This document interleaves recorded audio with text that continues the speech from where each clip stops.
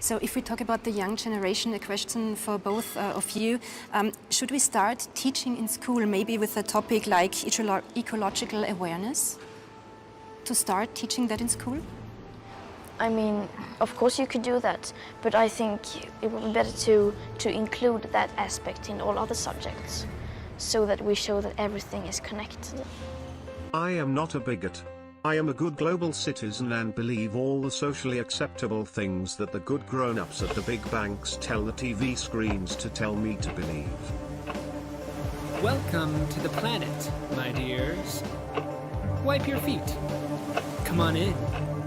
No more need for coats in your mother's den. What do you see as the biggest challenges in conservation? The growing human population. Because where we are, there's nothing else. And do you have views about what should be done about that? Can't you guess? Then the doors burst open. The king and queen walk through. There's our precious daughter. If they did not know what love meant, who would? I am so happy that Prince Philip, friend of Jimmy Savile and father of philanthropist and champion of science Jeffrey Epstein's close friend Prince Andrew, and enlightened scientists like Bill Nye will come up with solutions to the hashtag climate crisis. I believe when the TV tells me that science says the Earth is dying because of climate change, which is why I became a vegan activist, but I wish we knew how to stop it so poor Prince Philip and Greta can have their futures back. Growing population is a problem, but notice that the rate that the population is growing, human population is growing, is slowing down. It's apparently raising the standard of living of women and girls, people like you.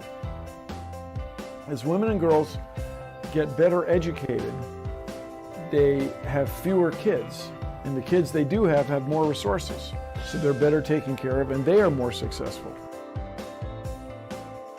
And I think that was the biggest aha to Bill and me when we got into this work, is we asked ourselves, of course, the same hard-nosed question you'd ask, which is, if you get into this work and you start to save these children, will women just keep overpopulating the world? And thank goodness the converse is absolutely true. It's they don't do that. In this year's annual letter, Melinda and I take the toughest questions we get asked and give our answers. One that's come up for a long time is, as we make the world healthier, is the population going to get so big that feeding everybody and maintaining the environment is going to be impossible? We find that in every country of the world, this is repeated. The population growth goes down as we improve health. That the faster we improve health, the faster family size goes down. And so we can feel great about saving those lives. Having a child means that your net carbon output per year in tons is 59. From one child is 59. Going on a vegan diet removes 0.8. So if you have a child, that's literally making up for like 70 vegans. That's you know, exactly if you go car free, if I live in Manhattan and I don't drive, I am the equivalent of 3 vegans. If I wash my clothes with cold water, if I hang them to dry, and I recycle everything, that's the equivalent of 1 vegan diet. I am so glad my educated wife knew better than to have children. It gives me more time to become a better version of myself. If we did have kids, she wouldn't have this great job and I couldn't have gotten the vasectomy from Dr. Gregor that her corporate health insurance paid for. My wife's boyfriend suggested I take a break from playing my Nintendo Switch and doing hardcore vegan activism in YouTube comments a few times a week to meditate or exercise, but even my spiritual leader, Sadhguru, is concerned about the hashtag climate crisis. Maybe he has a viable solution to this real and not made up crisis that is going to make everything bad happen if we don't do what the good grown-ups in government, banks, and the media tell us to do. Unless you reduce the human footprint on the planet, there is no solution for anything. Then they asked me a brilliant question, how do you reduce the human footprint? I said, you have to reduce the number of feet. That's the only way. So, Right now, it doesn't matter what others think. All of you who are here and those of you who are hanging out with me, we can take it upon ourselves that we will not push the human population. You can have a dog. He promoted this on television, and he went around all the agricultural shows, and he had I mean, it was a one-man thing, and it had a tremendous effect. It reduced it from 3% to 1%. But one of the things he said to the farmers, he said, look, you don't need all these children, it's ridiculous. You've got to feed them all, clothe them all, educate them all, and look after their health.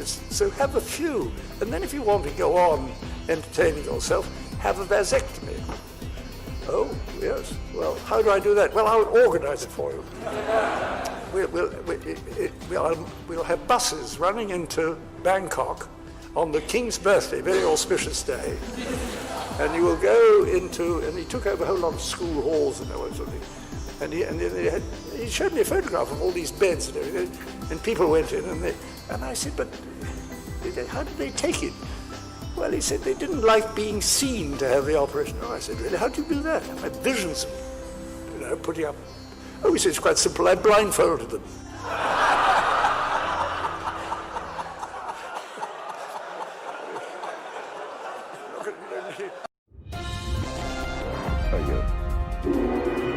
Hey, what's that gadget? Global Television? citizens breaking news. I am not a bigot. I am a good global citizen who takes the recommended daily dosage of vitamin TV to keep me in a state of anxiety, agitation, confusion and learned helplessness. I am not a science denier. I trust the experts. I do not deny science. The good grown-up experts from science on the TV interrupt this totally real and not made up #climate crisis to bring you information from a more important and totally real death threat from a global pandemic virus. We must all listen to the experts from science and obey the TV and participate in this totally necessary and justified, mandatory panic. Spoiler alert, you're a scientist. What I will say of this virus, I think we're in the middle of a massive experiment worldwide. And that where are the guinea pigs? Maybe. The experiment is, will people listen to scientists?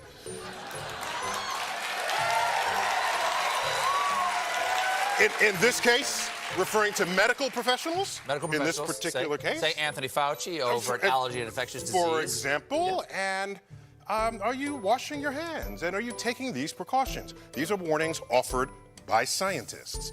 And for our own good. For our own good. And I'd be interesting if we all paid attention to what scientists say, obeying the recommendations of scientists. It's an interesting experiment we're in the middle of. Report by Johns Hopkins researchers and said that as many as 6,000 children a day could die over a 6-month period from preventable causes because of healthcare system disruptions caused by the coronavirus. Our next guest, Greta Thunberg, recently gave $100,000 she had received for her climate change activism to UNICEF to help protect kids from the pandemic. She's also helping raise even more money for UNICEF. She recently revealed she believes she may have had coronavirus after returning home from working in Europe. She said her symptoms were very mild, and her father, who had traveled with her, also got sick. We spoke to Greta Thunberg earlier this afternoon. During this crisis, during any crisis, it is always the most vulnerable people who are hit the hardest, and that is children. Because there's so much focus on coronavirus, there's a lot of kids around the world who may die of things that are very treatable, but because medical systems are overwhelmed, it's going to impact children in ways that a lot of people don't really anticipate. Coronavirus! I have to say as well, I mean, Anderson and I have traveled around the world and seen the amazing work UNICEF has done in various places. I mean, it really is a terrific organization. Children's Emergency Fund.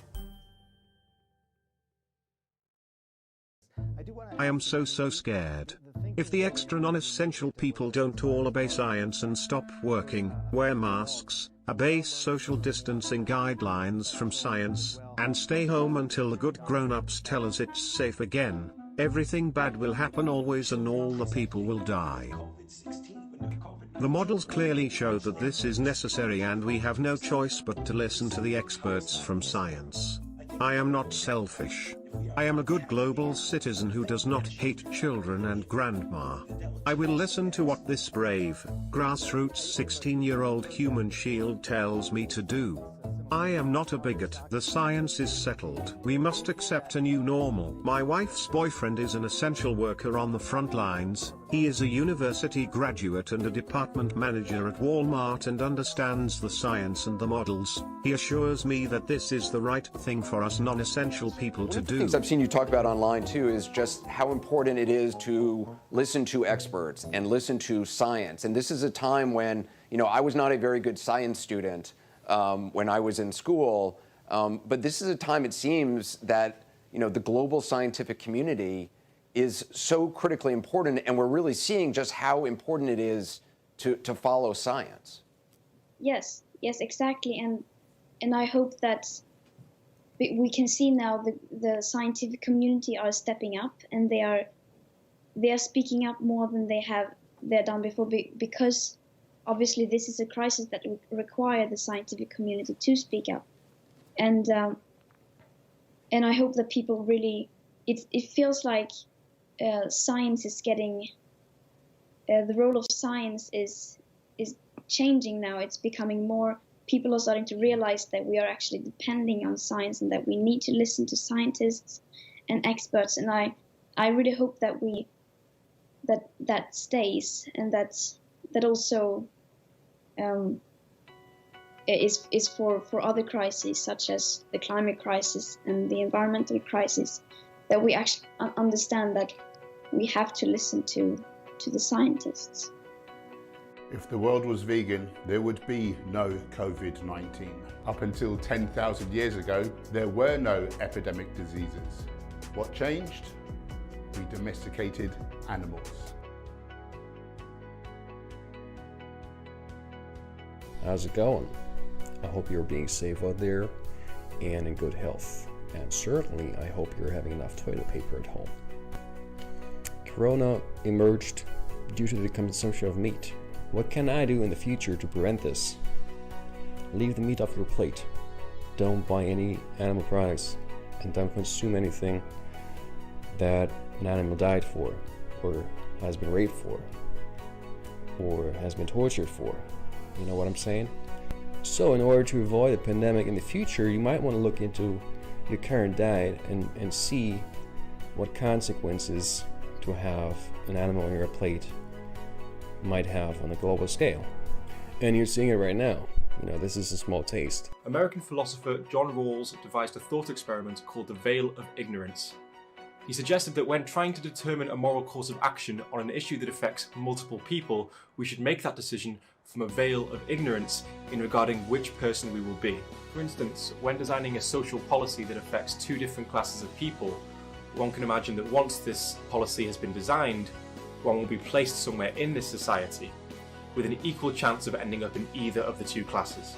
The idea is that placing oneself in a veil of ignorance when designing societies or social policies for that matter should result in a more fair and just society where everyone's interests are considered equally. The British government has now put restrictions in place to slow the spread of this virus. People in the UK are only allowed to leave their homes for specific reasons. This includes shopping for necessities, medical care, and travelling to and from work if it's absolutely necessary. Shops selling non-essential goods have been closed, as well as gyms, libraries, places of worship, and gatherings of more than 2 people have been banned. It's extremely important that these measures are enforced and that we practice social distancing, because potentially every one person can set in motion a chain of events that results in thousands of people being infected. Despite this, it seems that many people in the UK aren't taking this seriously, with photos emerging of packed tube stations and crowded parks. The mortality rates can be expected to increase over time if no countermeasures are put in place to flatten the curve,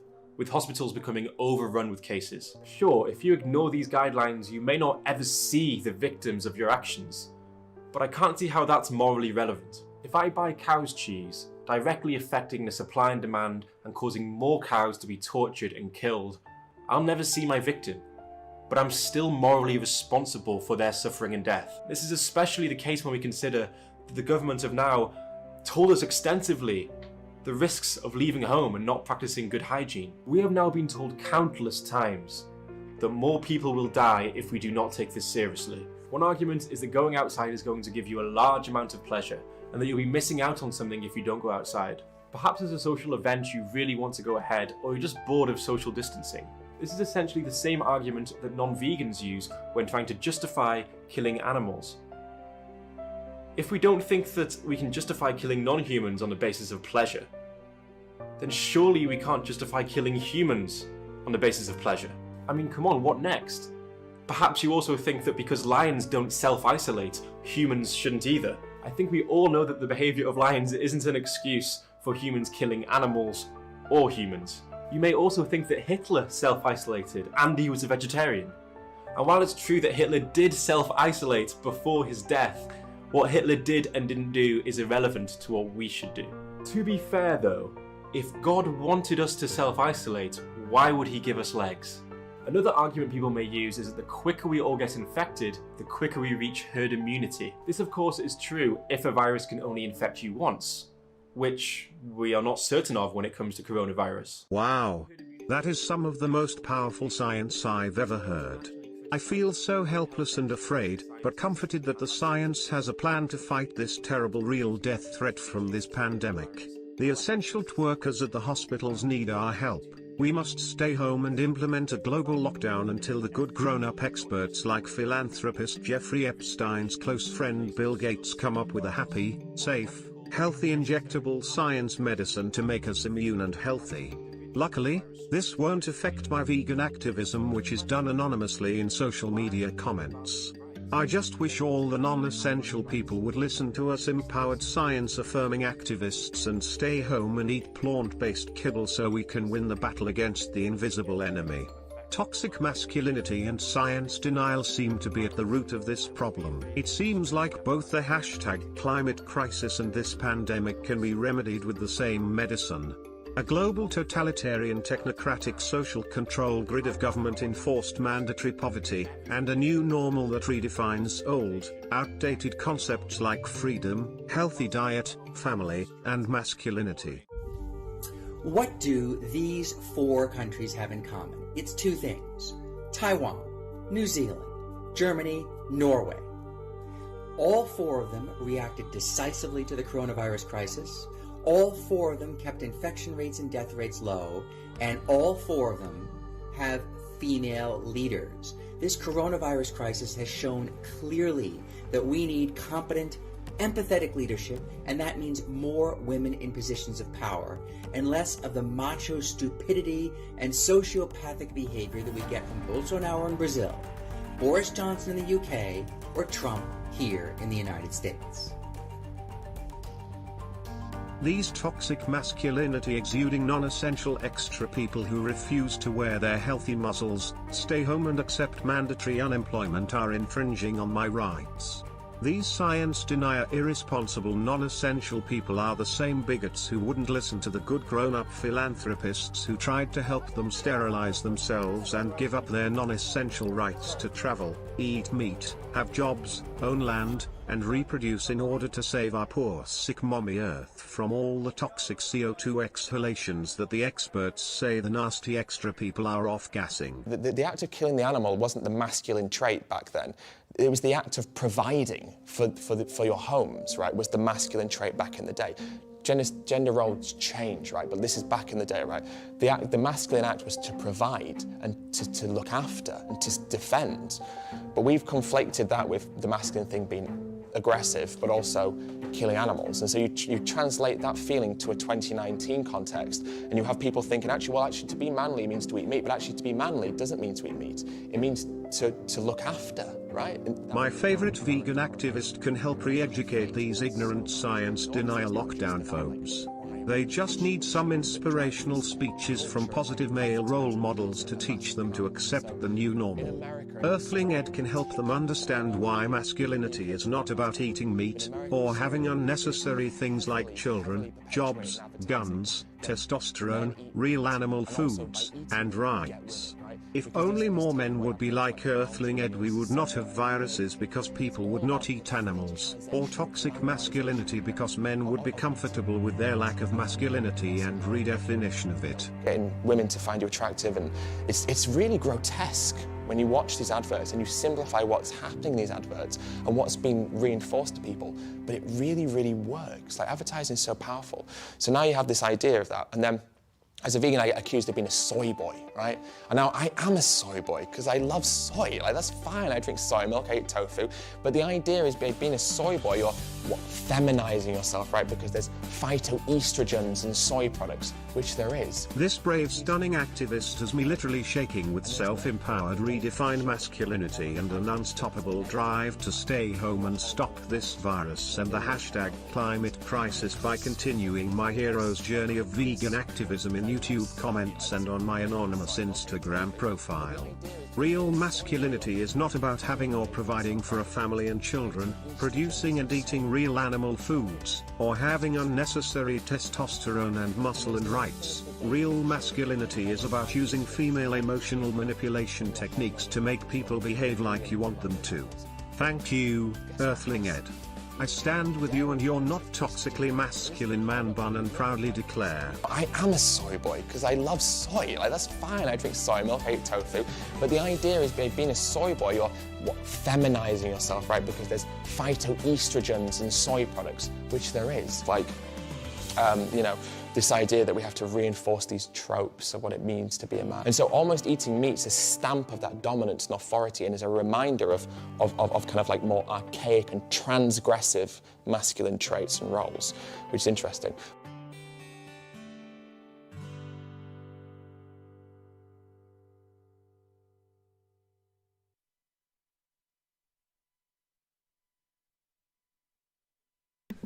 Hello, bigots.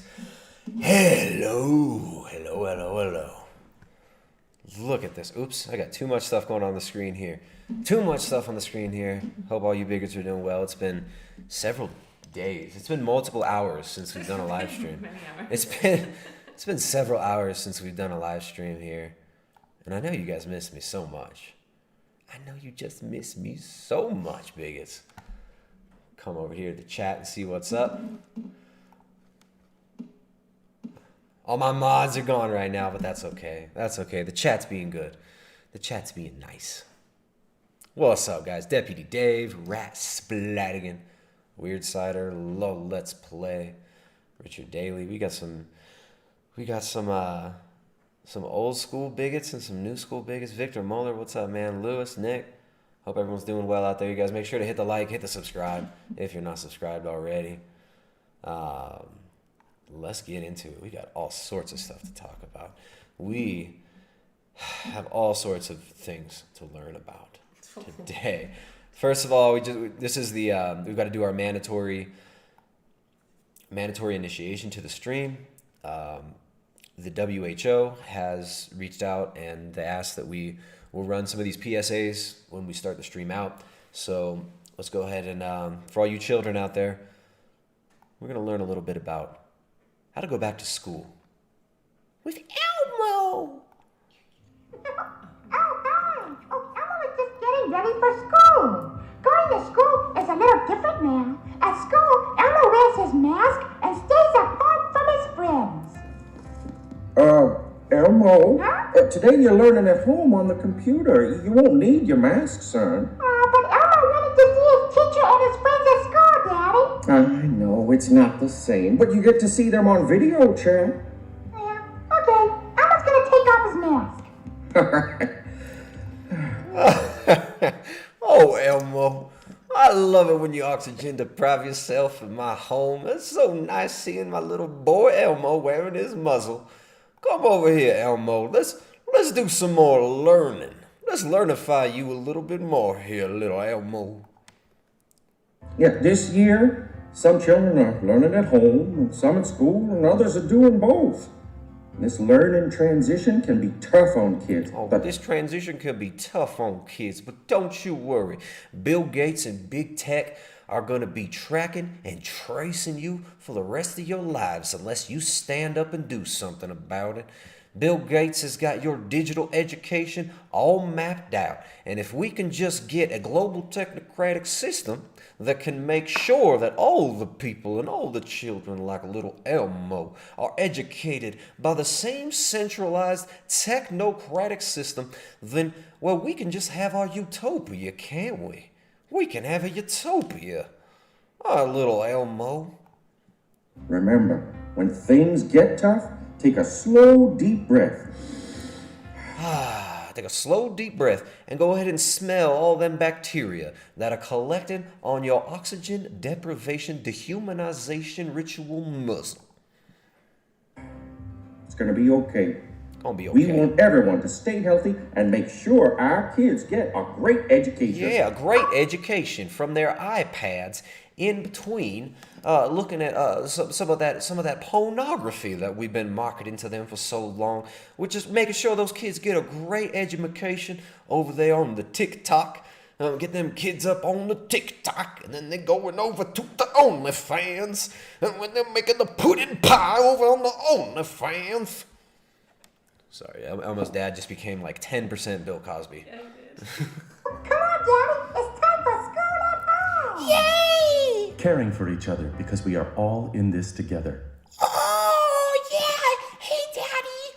Oh, I'm so happy. Thanks for letting me take off my muzzle so I can sit in front of my surveillance devices. Oh, Elmo's so scared of viruses. Elmo's so happy that Bill Gates and Bill Cosby keep Elmo so safe from all the other friends that Elmo used to see in real life. Elmo doesn't miss hanging out with real people at all because now Elmo only lives on the iPad. Yeah, oh, Elmo's so happy that now Elmo is autistic because him is eating a nutrient-deficient diet and looking at the pee-pee and the poo-poo all day on iPads from cartoons on YouTube. Yeah. Oh. Oscar the Grouch here to tell you, yeah, you, to wear a mask out in public around other people. Sure, it'll keep you healthy, but more importantly, I won't have to see your happy, smiling face. And if you don't want to wear a mask, I've just got one thing to tell you. Scram! Go away! Scram! Caring for each other because we are all in this together. Dude, Wear a what's mask up with and have that? a rotten day, will ya? What? I gotta do that one again. That's just a 30-second clip, but that's proper subversive. What the hell?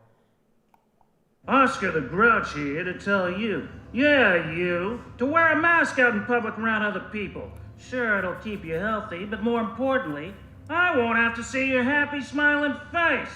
And if you don't want to wear a mask, I've just got one thing to tell you. Scram! Go away! Caring. What the hell happened to Oscar the Grouch's voice? Didn't it used to be different? To be honest, I don't remember. I didn't watch much Sesame Street, but I remember his voice being different. Anyway, thank you, Oscar the Grouch. I appreciate that. I really appreciate that. We'll make sure to wear our oxygen deprivation muzzles whenever we go in public so that we can all stay so safe. There we got. This was, and I don't see OK is not in the chat right now, but OK sent me this. Shout out to OK, my long lost mod. OK out there actually doing real things, not watching the stream and modding for me. But we got the PCR song. I've not seen this one yet, but we got 2 million views? 2 million views from 2008. I don't know why. I don't know what this has. Let's see. Oh, you gotta love that. There was a time when the amplified DNA, you had to grow tons and tons of tiny cells. Ooh, and along came again and Dr. can amplify in vitro just as well. Just mix your tablet with a buffer and some primers. Nucleotides and polymer bases too. Denaturing and healing and extending. Well, it's amazing what heating and cooling and heating will do. PCR, when you need to detect mutation. PCR, when you need to recombine. What is this?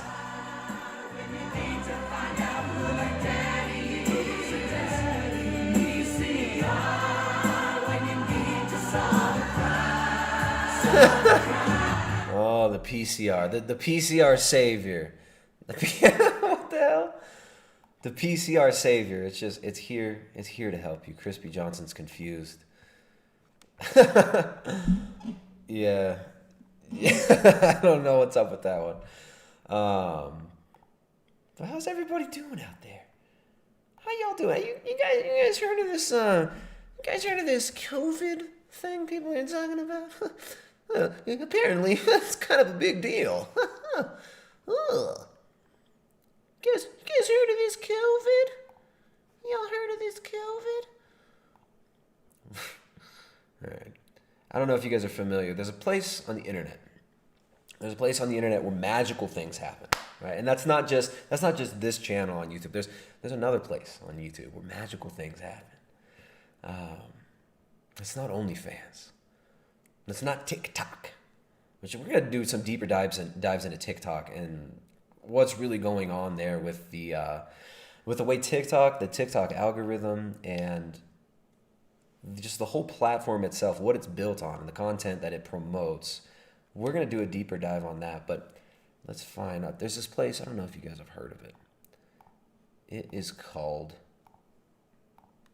Twitter. There's a place called Twitter on the internet. This is a place where people go to have intelligent, deep conversations. This is a place where people go to express themselves in an honest and sometimes very deeply, profoundly, vulnerably self-reflective way.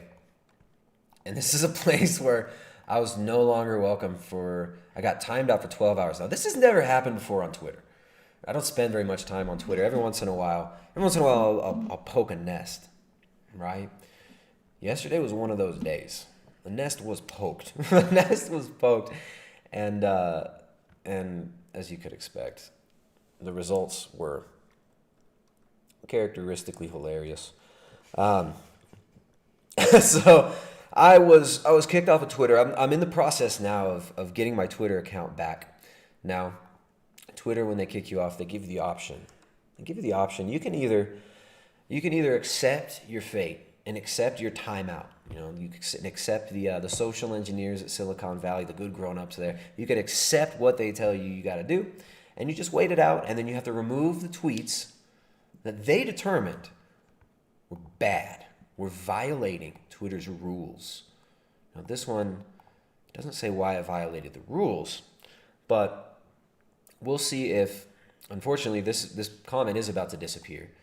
Apparently, this lovely young woman with pronouns in her description on Twitter, banned Tofu Whiz. Her name, banned Tofu Whiz. Another quote from her was, I believe, Antifa is an idea. Calling cops pigs is an insult to pigs. Another quote from her. We'll look a little bit deeper at it today.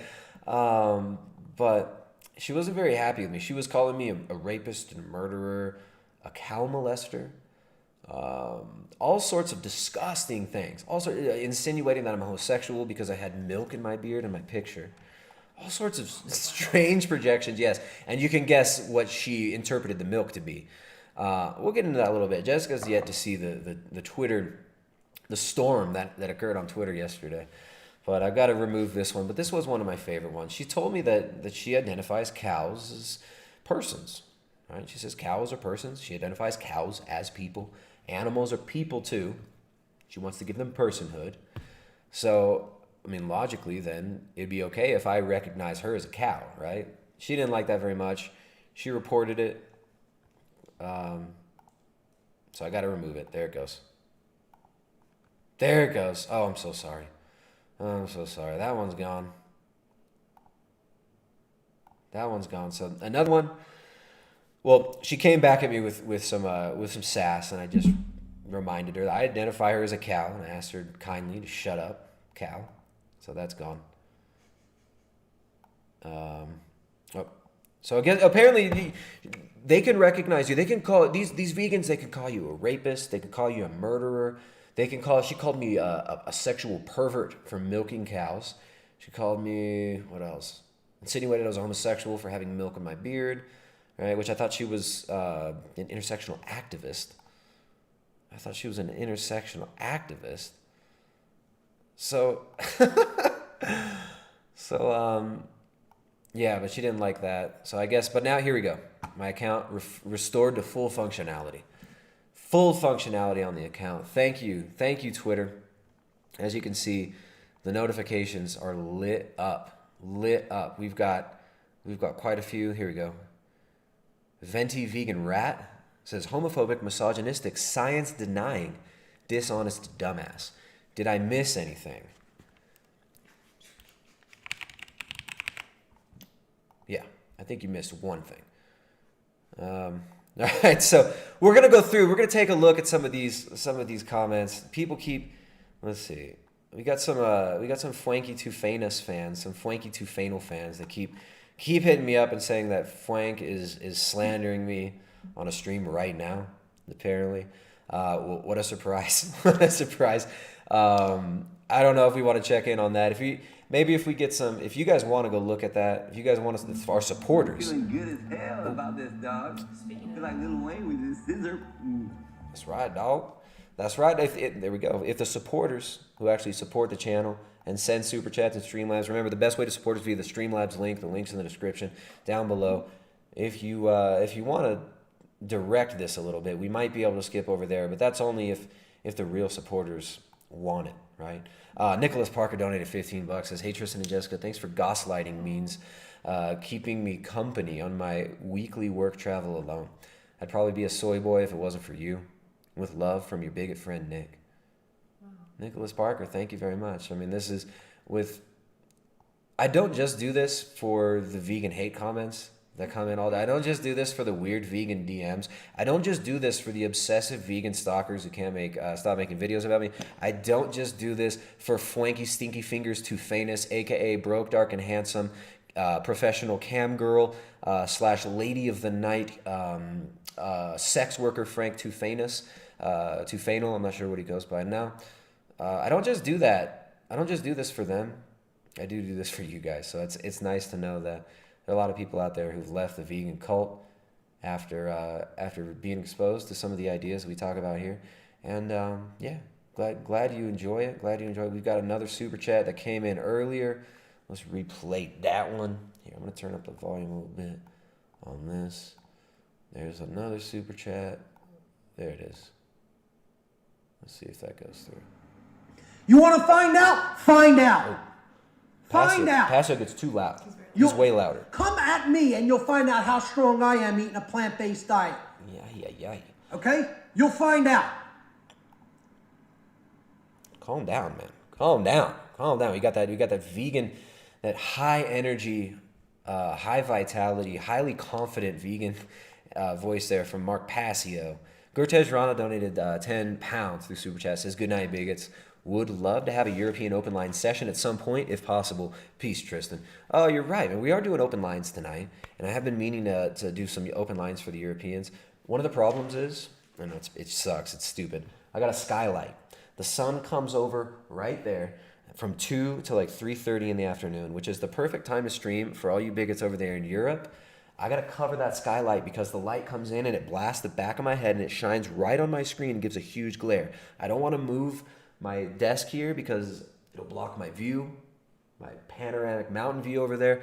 I can't do that. So I will cover this. I'm gonna do my best to figure out a way to aesthetically cover that, and we'll be able to stream for you guys soon. So thank you, Gortej Rana.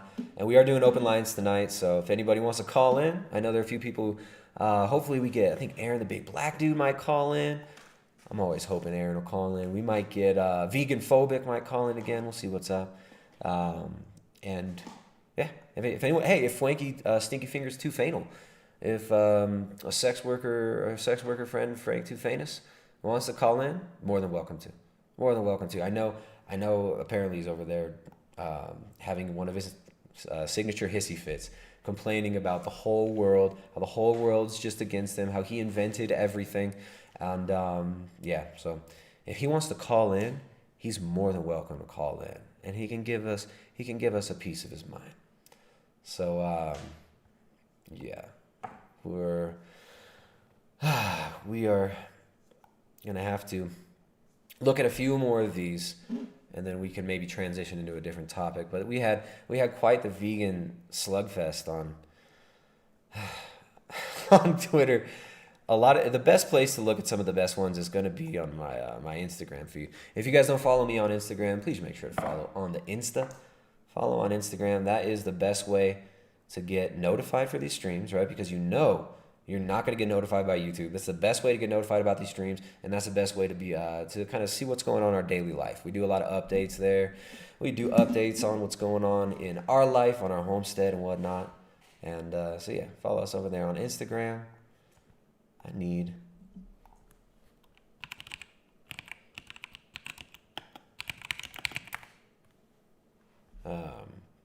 yeah, there we go. I might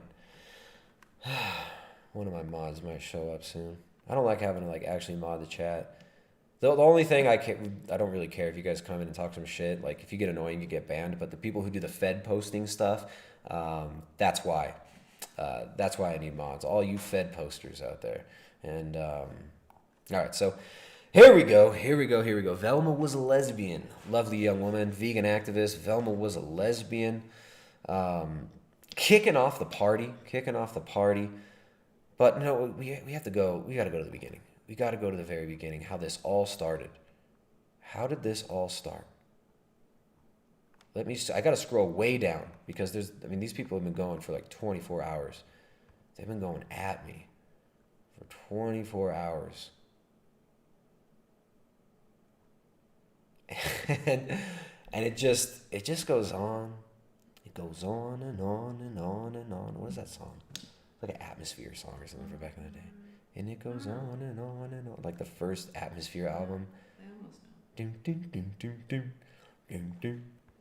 And it goes on and on and on.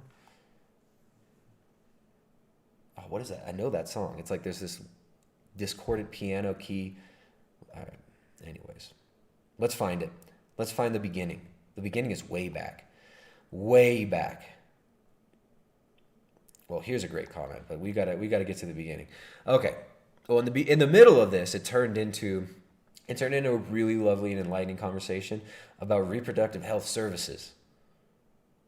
Reproductive health services.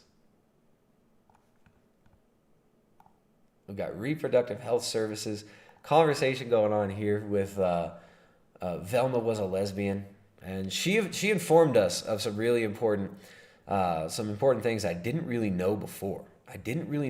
Right? So the initial post was this. We've got Dominique, who is a chef and author, black, vegan, with a cookbook, Vegan Hippie Soul, that's out now. She has a tweet, "The future is vegan, whether people like it or not." I didn't much like that tweet, so I said our children's future will not be dictated by people like this dumb bitch. And apparently that made a few people upset. And Velma was a lesbian, was quite upset about that. And she comes and she turns this into a conversation about reproductive health services. I don't really know how it goes there, but one of the great questions to ask these vegan activists, one of the great questions you can always ask these vegan activists is, hey, vegan activists, if eggs are murder, what is abortion? And so she gave a great answer. She says, your questioning is irrelevant and tiresome. People do not want to have people do not want to have abortions, but they deserve the right to elect them. It is essential health care, and you can never force someone else's pregnancy to term because it's not your effing decision. Mind your own business. Mind your own business. Uh-oh. Mind your own business. So, all right, essential healthcare. So, I wanted to clarify, and she did clarify. I said, so killing human babies is essential healthcare. Eating eggs equals murder. Got it, thanks. And then we've got Band Wizard. Band Wizard. This is the chick who ended up getting me kicked, and I just want to highlight the vegan morality, right? The vegan ethics that are so consistent, that are so intelligently thought out and so well reasoned. She says, if there was a living being growing inside of you, would you? This can't write an English sentence. If there was a living being growing inside of you, how would you feel about being compelled to keep it there? So if there's a living being growing inside of you, how would you feel compelled to keep it in there? Well, earlier she had said it was a clump of cells, right? So I said, I thought it was just a clump of cells. And she says she was willing to admit, I am willing to admit that a fetus has more moral relevance than a clump of cells. But the right to protect one's own body from harm is absolute. The right to protect one's own body from harm is absolute. Can you answer the question? Would you keep a human inside your body who was acting parasitically? So then my tweet that actually got me kicked off Twitter for the whole day, is responding to her saying a human baby inside your body is a parasite. I said, so are you saying you were a parasite in your mother's womb? She says, quite literally, yes. Do you understand how pregnancy works? And I got kicked off for asking her to clarify her saying that a baby is a parasite in the womb. I asked her if she was a parasite in her mother's womb. She said yes. Apparently she reported the tweet and got me kicked off. So we got vegan activism, hardcore activism. This is how you do it. This is how you vegan activist. This is how you vegan activist. This is how you do it. Thank you, Band Wizard. That was really kind of you. I don't know how, I can't count how many tweets she put through. But she was also the one who said that she identifies cows as people. So I said, well, I'm going to identify you as a cow. And apparently that wasn't okay. So Band Wizard, at Band Tofu Wiz, lovely young lady. Looking like a lesbian version of the Night King there. Intersectional veganism is the moral baseline. Black Lives Matter. Anarchist, bi, polyam, she/they. She/they, there we go. Thank you very much for enlightening us, but I don't know I think she's still posting on her. No. She stopped a few hours ago, it seems. So anyways, I guess I'm back on Twitter after that little conundrum, but there's some other screenshots of some of the funny interactions we had there. Velma was a lesbian, says reproductive rights make you angry. Reproductive rights, right? Reproductive rights, because that's what it is when you take a baby out of the womb. When you take a baby out of the womb, that's reproductive rights. When you take that baby out of the womb and you slay it, right? When you kill it, that's reproductive rights. So I asked her, how many have you terminated already? I thought you have nothing to be ashamed about. How many? And I didn't get kicked off for that, but I did get kicked off for for asking her, here's the tweet. So you were a parasite in your mother's womb? Interesting. And then she responded with, quite literally, yes. Do you understand how pregnancy works? So Jessica, you've had 2 pregnancies. Yeah. I guess I don't really understand how pregnancy works, right? I've had 2 children who were born in our home, right? I actually delivered both of our children. I did all the hard work, right? She did nothing, basically. She just laid there and was like, baby comes up. No, I was kidding. So what would you say that a baby is a parasite in your womb? Definitely not. Definitely not. Are you sure? Yeah. Yeah. You're sure about that? Yeah. Okay. So Jessica believes that a baby's not a parasite in the womb. You've given birth 2 times. And another thing that she went on to say is it's so dangerous in that a vast majority of people who give birth, vast majority of people, not women, who give birth are actually wounded by it and harmed by it permanently damaged by it. She says it's so dangerous, deadly. What do you think about that? Well, you're gonna have to speak up a little bit though. Not so deadly. Maybe in the hospitals it's pretty traumatic. I can understand that. Maybe if you're malnourished, maybe if you haven't been eating a proper diet, maybe if you are chronically dealing with nutrient deficiencies and your central nervous system isn't firing right, maybe it would be quite difficult. But yeah, I guess she believes she was a parasite in her mom's womb. Then she goes on to call me a disgusting pervert. How dare you? That's right. How dare humanity, Humanity. as a species, the most destructive, Humanity. the horriblest, the cruelest species that has ever walked on planet Earth. There's just something so fitting about Michelle Lowe saying the word manatee. Humanity. Humanity. Michelle Lowe. How low can you go? All right. Here, let's come over here and read the super chat. Thanks for the support. Bear Roots Farmer. What's up, Bear Roots Farmer? Thank you for the super chat. Thanks for the support. These streams I are... feel 10 feet tall right now. And strong as an ox. Who the fuck is this guy? Hey, who the fuck are you? Huh? Who the fuck are you? Okay, I like it. All right. Give it down there. All right. Thank you very much. We got 2 super chats. Remember, guys, these streams get no support from YouTube at all. Right? People tell me all the time that they try to watch the streams and they get constant loading and freezing.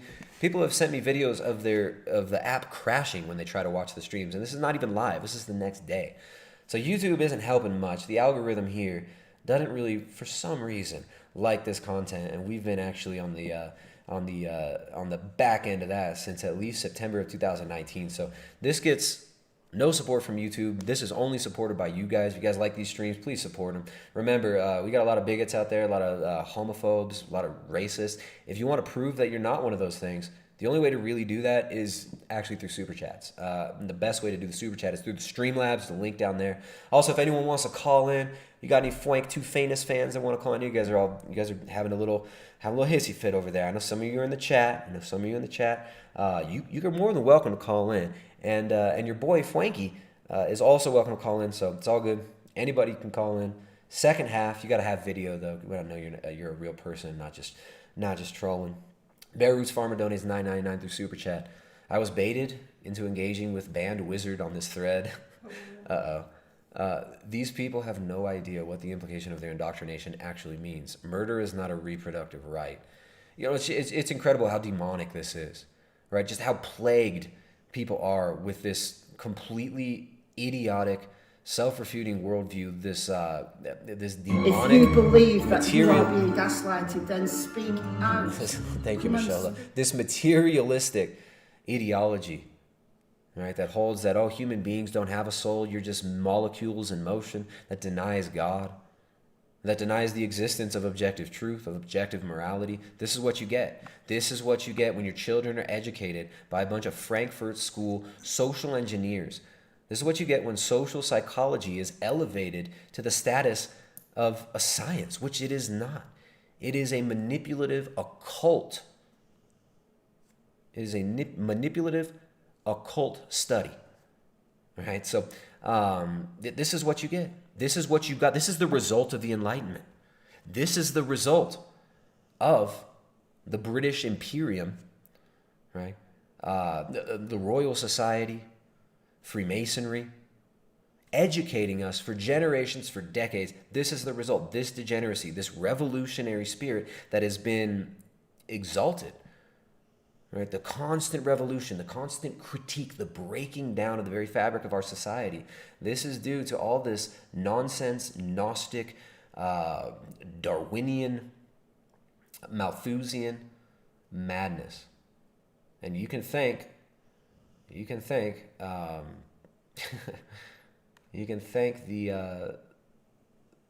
these social engineers and the universities for weaponizing all these young children and for brainwashing all these young children. You could thank big tech for protecting it and giving blue check marks to these hateful, spiteful people who are given free rein to say all manner of disgusting things.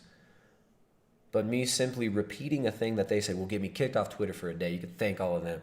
So we got Samantha Hyde donates $10 as well. Thank you, Samantha Hyde. Samantha Hyde donates $10. That actually is Sam Hyde's sister. She looks just like him. It's disgusting. Please renew my Not a Bigot membership. Also, thank you for setting up Streamlabs. Thank you. Yeah, very glad I set up Streamlabs. I despise giving YouTube anything, right? So there's another way that content creators bring in revenue is doing memberships. You're probably not gonna see me doing that because I don't like giving YouTube anything. So thank you very much, Samantha Hyde, for that. We have our own membership as well, right? You are Not a Bigot. You have renewed that Not a Bigot membership. That's going to be valid for about 30 minutes, though. We might have to recheck in with you and see if you're not a bigot still. After that, DB donates $5. Says, "What up, bigots? Sorry for being late to the party. What degeneracy did I miss?" We're kind of just getting started. Open lines will probably start soon, maybe in another hour. But we're talking about the cancel cult, the vegan cancel cult. The completely inane vegan cancel cult. Here we go. Where do we go? Carnists will try to befriend you. They'll try to say, the vegan ideology, you've been brainwashed, come over here. That's brainwashing. That is the actual brainwashing. Thank you, Michelle Lowe. Arch gaslighter, Michelle Lowe. Our autistic spectrum warrior donates $15. Thank you. Jumping out of the spectrum and into our little pocket of the spectrum here. Autistic spectrum warrior says, "Hello, my lifting form is worse than Frank Tufano. My back is spasming. What should I do? P.S. Love the streams." You're gonna have to practice your cam girl form, right? You're gonna you have to find some objects and film yourself putting them in certain places on your body, and put those on the internet. That might help you to get proper Frankie Tufanus form. Thank you very much for that super chat. I appreciate that. Chase is up in the chat. There we go. What's up, Chase? Samantha Hyde, Bear Roots Farmer. All right, guys. Make sure to share it, like it. Let's get this. Let's get this to 300 viewers. All right, we got to build these up. Right, we're doing the consistent streams. We're doing like 5 streams a week now. All right, we're gonna be doing another one. I'm gonna be on Jay Dyer's channel tomorrow. We'll be on Jay Dyer tomorrow. We're gonna talk about a couple of Richard Linklater films. The 2 films, Waking Life and A Scanner Darkly. Both of these kind of interesting films. Waking Life, Scanner Darkly, both kind of have this Gnostic undertone to them. Both done with a rotoscope technique. Both of them were definitely favorites of mine when I was a child, right? When I was a kid, when I was in high school, I loved Waking Life. So yeah, we'll talk about that tomorrow with Jay. Thursday, I'm gonna do another stream, and I'll probably do Friday and Saturday also. We might do 3 streams in a row. 3 streams in a row. Probably do Thursday, Friday, Saturday, depending on what's going on in here. Like we live up in the hills. Jessica likes these streams. She gets excited because she gets the cross stitch. Snitches get cross stitches, says Jessica. Show them what you're making. Okay, it's almost done. She's practicing. What is that called? Well, it's cross stitch. I know, but what's this thing like? What's this pattern? Like, what's the point? Just practice? Because it's cute. It's cute. She did a really cool ABC. Look, you guys want to see Jess? I'm sorry. My daughter. The other woman in the house.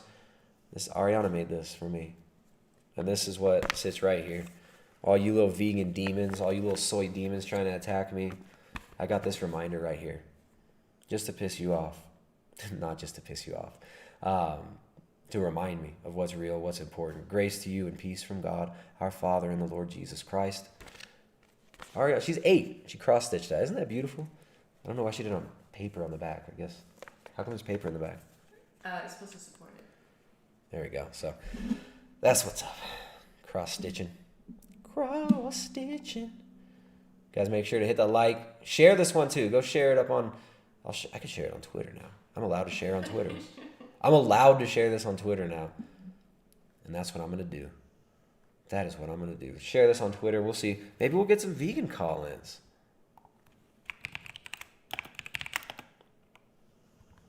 Maybe we'll get some vegan call-ins. Maybe some of you whacktivists who are so upset can come in.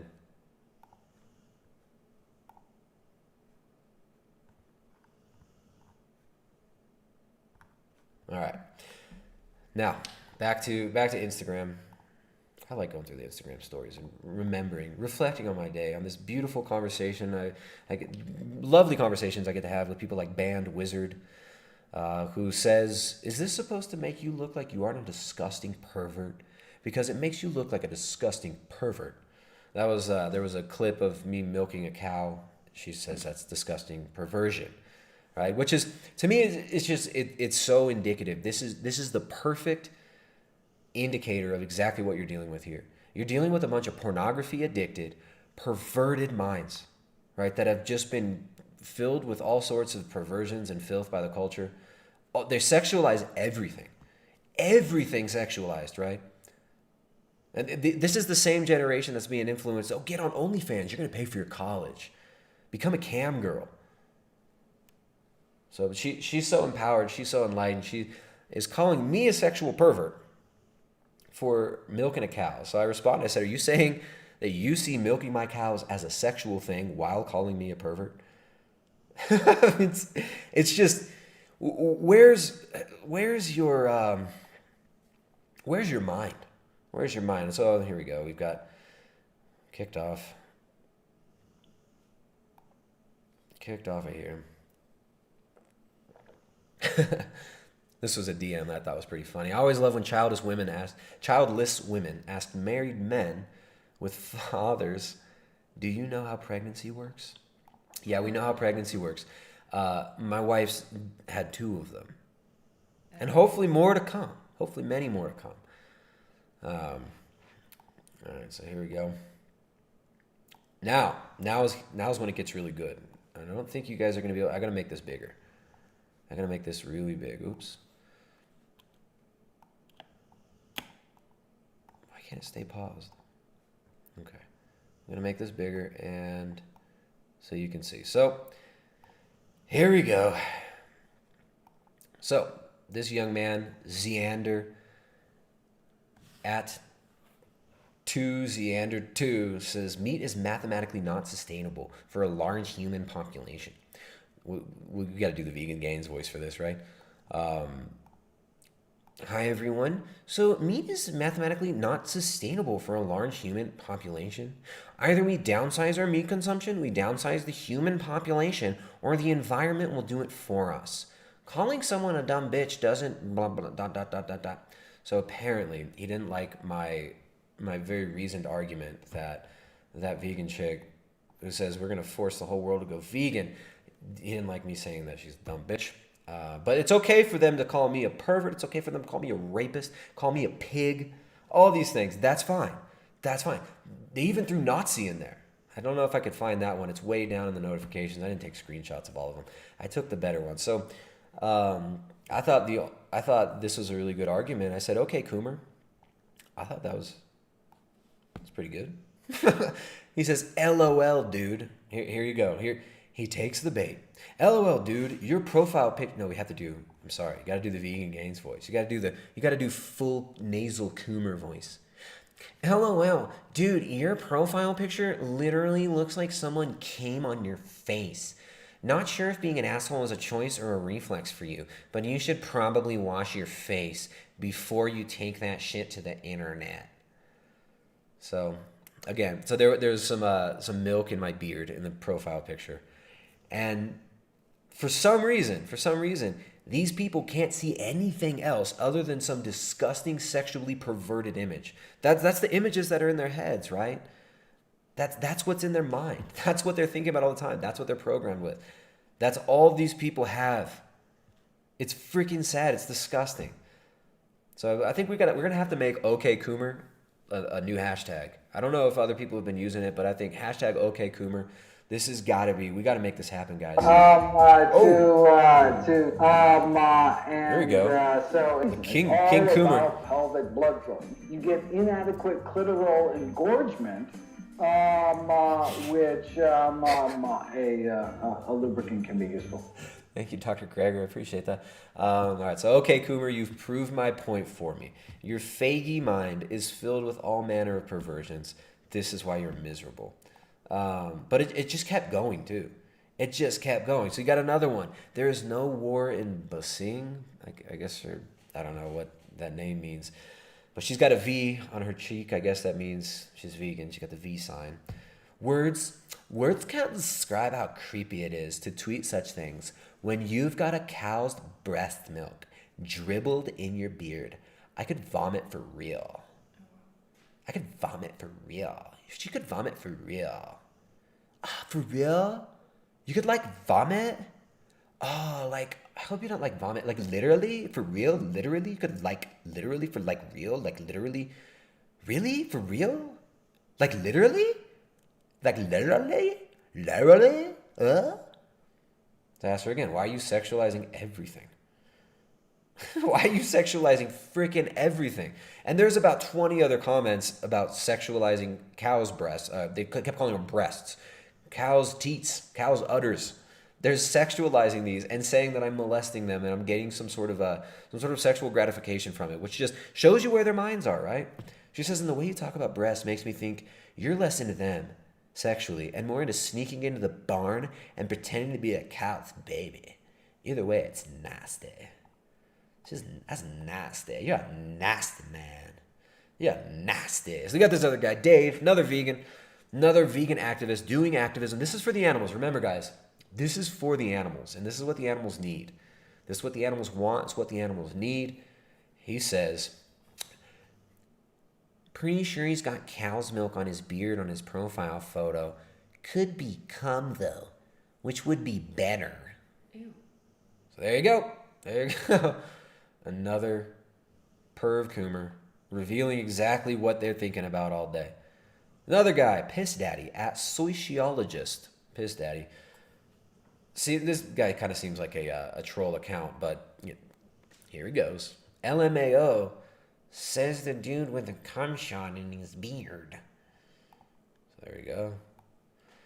Then we've got Flanders Against Racists. He popped in. Shout out to Flanders Against Racists. He says, people like Baldy McJizzbeard over here. I'm sorry. People like, hi everyone. Hi everyone. I'm just really doing some activism right now. I'm feeling really empowered as a professional cam girl. So if you want to go ahead and subscribe to my OnlyFans, you can see pictures of my pee-pee. But I'm going to go ahead and type disgusting, hypersexual things on Twitter about something that has nothing to do with sexuality. Flanders Against Racists says, hi everyone. People like Baldy McJizzbeard over here will die angry, furiously tweeting made-up nonsense at billions of vegans. Billions and billions of stars. Billions upon billions upon billions. Billions of vegans. Calling people snowflakes whilst being triggered by broccoli. So pwned me again, right? So Baldy McJizzbeard says this dude. Some of these are like grown men. This is how they're thinking. This is how these people think. And of course, fantasizing about somebody's death, right? Because they're all about compassion. They're all about saving the animals. And they believe human beings are just animals, but human beings deserve to be wished horrible deaths, of course. All right, but it is what it is. Got another one. You got Bootoven. Well, this is after we had Fun Me threatening to curse me. We've got top vegan witch Fun Me. Vegan witch Fun Me says, not y'all always coming for Dominique like I won't curse you. She's going to curse me. Bootoven says, is that cum on your beard? Maybe you should focus on yourself before embarrassing on yourself on here. Maybe you should focus on yourself before embarrassing yourself on here. Dang. Boothoven again, young girl. That's what she's thinking about. Combing your beard. It just keeps going. It just keeps going and going and going. And it goes on and on and on.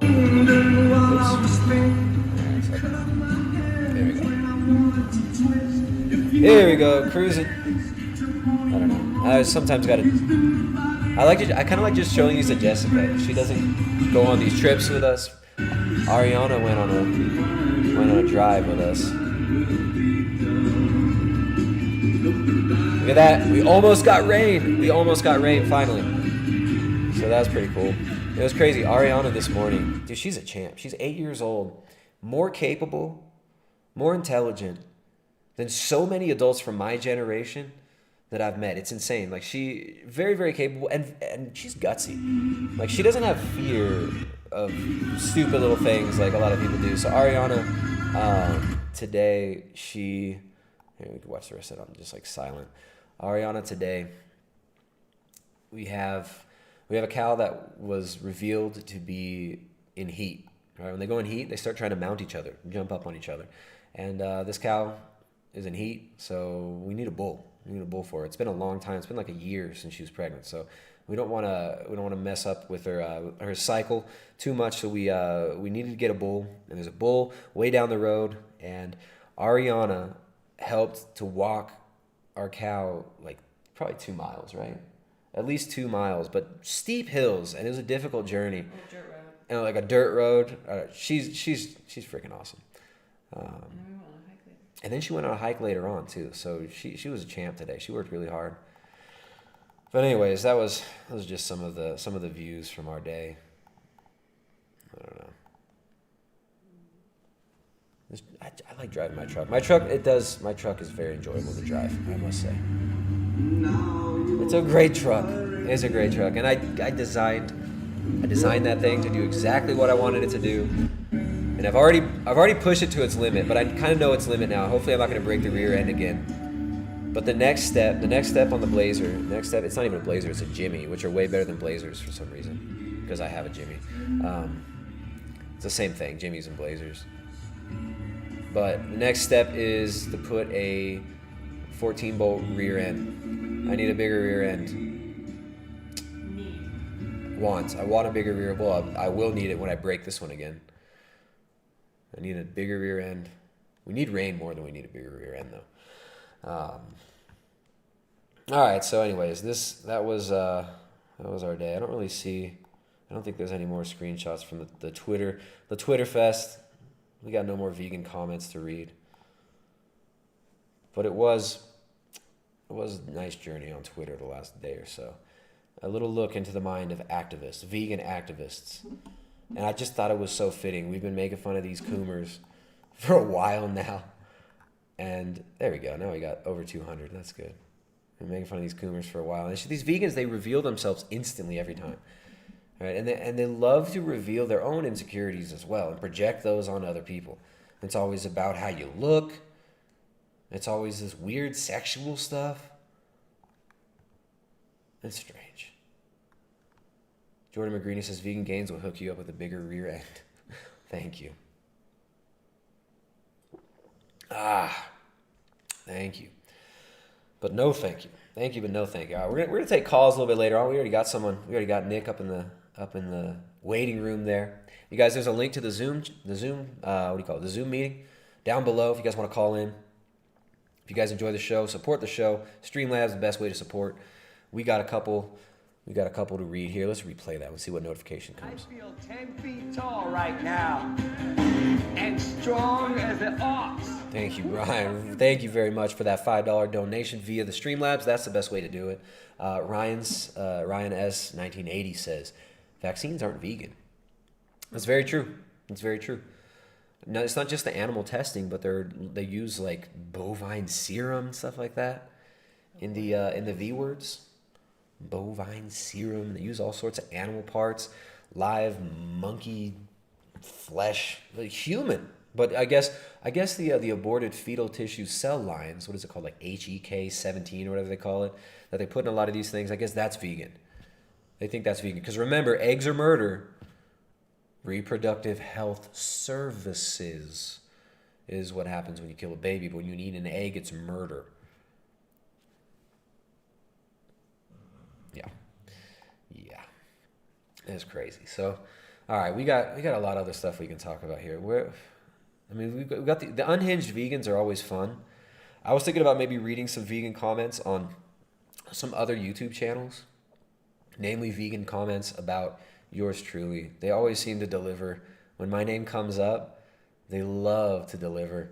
But we're kind of talking about the cancel mobs. We're talking about the cancel culture.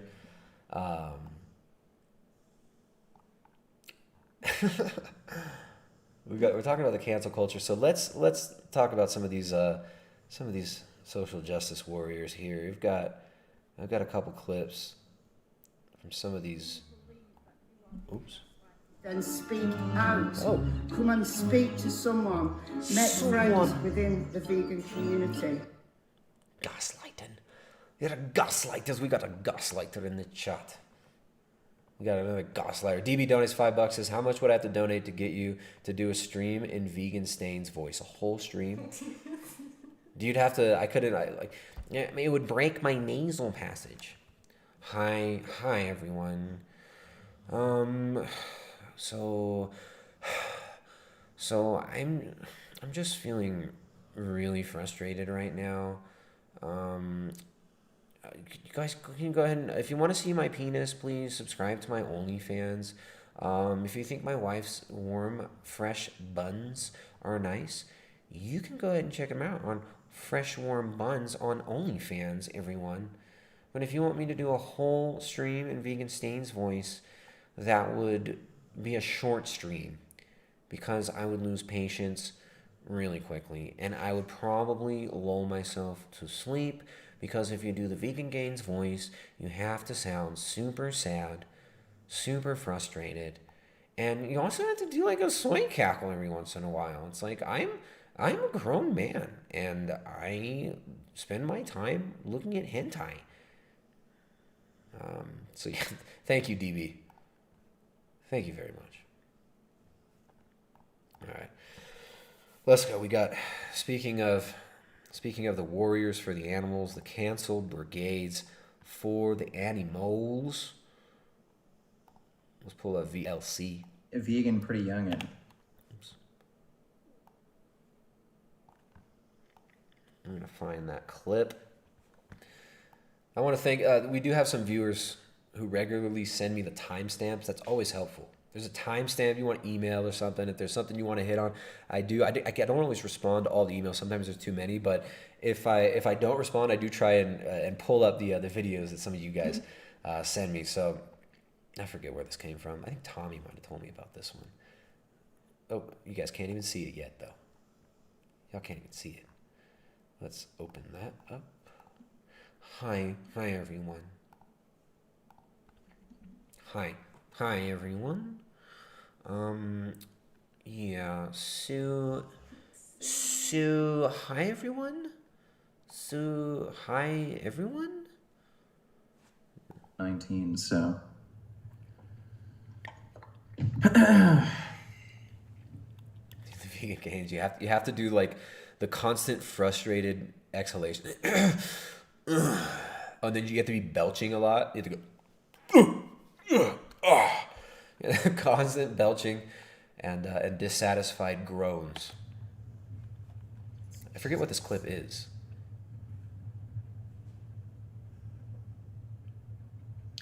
Found out Tristan of Primal Edge Health. There you go. Doesn't like being called Baldy. Please don't call him that, folks. Okay. And he thinks I'm a transphobe. Tristan is a huge homophobe. And he's probably, by extension, a homophobe. What? He means transphobe. He means transphobe. Vegan gains. He cares so much. That was some really good activism. So Vegan Gains calling me out. Dang. Baldy. Baldy, like I just hate being called Baldy. That's why I've got a whole hashtag to make fun of you dorks who constantly come over here and that's your only insult. Hashtag bald man bad. Just skip straight to the chase and just hashtag bald man bad it. Bald man bad. Bald man bad. So that was the shout out to Grumpy Vegan Grundud. Tommy told me about that one. Grumpy Vegan Grundud. I guess he was in the chat. And yes. So Grumpy Vegan Grundud. Again, these are these SJWs who are always trying to get people canceled. And their main attack against me is, guess what? Something that if I did to them, they would try to cancel me for. You fags, you guys are body shaming. Oh, you're body shaming me. Why are you body shaming me? Why are you body shaming me? Oh, don't body shame me. Don't body shame me. Oh. Well, I'm not fully bald yet, but one day, guys, one day I will be fully bald. Jessica thinks I'm not bald, but I'm sure the vegans would they would say there's not enough. They'll count them hairs. There's not enough. But you cut it. I do cut it, but it's look. Don't take away Don't take away bald man bad from them. They love bald man bad. Let's see if he keeps going with it though. And he just starts clicking. Huge homophobe. One more time. Doesn't like being called Baldy. Of Primal Edge Health. Doesn't like being called Baldy. Please don't call him that, folks. And he thinks I'm a transphobe. You are a transphobe, dude. You've been persecuting me as a trans vegan for how long now, dude? Grumpy Vegan Granddad. I've been openly trans for over 2 years. Right? I came out as trans vegan a long time ago.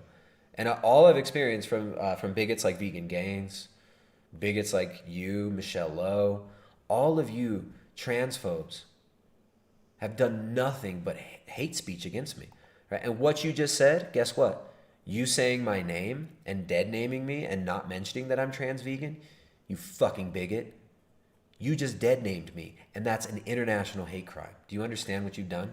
It's not just a hate crime. You're in Canada.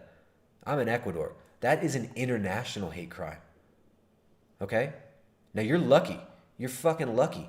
Vegan Gains and Grumpy Vegan Granddad. You're lucky. I'm going to have mercy on you because I don't think you two would do very well in prison. They don't have vegan kibble up in the prison. And I'm not sure how you guys would even handle it there. I don't know if you guys are cut out for doing hard time. Right? So I'm not gonna call Interpol. I'm not gonna get you put in Guantanamo Bay for your international hate crime. Your transphobic international hate crime. Okay? I'm not gonna call you on it. Or I'm not going to call Interpol, rather. But just know you're on notice, bigots. Freaking transphobes. All right, I think there was one more. Unless that's like the same. It might be the same. Okay, Green, but it makes fun of the argument of circle of life, basically. I just need some training. Okay, yeah, sure. Bobby's Perspective made a video accepting to fight you if you fight. Yeah, I'm half your size. Oh, okay. No, wait a minute. I'm far bigger and far stronger than If I you. was able to train a bit, I'd be... Okay, this is what this one is. So Bobby accepted Vegan Gains' challenge for a fight and said, no, first you have to fight the other people who've accepted your challenges. Right? Lex Fitness, who even showed up to the gym and said, be there, went to Toronto to try to say, let's do it. And you wussed out, right? And then also Butterfield, or Isaac Butterfield or Buttersmart, I forget his name, the Australian YouTube guy. He also said, let's do it. So you got Big Boss Bobby waiting at the end. Now you got to climb the ranks first of these other people who've accepted your fights and who you wussed out with. But let's see what he has to say. It makes fun of the argument of circle of life, basically.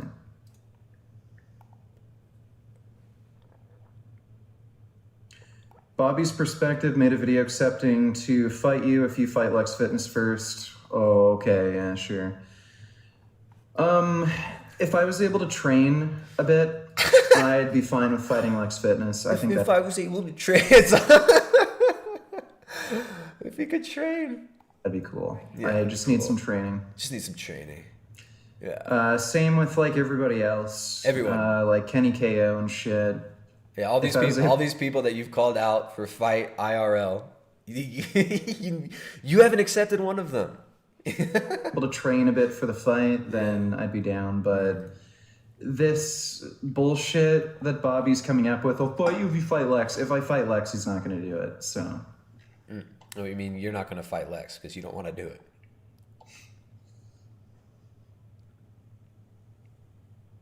Okay, do you like roller coasters? Kind of. Do you like roller coasters? This is the audience. Do you like roller coasters, Vegan Gains? Do you like roller coasters? Kind of. They're okay. You're okay. You're okay.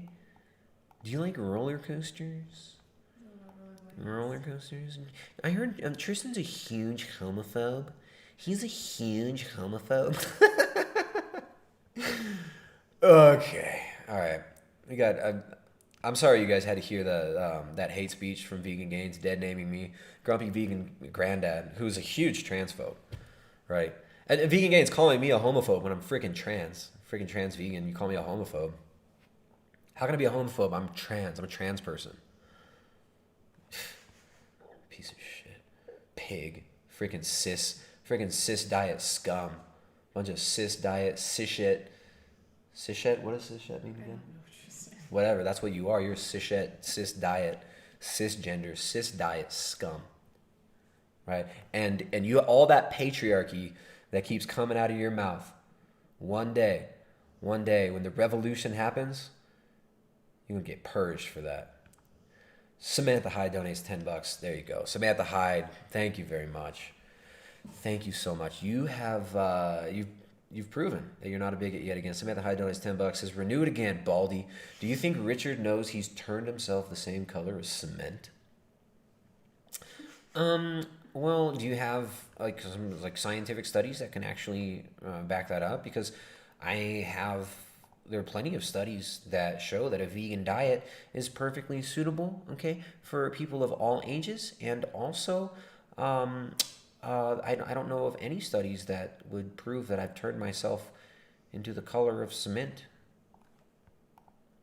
If you mean if the cement was that beautiful and sexy, perhaps it could have an OnlyFans. Okay, everyone, go ahead and subscribe to Jasmine's OnlyFans. All right, Vegan Gains. Vegan Gains, everybody. Thank you, Samantha Hyde. Thank you, Samantha Hyde. I quite enjoy your brother's work. All right. Should we take some calls soon? We got 2 people. No, 1 person. Look at that. We'll have to take that call. We had 2 people in there. Nick already left, but we'll take a call. We'll open up the lines. We've got a regular here. Hide self view. Vocal. Let me close my window real quick. Okay. I just got back from the gym. I actually got a really nice compliment from someone I used to know. So they're like, "Oh, you look bigger," and then I got like a rush of dopamine. So there you go. I'll be right back. You gotta. That's illegal here in the internet. You got a non-pornography related dopamine hit. That's insane. What are you thinking? You better jump back on that coon train with all our vegan friends. Hey man, that dopamine hit you just talked about, that was not approved by big tech. What's up with that? You're only supposed to get those dopamine hits from social media likes and from OnlyFans. And from pornography. Exactly. Yeah. Only OnlyFans. What are you thinking? Oh, I don't know. I guess hold on.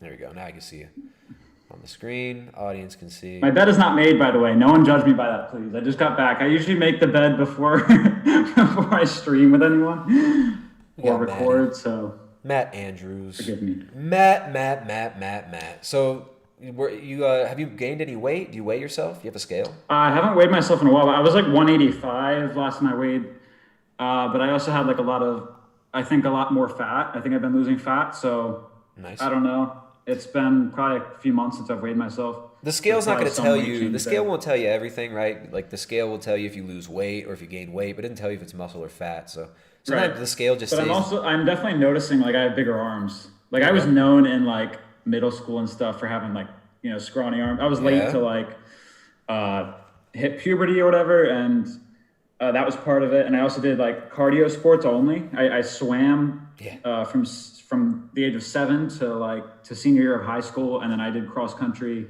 sophomore through senior year of high school. There you go. So I didn't really do any like, you know, physical or sports that required you to like hit the gym or any of that stuff. Yeah. And I just started hitting the gym. But I think that like also I do have something in my genes that like I feel like I'm quick to move through weight. Like, you know how you increase weight from time to time. Yeah. And like I have good form and all that, and I feel like, I don't know. Well, if you've been swimming and doing cross country, you probably have like your central nervous system. You have control of your body, right? Like if you, especially if you worked on all kinds of different strokes and whatnot. I mean, swimming's not easy. You got to be really in tune with how your body moves. So I think you're probably able to isolate your muscles and you're probably able to actually properly work out and have good form. So that's good, dude. If you're feeling a difference, then you know it's working. Yeah, I mean, a guy I knew from last year, I haven't seen him in a while because me and all my friends are in different spots this semester. Yeah. And he came in, he was like, "Yo, I've noticed you've gotten bigger, Matt." I was like, "Oh, haven't heard that one yet." So I was happy to hear that. Dude, that's awesome. That's awesome. You showed me. I saw the picture of. We were talking about dorm food last time. Where I was reminiscing about the terrible food that we got in our college dorms. Like I used to get up.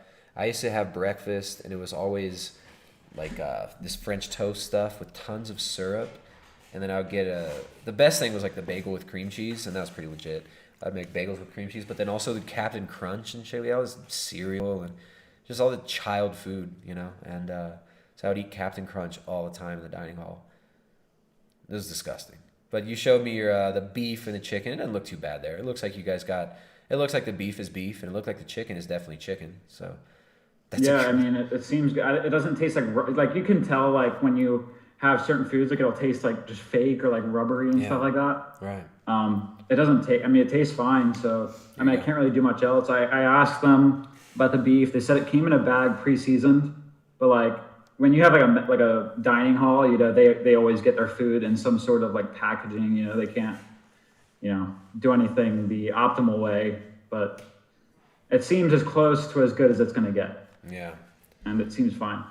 Nice, man. It's a good update.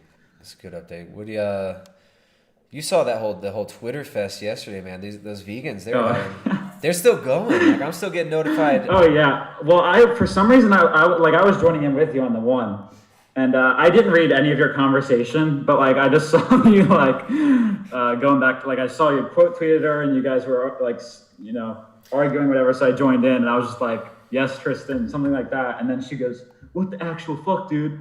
And then we went back and forth, and she brought like breasts into the conversation. Of course, always. She said, "Why are you making fun of me? Aren't you too old for bullying to you?" And I responded, and I said, "What about my age, weirdo?" And it was just like a picture of her profile picture. And then she was like, "You're making fun of my breasts and my fertility?" Exactly. And I was like, "What?" Exactly. I just said you looked like weird, and then because she has like half her head was shaved, and then of course her Twitter bio was like, "I'm bisexual, Black Lives Matter, ACAB," like it's the typical, you know. Like she had this pinned daddy post, issues, mental illness that we see in a lot of these people. The pinned post was the best. I'll pull up that pinned post. Let's see. She had a great pinned post. By the way, what do you think about like pre-workout? Why don't you just drink a cup of coffee if you want a pre-workout?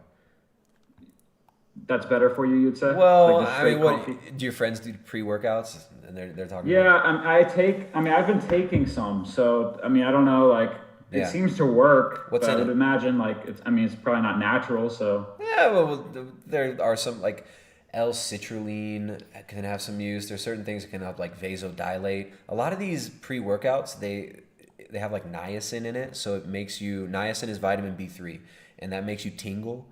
And drug dealers actually mix, when they cut MDMA, they mix it, they put in niacin because it gives you, like it vasodilates you and it gives you a tingly flush.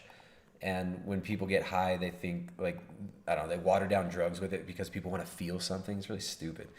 But I would say most of these pre-workouts are not really that good of quality. But the main thing you're looking at mostly caffeine. You're looking at mostly caffeine and then maybe some vasodilators in there. Or maybe something that's even like worse than caffeine. Maybe some other weird stimulants. But I would look at the ingredients list and do a little bit of research on what the ingredients are. And there's probably only 2 or 3 ingredients that are really doing anything in it. And if you buy those 2 or 3 ingredients that are in it, that are doing something, which is probably like caffeine, L-citrulline, there's some other ones. But you could just buy those in bulk and it'll be a lot cheaper than the brand that you're getting, likely. I mean, I'm probably fine without it, honestly. Like, they gave me the, because it was my first time with any sort of pre-workout, so I got kind of like the less powerful stuff. Because you know how there's like degrees to which, like, there's more powerful pre-workout or whatever. Yeah. And I haven't really noticed too much.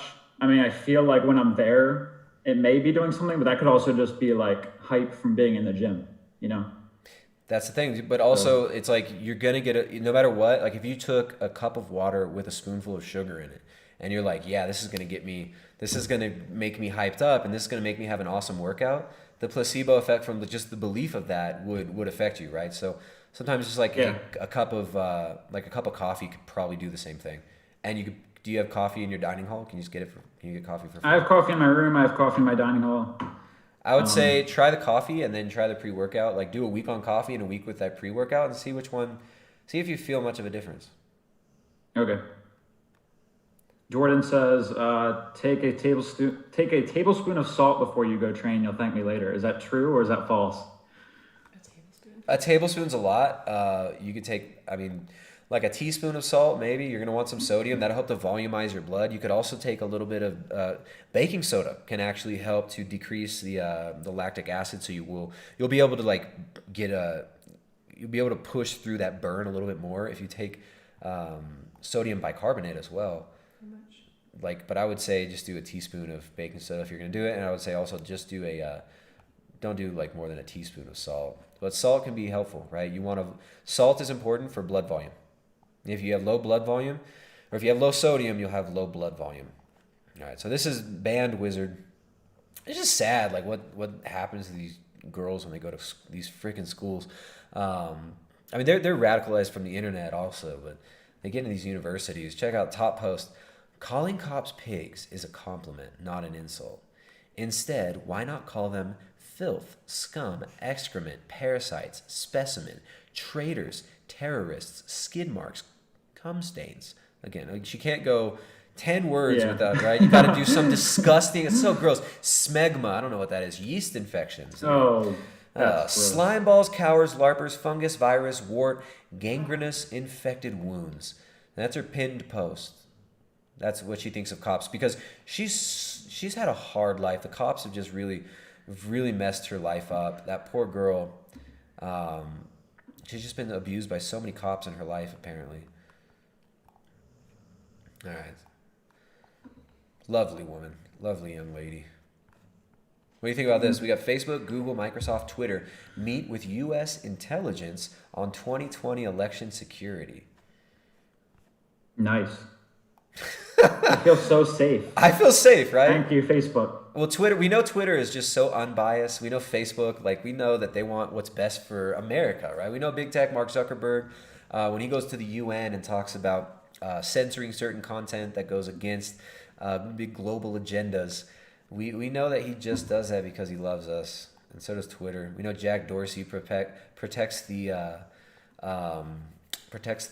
pedos from the bigots and helps out with everybody. So they're gonna meet with U.S. intelligence for election security. So if it isn't obvious what's going on here, that big tech and what I've been saying for years now, right? Big tech and DARPA and the Pentagon are tightly related, right? Amazon got that $500 million contract, was it 2017, to do the cloud services for Central Intelligence Agency. And that same year, Bezos goes and buys the Washington Post for $500 million. You've got Google with all sorts of contracts with the Pentagon.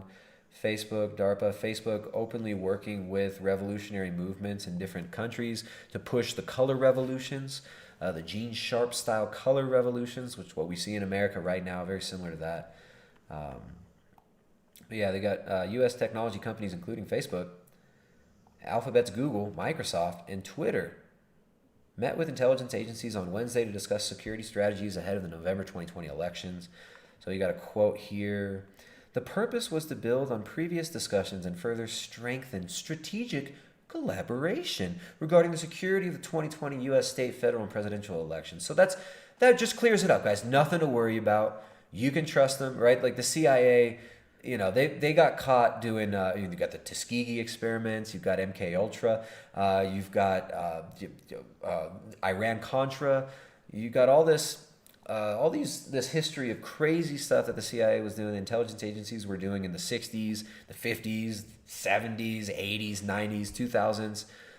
But now they're good. Like, you don't have to worry. You can just trust them in big tech to just run your minds and your child's minds through these social media platforms. Well, you can't go 5 seconds on any social media anymore without saying vote. Go to vote.org. Go to vote.chill or something. I don't know.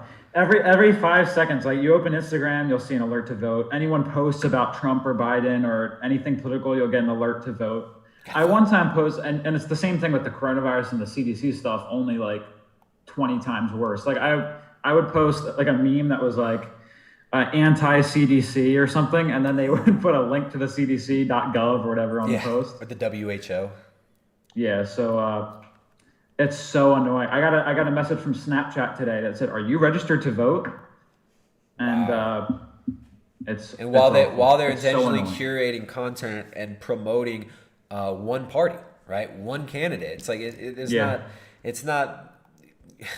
Yeah, they want the dumbest people to vote. They want the dumbest of the dumb to vote. Only the dummies. Only the dummies. Like if you're on TikTok. Like they're definitely gonna be hidden. I will never download TikTok. I ain't using TikTok, but I'm sure that they're advertising the shit out of it over there. Twitter. Oh yeah. Facebook. Oh yeah. I see it on. I only have TikTok to just like I don't use it frequently. I use it kind of to stay with the trends, just because younger people use TikTok, and I don't even go on it that often. But it's there too every time you open the app, and. It's you gotta vote. Yeah, they only want you to vote for the person that they wouldn't want me to vote if they knew who I was voting for. And I'm actually starting to think not everyone should be able to vote. Like this idea that everyone here, whether you're on welfare or you're homeless, like you have no stake in this country, honestly. Like this is the sacred right of voting. Don't you understand how important this is? I'm just starting to think you shouldn't be able to vote. This is a sacred right, and if you do not exercise your right to vote, you are throwing your freedom down the toilet, right? If you go and you're riding with Biden, you're gonna change the world, right? If you just go and you get your candidate in, everything is gonna be better. But if you don't, then it's all going to be bad. Right? You can pick. You can change the world with your vote right now. Everyone, you're all changing the world with your vote. This hype that happens every 4 years. It's the same hype. Like this is the most important election of our lifetimes. This is absolutely the most important election ever in our lifetime. But man, I gotta say, these people are pissing me off so much. They might piss me off enough to actually vote, even though I still don't think it's gonna do shit. Well, you have absentee ballot. You have to go to the embassy in Guayaquil or mail the embassy, email them or something, and they'll send you an absentee ballot. And you could totally count on your vote getting counted. You know that when you hit that button on that electronic voting machine, owned by a company called Diebold, transnational corporation Diebold, you know that when you push that button on that voting machine, that is gonna count. Your vote is gonna count, right? The little machine elves inside the Diebold voting machine will make sure to make all your votes count. It's totally real, and they will. You're good. And luckily, and Tofu, what's it now? A banned Tofu Whiz. Just a reminder, banned Tofu Whiz can also vote, which I think is great. I think that's not good. I think intersectional, feminist, vegan, non-binaries should get 2 votes. I think her vote should count double. My vote should count as like 30% of banned tofu is, and for that matter, anybody with a blue check mark or pronouns in their Twitter description, their vote should count double, triple, maybe quadruple to even the scales, right? The patriarchy has been oppressing them for so long, and it's only fair. That's justice. It's equality. Yeah, we need to start instilling some sort of incentives in this country. Like, if you're fat, you shouldn't be able to vote. If you have a mental illness, and we start, who gets to determine that? Who gets to determine gender dysphoria as like a legitimate mental illness? What? And if you have mental illness, sorry, you can't vote. If you're leeching off of our tax money, keep then it you shouldn't be able to YouTube friendly, vote. Maddie. Keep it YouTube If friendly. you're a criminal, you shouldn't be able to vote. Like, hey, don't fat shame me. Don't fat shame me. I know you think I'm fat. I know you think I'm fat. But there's got to be like a BMI test, obviously, because some people are like over 200, but like ripped and like, you know, some sort of like physically fit. That's the thing. And then you have people who are over like 250 pounds and they're like eating McDonald's every 5 seconds. I think, and then people get upset when you make fun of them. And it's I think like, university should. there's so many people who are starving in this country, and you can't even eat a salad or hit the treadmill. Like, what is going on? And then you get to vote and like choose which candidate seems nicer to you, which candidate is going to protect your reproductive rights. Come on. Give me a break. You think you don't want fat people to vote? What happens? Or reproduce, honestly. Maddie. It's more complicated. Maddie. Look, Hey man, I've been on timeout or whatever, but if we're thinking about like the true health of our nation and like a really strong, you know, like we want patriotism, we want a good economy, we want a good work ethic, but then you want to bail out all these losers in life. If you watch porn, you shouldn't be able to vote. That's the thing. You should let I get to look at the internet history. I get to look at your internet history, and I'll decide if you can vote. That's what I want. Hey, I'll open it up right now. We got a bunch of people who are losing. You'll see how many times I looked up your YouTube name actually, because I go on there from time to time just to read the comments. Yeah. Because like some people say some nice things about me actually, and then some people are like roasting Ask Yourself. And I've only seen nice comments about Maddie. People are like, "Bring Maddie back on." I know Aaron here. Aaron just jumped in. Aaron's been nice to me. He called me out specifically. You know. Aaron's a bigot. You gotta have the you know, the buffoon on to entertain everyone. He's a proper bigot. Aaron, you should call in, dude. I wanna hear your perspective on some of this stuff. Matt's over here trying to get me kicked off YouTube. Why don't you come over here and run interference? Hey, run interference for this. Just for YouTube's sake, I'm just joking. Everything I said, just fat take it as a shamed joke. me. You just fat shamed me. Also take it seriously. You told me the other day that you thought you were getting fat. You're like, I think I'm getting fat, so you just disqualified yourself to vote. Yeah, but I changed. Now I work out. I thought I was getting fat, and that's why I started working out. Oh, you worked out a few times. You worked out 3 times, and now you're not fat. I'm getting look at this. I'm getting toned. I see some arm there, man. You can see me like popping on my shirt a little bit. You're about to rip that. Don't you flex, man. You might bust. You might blow a gasket. Right you now. might blow a This is my gasket. shirt. I just bought this year. This is my favorite shirt right here, by the way. This is look at this. Yeah, you wear it every stream. I only have like 3 shirts that I like to wear, but this one, look at, you can't really see. It's woven, but it's such a nice weave. I was wearing it I was working in it for a while, but I had to stop. So I bought some work shirts so I didn't destroy this one, because this is the kind of shirt you keep for 10 years. I like and when it gets a little colder, I love like flannel, like comfortable shirts. Yeah. Sort of like the one you're wearing, and I wear them to like work when I'm working in my parents' restaurant. I wear them basically everywhere, and I only have like 5 or 6. Dude, what are you doing? So You're a college people accuse student. me of wearing the same thing all the time, because I wear flannels and then like jeans or something in the winter, and everyone accuses me of just wearing the same outfit every day. Yeah. What's up with this whole working thing? Why are you like embracing the patriarchy? You're supposed to be. You're in a university. You're at the university. You should be smashing the fash. You should be calling cops scum. You should be setting buildings on fire. Yelling at your white parents for being white. Like, what is your problem? Do you work? You're going to goad me into saying something that's going to get you kicked off YouTube. So don't do it. Don't do it. You know my thoughts on all this, Tristan. You already know. Don't tempt me. You're going to get me angry. No, I'm kidding. I've never seen you angry yet. Well, I tend to show my disgust for things through like humor and stuff like that, which is not like typically social, like a socially normal or whatever. which is why I got kicked off Instagram. I don't know if I told you this, Tristan. I used to have kind of how I started my channel. The foundation was I used to have a meme page and it reached like 10,000 followers and it was growing really quickly. And then I got kicked off for making a racist joke, but it was clearly a joke. It was a meme. You know, I'm not no racist. memes allowed. You have to prove it. People are gonna no, suspect you just me. said you're not But, racist. You're racist. I've had 2 out of 3 roommates in 2 years. 2 of them were non-white, and I chose to have them both. Excuse me, it's BIPOCs.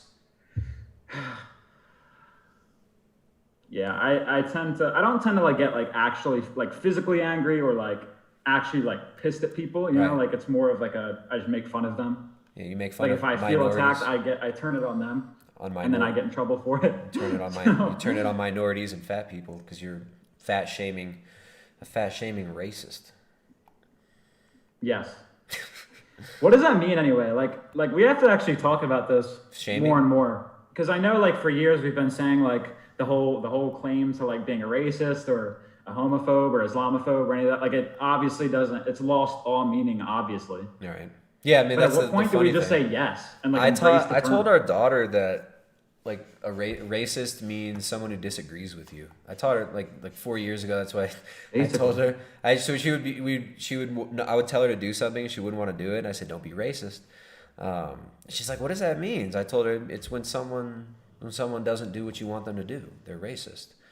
That's how I understood it at the time. But it seems like that definition has stuck, and it seems like it's still valid. But now she knows. Obviously she knows that's not what it really means now. But well, it kind of my point is that at some point we have to play by their game. Like if they're gonna continue to do this and cancel everyone and push us down this path, at what point do we just say, okay, what's bad about being a racist by your terms? Because I mean, obviously, like you and I know like what true racism is, right? Right. I've known people who are legitimately racist. None of my friends are legitimately racist. Nobody I actually like am around is legitimately racist. But apparently, there's racism just systemic and it's everywhere and it's all over and it's the bane of civilization. We got a couple more here. We got a couple people. Nick came earlier. Nick was the first one. Nick, I'm gonna pull you in, and we'll make sure. I'll admit Nick, but I will. Let's see. But yeah, you have people who will legitimately say that if you're voting for Trump in 2020, or if you voted for Trump in 2016, that you're racist. Like that inherently makes you racist. So I'm just gonna say okay, whatever. So like half the country, half the United States is just inherently terrible and racist. I mean, this is how dangerous what the media is doing is. Like people believe that, right? They've radicalized these, and they think that the worst thing you could be is a racist if you just say, oh, this person's a racist or a Nazi. Someone even tried that on Twitter on that vegan thread. One of these vegans was like, oh, he's a Nazi and he is like a Q person or something, but like both of those are completely untrue, right? Like I live in Ecuador. I'm a freaking Ecuadorian. My children are Ecuadorian. It's like I don't really understand where these people are coming from with this. But we got Nick here. What's up, Nick? Freaking bigot. What's up, man? Jerry. Oh, you call yourself Nick. Why you trying to hide? No, I don't call myself Nick. You're oh, that's Jerry. You're right. I thought I was pulling Tristan? it. I try to tell you what you call yourself. I'm using vegan debate techniques on you. Yeah, man. I tell you what stop you are. gaslighting me, bro. Come on, dude. Gaslighting you. I have a really important message for you guys on why reproductive health is so important. Reproductive health services. Yeah, reproductive health services are really important. There are thousands of mothers out there, and those parasites are totally killing their vibe. You know, I mean, nobody thinks about these moms' vibes. Yeah. Right. Like. Yeah. Come on. Right. Like, how are they? They just want to pop some niacin and dance. Right. Right. Or pop some niacin. Yeah.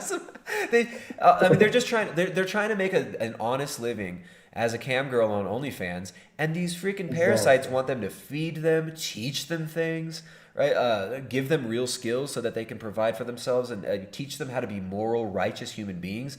All these parasites, they just waste their time. They're trying to be their best selves. These moms are out there. I didn't even think of it like that. Exactly. They're just trying to do them. Well, you know. Right.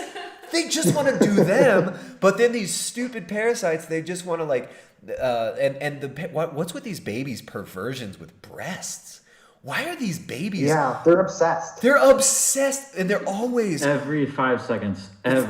Something sexual is mentioned every time. Go into like we had that Twitter bisexual. Like go into their bio. First of all, look at their bio. That's the first tell. That's the first red flag. Okay, then you scroll. See how many tweets it takes to get to something like sexual that mentions something sexual. Right. I swear, in a gross way though, and like it's not just like talking about sexuality, but it's always in a very vulgar and disgusting way. Like they have to talk about like they're talking about their gender fluids constantly. They always gotta bring that up.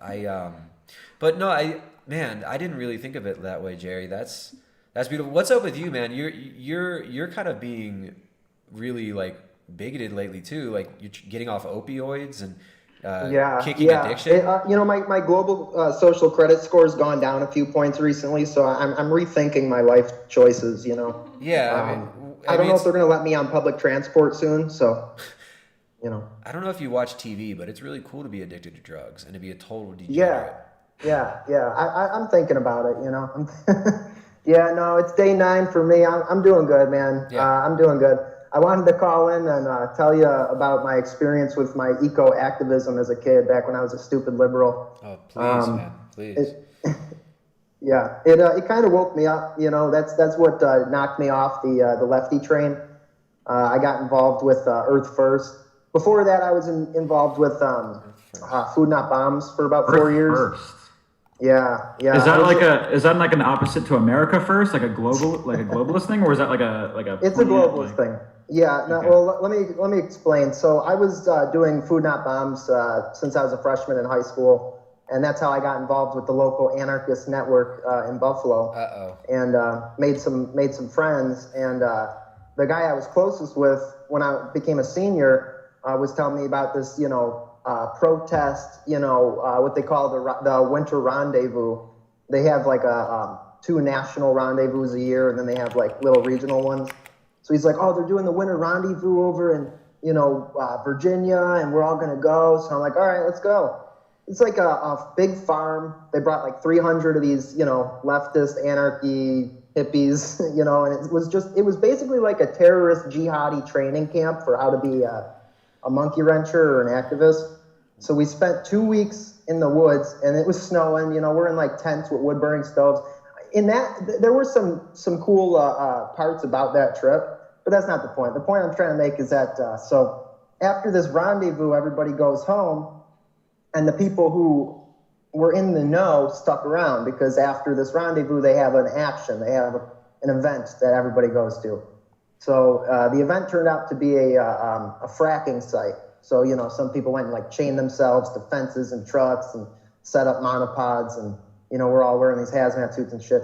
But what really woke me up to it was, it's like you think, oh, this is anarchism, right? Like, oh, no leaders. Like, these are just people trying to do, make a positive impact on the environment and stuff, And really, they're just using these people. And it's the same playbook that they always use. They're using these useful idiots and having them get themselves arrested. Meanwhile, there's like 1 or 2 organizers that are getting paid, right, to organize this event. And so you've got all of these ideologues, all of these idealist hippies that are just basically cannon fodder, throwing themselves into the meat grinder. Some of them getting 10, 20 years, major felonies. And these scumbags organizers are just collecting paychecks. And, from talking to people and just being there and seeing it, I really realized that, this isn't what I thought it was. This is like, these people are being paid to do this, and we're just the dumbasses that are throwing ourselves at, Yeah. So, and, some similar things. Like I had my buddy Marshall, he's my best friend's little brother. I wasn't sure about the whole paid protester thing, right? The organizers, that's one thing. And, people talk about all these paid protesters, people who get paid, show up and protest. Well, to me, that was like, maybe it's real, maybe it's not. I mean, I saw this kid, he got paid $600 to go to a protest for 3 days. He got like $200 a day to spend like 6 hours or something. I don't know the exact logistics. I just saw him because he's broke, and I saw him. You know, he's like, I got $600. I just had to go to a protest. I'm like, wow. What'd Okay, he spend? so now I know. What did he do with that $600? What's that? What did he do with the $600 he got? Do you remember? He just like bought weed and subs and stuff. He's fun. He's my best friend's little brother. Yeah. You know, he's like 18 at the time. But yeah, I mean, it's real. You know, it's real. People are getting paid to protest, and as far as eco activism, Earth First is probably the most famous. They got like documentaries about their stuff and different activist events that they've hosted. But I tell everybody now, because I had so many friends in high school that because I was very outspoken as an anarchist and as a leftist in school, and so all these people knew me as that guy, and now I've just been completely disowned by like every one of my friends because all I do is speak out against it now. Yeah. And they are just like, what happened to hippie Jerry, man?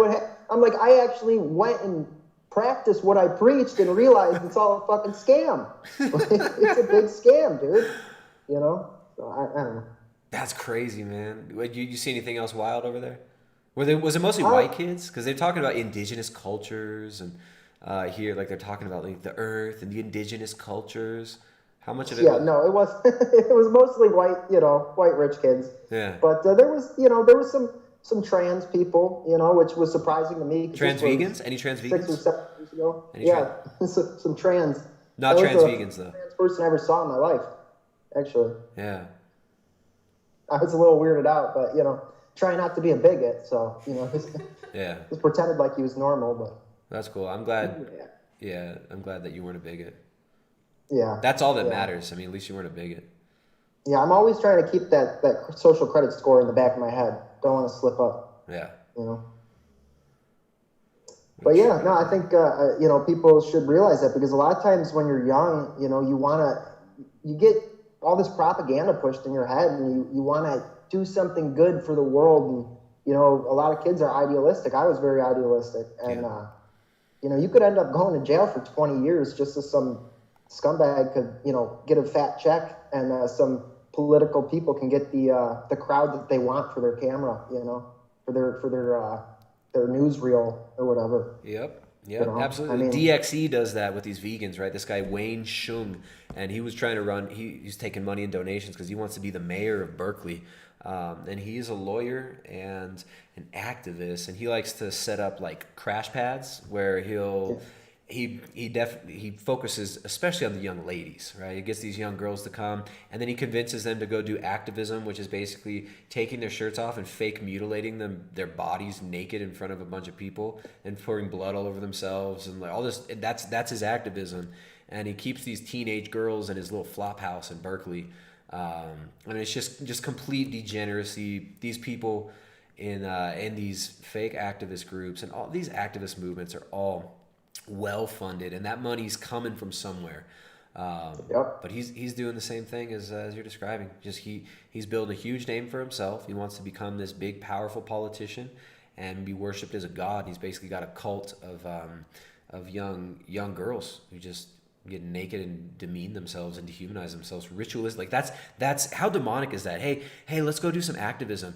Get 5 of your young friends. Got to make sure they're over 18 though, right? 18, 19, that's perfect, right? Get like 5 of those, and you're gonna get butt naked, and you're gonna smear fake blood all over your breasts, and then lay on the ground and pretend to be dead. And that's the activism for the animals. You're doing it for the animals, right? Just like going on Twitter and calling people rapists and murderers and trying to get them banned on Twitter. That's for the animals, right? Going vegan gains on YouTube. Oh, Tristan's a huge homophobe. And the other guy, the Lifting Vegan Logic, he put out a video also, which I forgot about that because the video is like something that's titled Tristan or Primal Edge Health is a homophobe, right? Well, look, first of all, I'm trans. Like, how can I? Like, you're a transphobe, obviously, but anyways, he's a homophobe. So there's people that if you just get your enemies banned, you win activism. Like if people who disagree with you can get kicked off the internet, then you win the activism. And it's pathetic. And we see this the canceling thing is like the new activism, right? I guess when you were doing it, it wasn't as social media centered. Right, it was exactly. it was Yeah, real. I mean, the internet was still big, but I don't even think I had a Facebook at that point. You know, I mean, it was a little bit before that. But yeah, it's all about virtue signaling, man. Who can say they're more virtuous than the other? Yeah.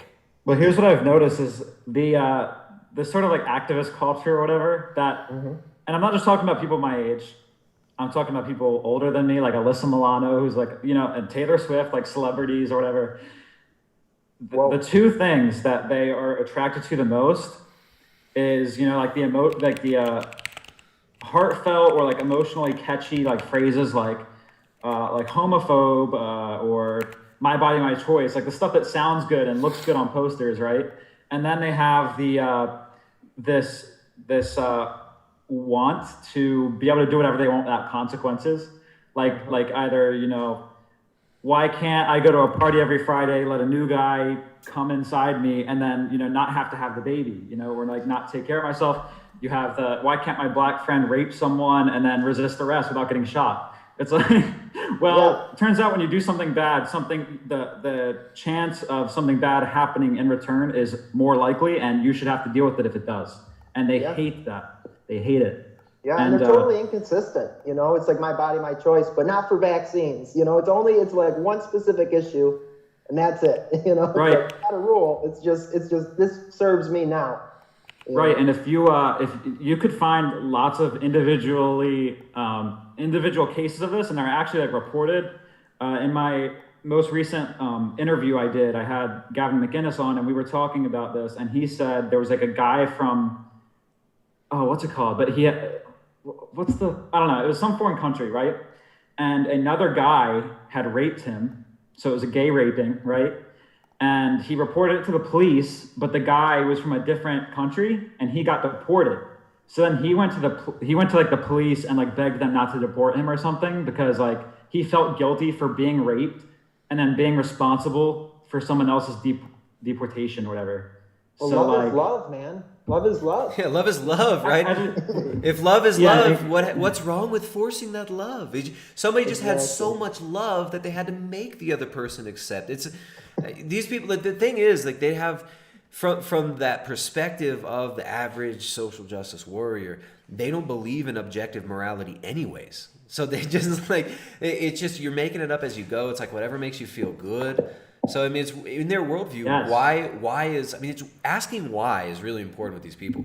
Why? Yeah. Because why always leads you to one spot. Why you get 2 or 3 whys always gets you to, you have to justify without something outside of yourself. It has to be something outside of your own desire, right? And usually these SJWs, that's how they want to justify. Why? Well, because it makes them feel bad. It makes me feel bad.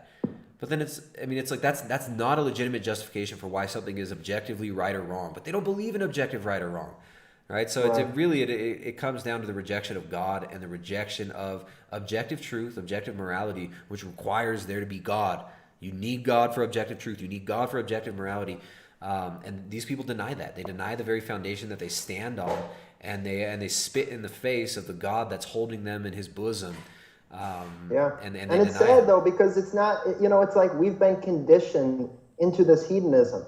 We've been conditioned into exactly what you just said, that it's about what makes me feel good, man. And even though these people obviously bear the right for their choices and their actions, but it's just sad because it's like the cards are stacked against them by this culture. We really are indoctrinated and conditioned. Like myself, raised Christian, but I thought that, because I've always been dedicated to finding the truth, right? I've always been on a journey of, researching, reading, and learning and trying to gain wisdom and information, knowledge.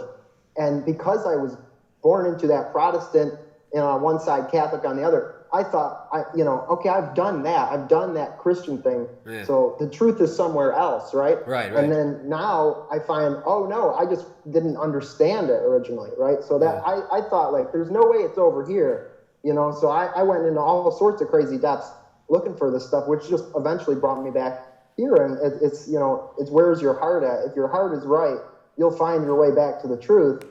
But a lot of, all of us have been conditioned by culture, and culture has reinforced that aspect of how I thought about Christianity, how I thought about God, how I thought about society, how I thought about, what's right and wrong. Yeah. A lot of that comes from just the cultural conditioning, So I feel bad for a lot of these people, whether they're my friends that, or my, used to be friends, or just people who are totally fooled and roped in by the veganism or by any of these degenerate aspects of our culture. Right. And it cuts both ways too. It's like, it's just the alt-right and stuff are just as full of idiots and degenerates and scumbags and grifters as the left, right? It's like, they don't get criticized as much because they're not as cringy and pathetic very often, but all these dorks like Richard Spencer and shit, like these are just like... He's supporting Biden. I think the alt-right, like as we knew in like 2016, has kind of died out. Like there's more... It was always a grift. It was always a grift. Like these guys, these are a bunch of cokehead, attention whore narcissists who want attention. Like that. Richard Spencer is just a fucking drunk cokehead. Right. Speaking of drunk cokeheads, we got... No, I'm just kidding. Aaron, I'll mute you, man. Sorry, I didn't know you were muted. What's up, dude? Oh, yeah, I'll just let you guys go off. You guys were having a great stream of consciousness conversation. I didn't really want to butt in too much. Yeah, but you get your stream in there too, man. What's that? Got to get your consciousness in that stream too. All right, well, I have a lot of thoughts. One, Matt, you really put your bigot card out there today. I did. I know. Look, I'm pumped up. Usually I'm not this amped on stream, but I'm just... Wait, Matt. Can Aaron vote? Look, it's not good to catch me post-gym. Can Aaron... Matt, Aaron used to be 500 pounds. I was not going to come on until I seen you... Uh-oh. What was that? I think Aaron just got cut off. Yeah, it froze for me. All right, Aaron used to be... He used to be 500 pounds. He's gotten down, I think he's sub 300 now. Yeah. But Aaron used to be huge, right? He grew up so fat. Matt, can Aaron vote? Is he allowed to vote? Yeah, no, for sure. Listen, I remember, I first... You have permission. Aaron go ahead. When Tristan, you and I did our chat for my channel. And Aaron found it, went on and commented, kind of a little bit about his story. And that's when I was, blown away. I never thought, because you always imagine these people who are, really overweight or something like that. You never imagined them actually taking the time to recover or stuff like that. There's very few stories that you hear about this kind of stuff. So yeah, I think Aaron has the right to vote for sure. Matt, and you pay taxes, right? I wanted to say I totally agree with what you were saying about not everybody should be able to vote. I mean, Tristan's talked about this before too, about how democracy, is always ruled by oligarchs. Yeah. And I think that's kind of what there's a lot of problems to it, and the position.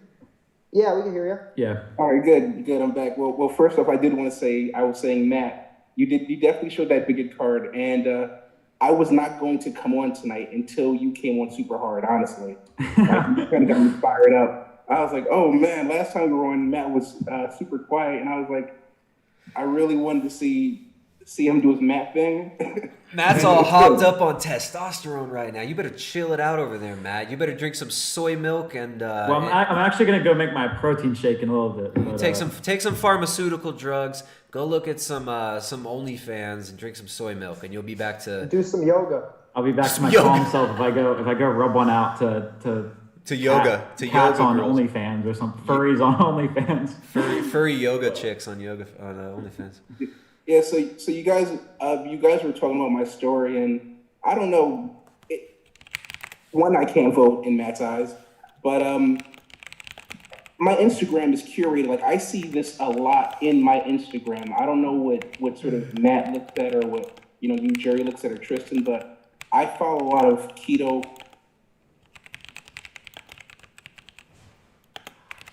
He cut out again. No, but yeah, Aaron can vote for sure in my world.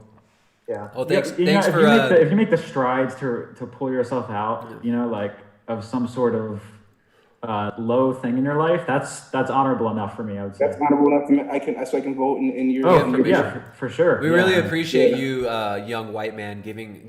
I'm giving you the permission to vote. Yeah, it's really important that people of color. I'm going to be king one day. This conversation up here is going to get us canceled. Just you saying that to me, it's going to get us canceled. Look, the whole reason I'm working out is so that I can amass a small militia, and that's the whole goal. That's the whole goal behind the That's the whole goal behind the channel, is You to want a meathead be able militia? to build a small army so that we can take over the government, and I'll be king.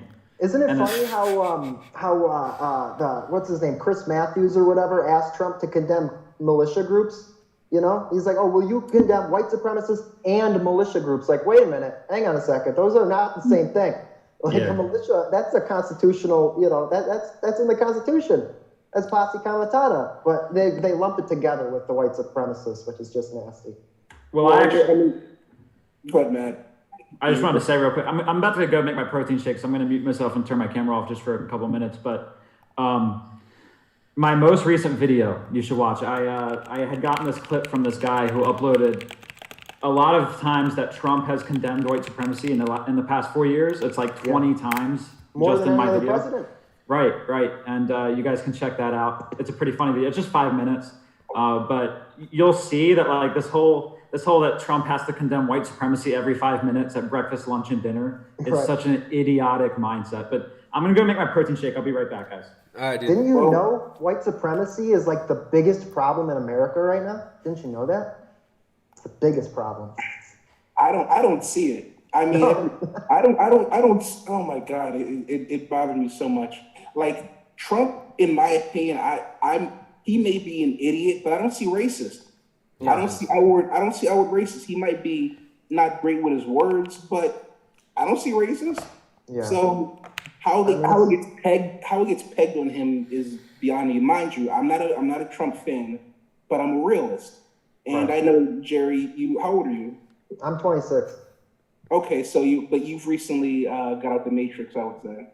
No, I mean, yeah, in ways, you know, it's been a progression. I've always known that it wasn't, you know, what was on the surface since I was about 10, but I didn't start to really fully, you know, realize. I mean, it's still a journey, right? I'm still learning, but I started to every day I'm learning more. I don't know, you know, it's not like a one day thing where I'm like, oh, I get it now, you know. I mean, shit, I could be fooled right now, you know. I am a little pro-Trump, but I also keep in mind that this all could just be total theater. You know what I mean? Like, I think he is an outsider because I want to believe. I'm like Mulder. I want to believe in Trump as an outsider, but I also If he's an outsider, he's a puppet right now. Like he's a puppet right now, and it's sad that I mean, no president really has true power. It seems. I mean, from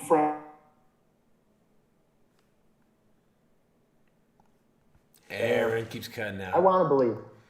I don't, you know, no man is a savior, like you said, Tristan. No man's a savior. But I hope, man, I just hope that he's not in their New World Order globalist club. I think it's, to me, it's pretty obvious that the whole globalist faction does not like Trump. He does represent an ideology that is opposed to this brand of globalism. He represents kind of like an older school, like Americana, not necessarily libertarian, but he represents a different faction in the elite, and it seems like they do probably hate him. But I don't know, the Clinton stuff and the Epstein stuff. It's hard to it could be hard to read. Maybe hard to read it. I don't think I don't hate him. I'm not Trump deranged. Don't know Trump derangement syndrome, but I'm not a huge fan. I really enjoyed the debates with Hillary, and you know, props to him. He claimed he was going to drain the swamp. We'll see what happens. I don't know. There have been some things that have indicated that he is battling out with certain factions in the FBI and intelligence agencies. That's obvious. All the RussiaGate stuff, like all these lies they keep throwing at him, like this bullshit they keep throwing out. But in the end, he's going to lose. I mean, in the grand scheme of things, he's going to lose. He's just going to be a puppet. And it sucks, but there's going to be no change in the system. That's the thing. Democracy in and of itself is inherently flawed. I think democracy is the worst, one of the worst forms of government. We need a theocracy. That's what we need. We need an orthodox theocracy, and the structure of the universe is monarchy, with God as the monarch. And that's the structure of the universe, and that's why human beings are always, we naturally set up monarchs. And because we're fallen, our whole structure is prone to corruption, just like our hearts are. And I think the nation, the United States, and our current system represents and reflects the internal corruption and the sin that we've embraced, and unfortunately we're getting what we deserve. This is what pisses me off. It's like you have these freaking SJW nutcases just swarming me in DMs and all these other places, and it's like, I laugh at these people, but at the same time, it's like, man, we're kind of getting what we deserve. If this is what people embrace, if this is what people are going to embrace, and this is what they're going to claim is good, and they're going to be denying God and saying all manner of blasphemous and horrible things, and if you dare to stand up and say anything, they'll label you, oh, you're homophobe, racist, transphobe, bigot, hateful, this, and it's like, this is we get what we deserve, unfortunately. Yeah, right. And it's like what you were saying. I think it was last stream where you were like, you can't cancel me. If those words don't bother you, they're powerless. They really have no effect. How many times can you be called a racist, homophobe? It doesn't mean anything, right? It's like that's the thing. They've destroyed the meanings of these words. Racism is not the biggest problem in the world right now. They use these things to distract, right? These are distraction issues. Any issue you see being discussed in these presidential debates, usually they're distraction issues. And you can see as soon as Trump starts. Here's the thing, Tristan and Jerry. They're trying to legislate. I can't say that word. Legislate. Yeah, boom. There we go. I need to drink some water. Hard day today. But yeah, that's why they're trying to do that, so they can have power and authority over you in that way. Yeah. Well, they do have a lot of power over us, man. We've given up so much of our freedoms. We've lost so much ground, and the people nowadays, my generation, younger generation, they don't have an idea of what life was like in America even 100 years ago. You know what I mean? Like, where you weren't totally, ruled by this Federal Reserve government. It's messed up. The one thing I do appreciate about Trump is the fact that he calls out the media, as fake news. I really think it's pretty impactful that a president says that, but unfortunately half the country thinks he's the devil. So, I don't know, but I think that was a good thing that kind of legitimized a lot of us who were saying that the media is nothing but a pack of liars. Deputy Dave's mad in the chat. He was complaining about Matt, and I put him on timeout. Put you on timeout. You're Deputy Dave. It's nothing personal, dude. Freaking joking around with you. Deputy Dave. We got someone else waiting to jump in. Let's pull in. Sorry you've been waiting for so long. Let's see. Well, so I guess I should skedaddle then. My internet's It was good talking with you. All right, dude. We'll see you later. Where'd Nick go? Nick was in there. He was trying to jump in. I'm trying to get Nick in there. Yeah, thank you for having me on, Tristan. I really appreciate these talks, man. Yeah. What's new with you today, man? You working? No, not today, man. Just hanging out, really, just trying to feel better. Took like 5 baths today, just got been so achy. But it's the same shit that's been going on. I'm just trying to get through it, trying to eat good and rest and recover. Yeah. But I had my vegan dinner today with me and my girl, dude. Get this nutritional, the most nutritious meal you could have: butter noodles, vegan mozzarella sticks, and French fries. That's what she wanted for dinner, so that's what I made. Yeah. Vegan mozzarella sticks. You must love her. You must really love her. Yeah, I do, man. I do. But the usual thing is like in the daytime, I go and I'll grill out back, and because I know I'm not going to be eating real food at night. So. Yeah. Yeah. All right, guys. We got open lines. Oh, where'd it go? Actually, close that. We're doing open lines tonight. Feel free to call in.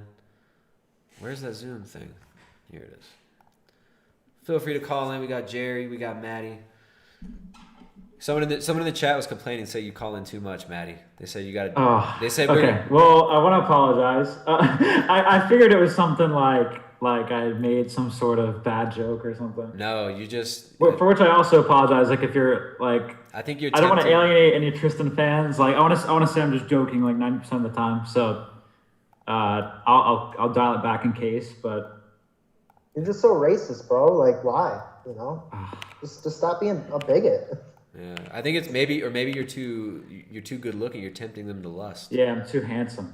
You're tempting them to lust, and they don't like that. Where's Deputy Dave's usually nice to me. Why is he so upset? Deputy Dave's cool. No. I was just joking around. I put him on timeout, and he thought he felt alienated. Yeah, mods have to ban anyone who makes fun of me in chat. I have a Discord and a Telegram channel where anyone who bullies me gets banned instantly. Like you can ban the other mods, but you can't ban me, or you can't bully me. I don't allow it. That's heresy in my. Someone asked. Matt Andrews is not vegan. He's trans vegan. I was never vegan, but Trans boomer. We'll say I trans veganed from before birth to the day I was born, I guess.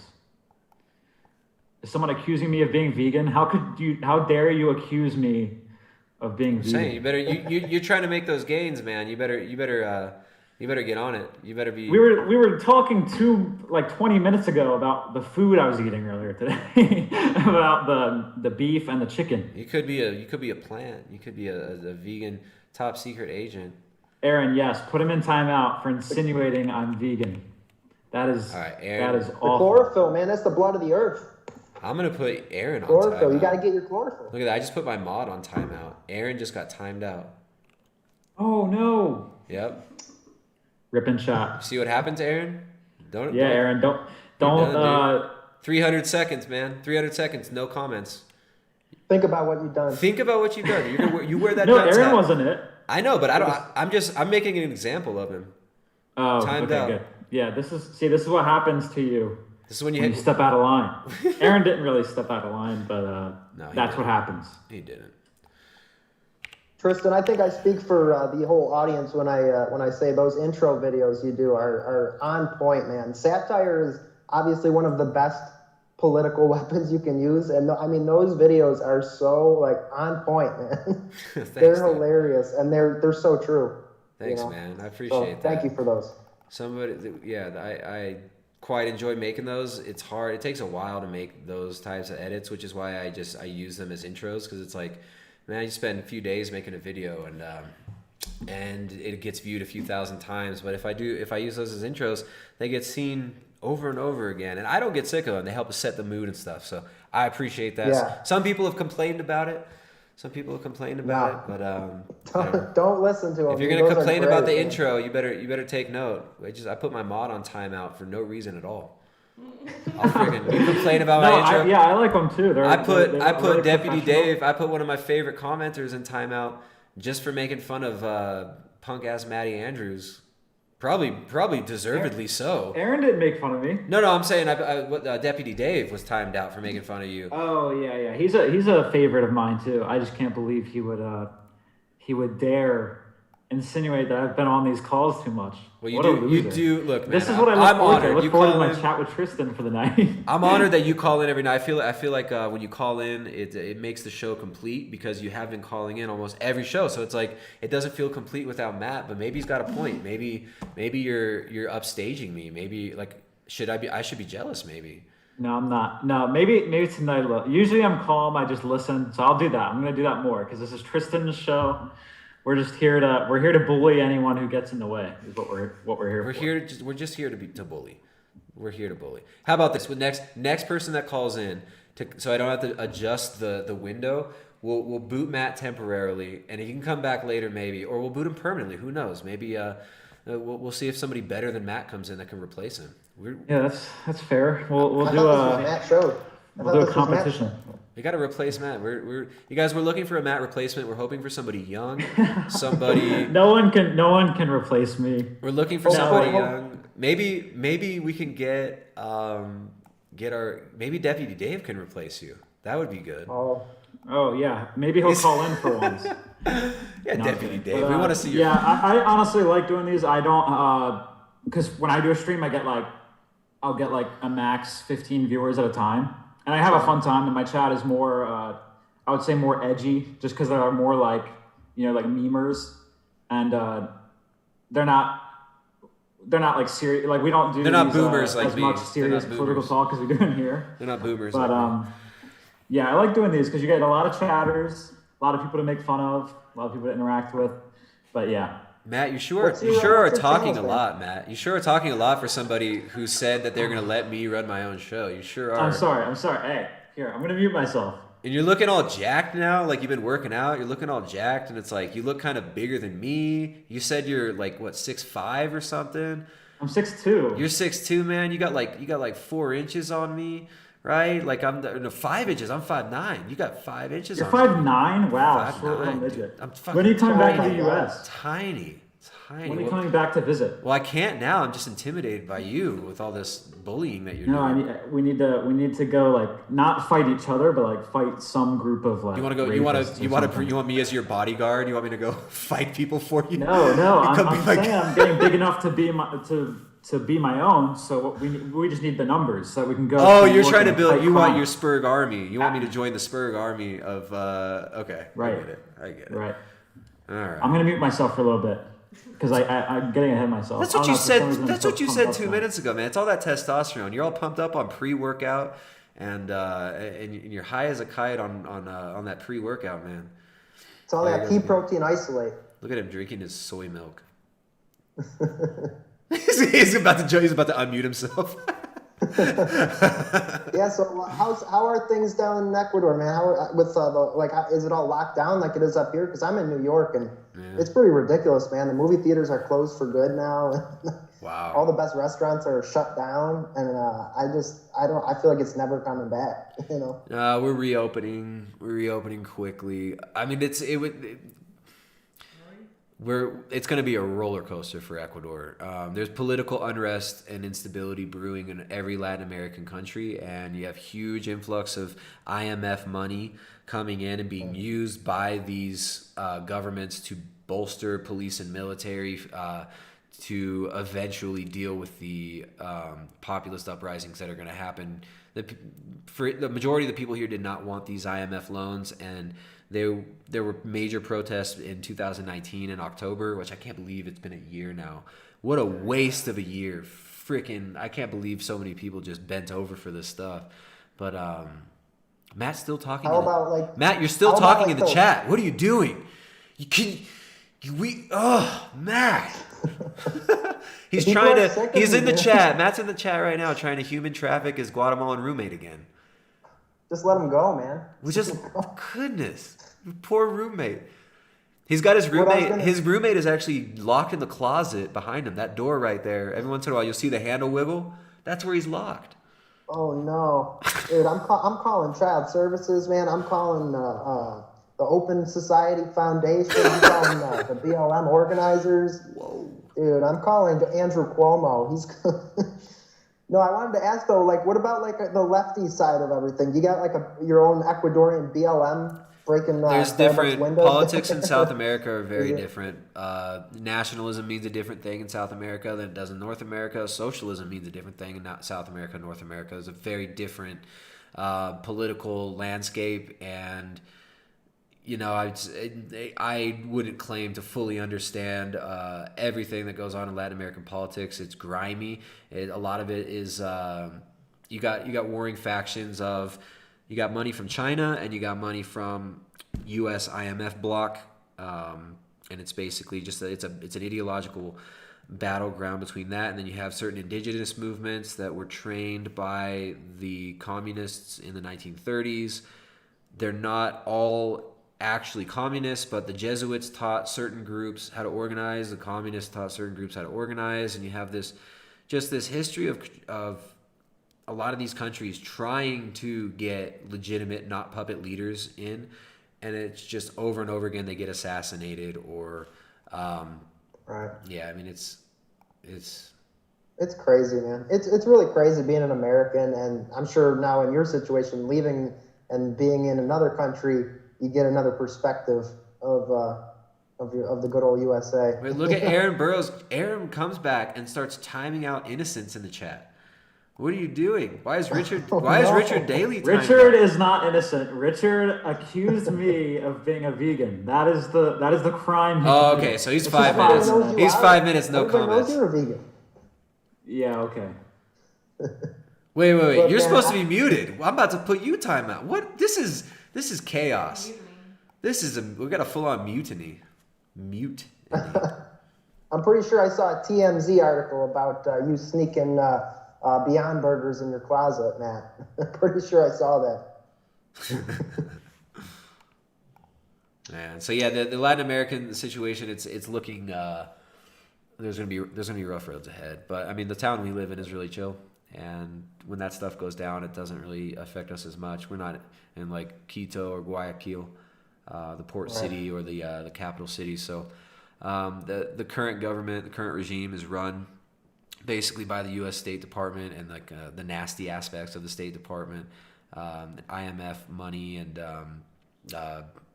big oil money, and it's about getting in the puppet they want and extracting resources and making sure nothing gets nationalized, right? That's what it's all about. Like as soon as a country starts nationalizing resources, they're evil dictator, racist, homophobe, Nazis, right? Like Gaddafi.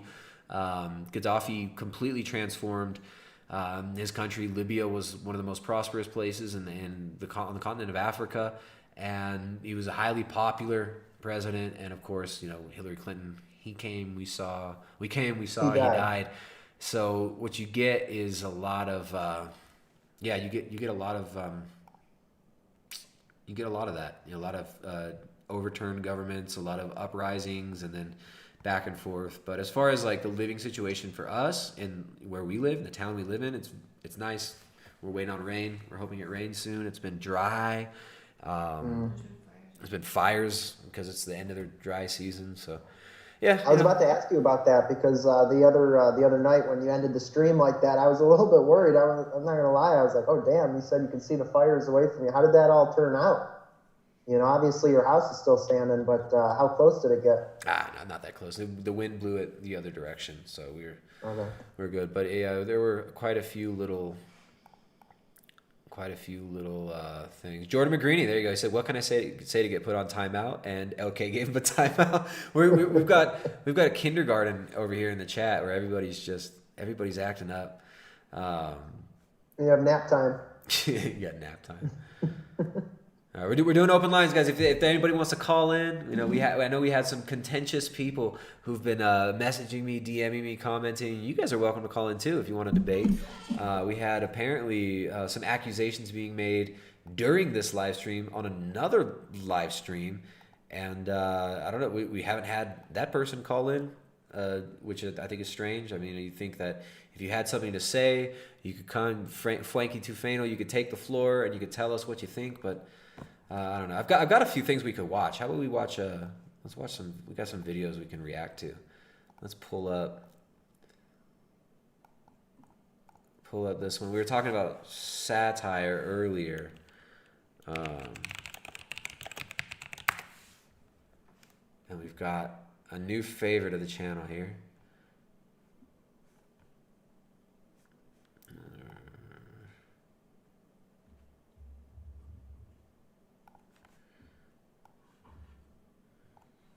I feel like I need to start singing. You need to talk, yeah. You have to blabber. If I'm not talking, somebody has to be.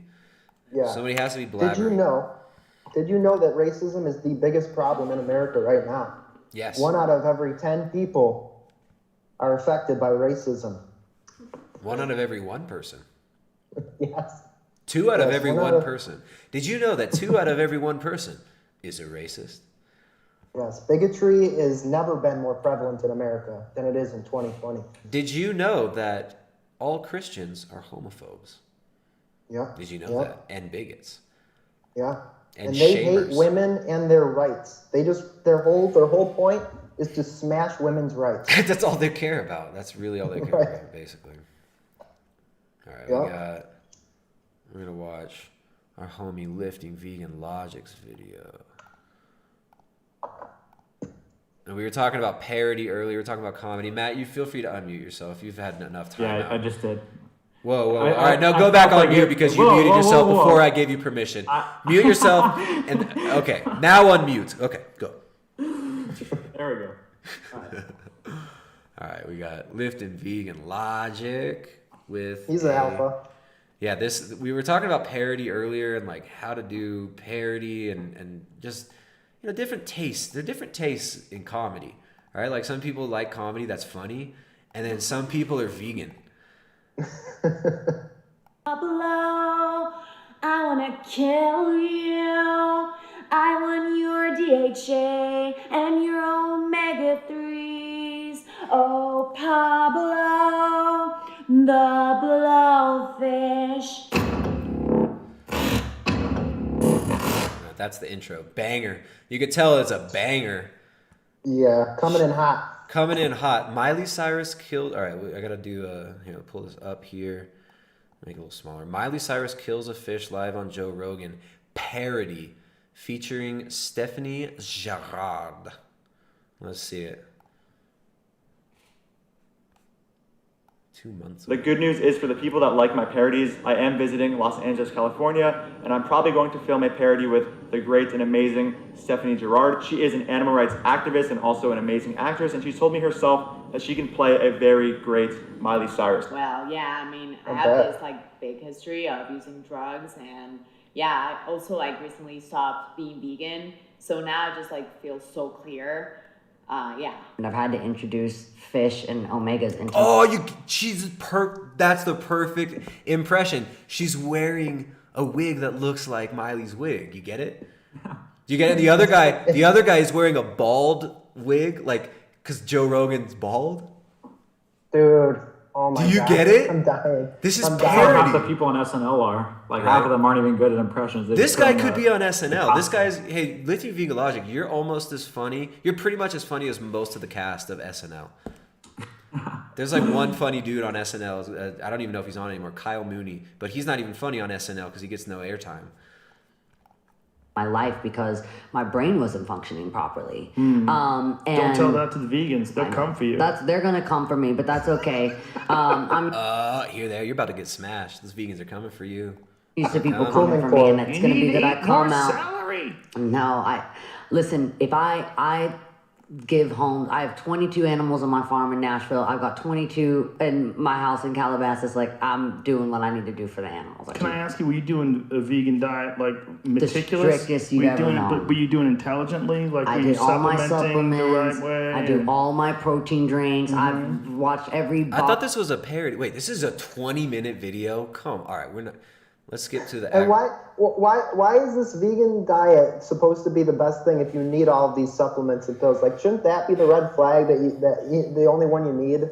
I was doing it right. I was taking all the supplements. Like, that right there should tell you. Veganism is not about health. Veganism is not about you. It's not about health. It's about the animals. Okay. It's about the animals. Yeah. That's how they get around it, right? It's like that's why they despise the people now, and they're starting to shame anybody who's too into health, right? If you care about your health, well, then that's all you care about. But they can only decide that posthumously. After you left veganism, they get to exhume your vegan corpse and look at all your former statements, and then they can pick apart and decide if you were really vegan or not. And I guess if you cared about health, that's a red flag. If you care about your health, that's a red flag that you might leave veganism. They're calling them out. But really, though, half their argument is health. Right? Like, I've heard that side to it, but I've also heard about how healthy it is. Depends who you're talking to. That's the selling point. Depends who you're talking to, right? It's the selling point is health until they actually talk to somebody who had a real experience. Then it's just, no, you don't know what you're talking about. You're lying. You're unhealthy because of this, this, and this. And it's actually gaslighting. What Michelle Lowe talks about, it's actual gaslighting. But why? Yeah, you should do this for no reason. You should do it. Right. You should do it, but we can't tell you why. We've got apostate vegan, former vegan, apostatizing Miley Cyrus, and this is a parody video. But why are you just showing Miley? Why don't you show the actual parody? Like, why do you need to show? I guess for context, for people who don't know. Bodybuilders, YouTube. I'm a vegan, but the reason that I kind of started this was because I had a fish that was highly intelligent. So, like, really just promoting, I think, human rights, animal rights, environmental rights by everything that I'm doing, by what I'm wearing, what I'm saying. Yeah. And I think even this is a good time that, for me now, being so in love with human rights, right? Human rights is dressing up as a whore and humping a giant wrecking ball in front of the world, or playing with dildos on stage, which she does. That's for human rights. She's a hero. She's brave, stunning. Yeah. Right. She's empowered. Cows are people too. Yes. But if you call a person a cow, if you call a woman a cow, that's unacceptable. But cows are people too. That's a bigot move. That's a bigot move, right? With the ocean, I think it's even more important for me to talk about environmental rights and us really becoming responsible with the way we treat the planet. So, Molly, when I was talking to my agent about having you on, I was told so many things, and I just wanted to say that Whoa, Molly. We can go kill elk later. Let's just do the podcast first, okay? What? Oh, yeah. I'm sorry. I was just thinking that I have 2 farms with 22 animals in each, so, I mean, that just makes me, like, want to stab fish because I have the right. Like, I do enough for animals, right? So. Well, this is painful. Do you guys get it? So painfully. Do you guys unfunny, get it? dude. This is amazing. Yeah. This is comedy. She's stabbing the fish because she hates animals, and Joe Rogan is bald. Don't you get it? The Joe Rogan guy isn't even close to a good impression. At least like the one girl is like trying. Dude, that's a perfect impression. Look at the bald cap. This and the is headphones perfect. and the microphone. Right? Dude, this is Dude, the this is delivery so is good. so dry. It's just so bad. This is so good. What are you talking? I don't know what you guys are talking about. This is top-notch vegan humor right here. I mean, elk, Molly. I get it, elk. But before But we do you go get it? Because Joe Rogan eats elk, and he goes Oh hunting. yeah. He does do that. and people who eat fish, they like to stab them a bunch. Yeah. Fish raping. Stop raping the fish. Right. Well, I'm sure we'll get to that. Murdering. Let's just do the podcast and talk about some of the recent drug problems you solved. I heard that you had like a brain fog or something. So let's just get on with that first, and then we can go ahead and murder innocent beings. Get it? Because when you're not vegan, you murder, rape, murder. Meat is murder. I think he came up with that one. Tell actually. me about some of the recent, times you've had sober and how becoming sober has solved a lot of these like brain fog issues you've been having. Well, yeah, I mean, I have this like big history of using drugs, and yeah, I also like recently stopped being vegan, so now I just like feel so clear. Yeah. Well, yeah, Molly, I think it's obvious that what was causing your brain fog was being vegan. I mean, there's no way that, stopping all the drugs you were doing caused you to no longer have brain fog. It had to be the vegan diet, like, right? I mean, this makes sense. Like, stopping the consumption of drugs doesn't clear up people's minds, right? Like, it doesn't, like if somebody's addicted to drugs for a long period of time and then they become sober over a longer period of time, their mind's not going to become clear. Yeah, exactly. Like, now I want to. All right, so this is a 20-minute video, and it's 3.5 minutes in, and I already think it's way too long. This 3.5 minutes that I've watched is already way too freaking much. Yeah, I can't imagine what the rest of this video is like, but I might get like another minute of this, but I don't think this is gonna be able to continue. does he have a big audience? Do people actually like this? I don't know. I mean, it's hard to tell what people. Put the comments up. It's hard to tell what the size of people's audience really is with YouTube because it's not. Yeah. It's not very straightforward. I mean, I know, it's like we do some of these shows and.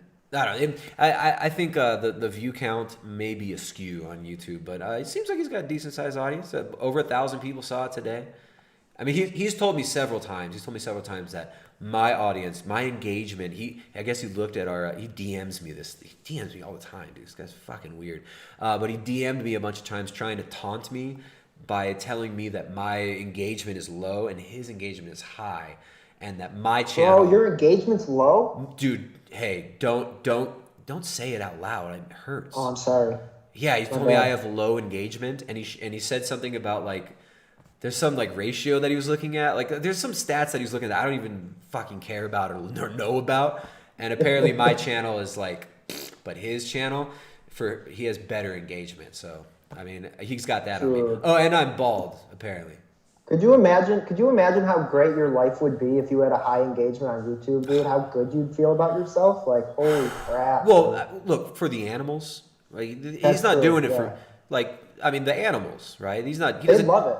They love it. They'd be so happy for you. Ribeye. Do you think it's really cool that Lifting Vegan Logic has high engagement? Ribeye. What do you think about my engagement compared to Lifting Vegan Logic? Do you think here? Do you think let's ask the animals. Come here, dude. Yeah, I'm not gonna lie. That's become the main focal point of my life is getting my engagement up on YouTube, getting my analytics to be in the higher end of the algorithm. I mean, I just hope that one day I can get there to where I have about a 60% engagement. If I do that, I know I can die happy. So, Ribeye, what do you think about my engagement here on YouTube? Do you think if I had more engagement, do you think you'd have a better life? Maybe a chance at eternal animal life with all the other chickens? All right. Ribeye's been such a good dog. He's probably the best dog I've ever had. All right, so yeah, I don't think we're gonna watch any more of this.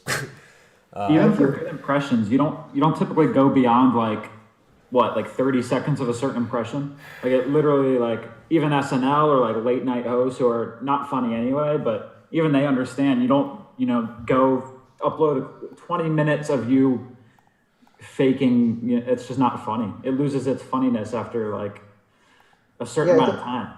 It doesn't seem like they actually wrote anything. It seems like they're just kind of riffing, but neither of them are good at riffing. So they just got the costume and they were like, okay, we got the costume. This is going to be a great video.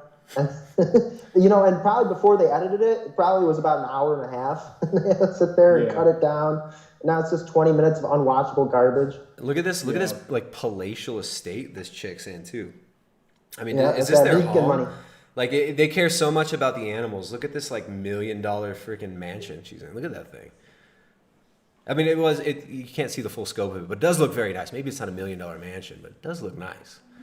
For the animals, these are activists. All right, let's go. People to like stab fish because I need. Oh, you get it? Stabbing fish because they're not vegan? My omega-3. Like, where am I supposed to get my omega-3? Like, there's no like a vegan supplement like omega-3. I need to stab fish. Well, yeah, there's no way to get that from a supplement. I mean, you have to stab fish in the throat to get DHA and your omega-3s. Right? Stab in the throat. Exactly. Like, I know that fish get their DHA so bad. from the algae that they find in the ocean, right? So, and that one is like biochemically the same as I would find in any vegan supplement. But that supplement does not exist. Like, it doesn't exist at all. Nothing. No. Exactly. Like, where is this vegan algae-based DHA supplement that all these vegans are talking about? Like, I don't know where it is. I mean, we need to stab fish. Where's Why is he shaking that with a mic? Well, that's part of his thing. Is like, remember in the beginning of the video, that's how he. Oh. Let's see. That's how he Stephanie talks. Gerard. I am visiting Los Angeles, California, to shake and I'm probably his going to film body a parody with every couple syllables. It's how you know he's speaking. All right, yeah, we're done with that. That's enough cancer. Yeah, I'm sorry, guys. That you may want to consult your local oncologist because you may have caught the cancer from that one. But this guy is too much, dude. This guy's the best. Is seriously too much. This guy's my hero. This guy, this guy. Because you were cruising around. You were a hippie. You were in these. You were doing all your activism stuff. Does this guy remind you of some of these? What do you even call them now? Some of these travelers. They call them wooks. Wooks. That's it. He's a wook. He's a full-on wook. Hey, bro, what's up, dog? Can I borrow everything? Yo, what up, dude? God, can I borrow $100 in your house? Could I sleep on the couch and just never leave, bro? I'll bring some crystals. I'll cleanse your house, bro. Dude, I have some really cool crystals, like some awesome crystals and like tourmalines and stuff. And that baby in your belly is really screwing up the vibe of this place, man. I really think you need to do something about that. We need to get some sage in there and just take a trip to Planned Parenthood, like, mellow out. Yeah, dude. Hey, dude. All right, I'm gonna hop off for you. I'll start the video. It's 11 o'clock. I got to shower and stuff, so. Matt. Alrighty. All right, Matt. Sorry for making fun of you so much. I know you're probably gonna cry now. No.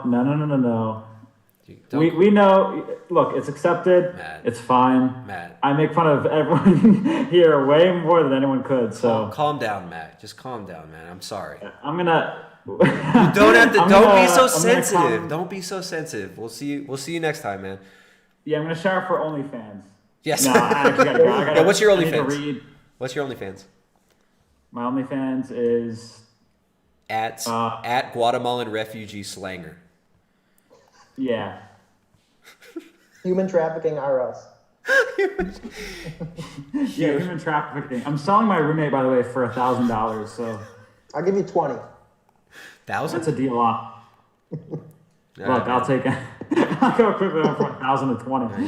You can find Matt. You can find Matt. He sells goods on Wayfair. Yeah. You can find him over there on Wayfair.com. Well, Matt Andrews on YouTube. You can find him. Later, Matt. Oh, he's gone. I hope he's not. Matt Andrews. Yeah, I was asking him earlier what his channel was. I definitely want to sub. Is there anybody else in the waiting room? Let's see if we got. Nope. No one's in the waiting room. If you guys want to call in, feel free to call in. I could go a little longer. It's been a while since we've done a stream. I got Jerry Richard co-hosting from his car. Whoop, whoop, whoop, whoop. He smokes his cigarettes backwards. He smokes them from the filter down. That's right.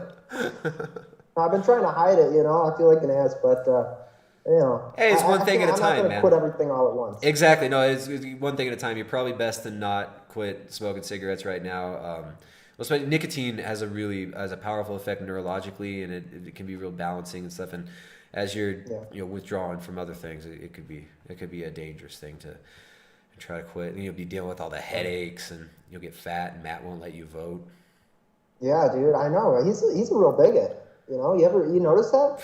I mean, we could finally talk about it now without him shaming us and shouting obscenities at us. What he said about voting, man. I couldn't believe that. I was like, this is 2020. That's what I always say. It's 2020. That's my package answered everything.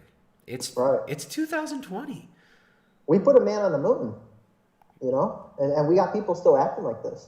Right. We've got. I mean, look. It's 2020. We've got 4-year-old boys on hormone replacement therapy. We've got. They're not boys. No, I know. They're girls. No. I'm saying no. Like, but they're boys, but they're trans. We've got. They're whatever they say they are, right? I mean, I'm trying. It's 2020. Come on, you get it. Come on, Tristan. Come on, it's freaking 2020. We can't have all that. We can't have any of that. Where is... I got to change the size of this. Properties. Here, we got someone else. College Widow. Here, let me make sure this isn't some... I know this name. College Widow was here the other day. This is a familiar face. Let's make sure. You never know, though. College Widow. Joining the chat. What's up? Can you hear me? College Widow. Connecting to audio. You got video?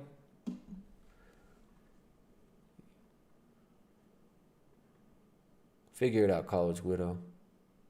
The 3 phases of energy: beg, borrow, steal. That's my guess. Dude, beg, borrow, steal. Zing. Dude, you've had some funnier moments in here than any of these freaking vegan parodies we've watched over the last month. Yeah, that's not saying much. Well, you're trans vegan, right?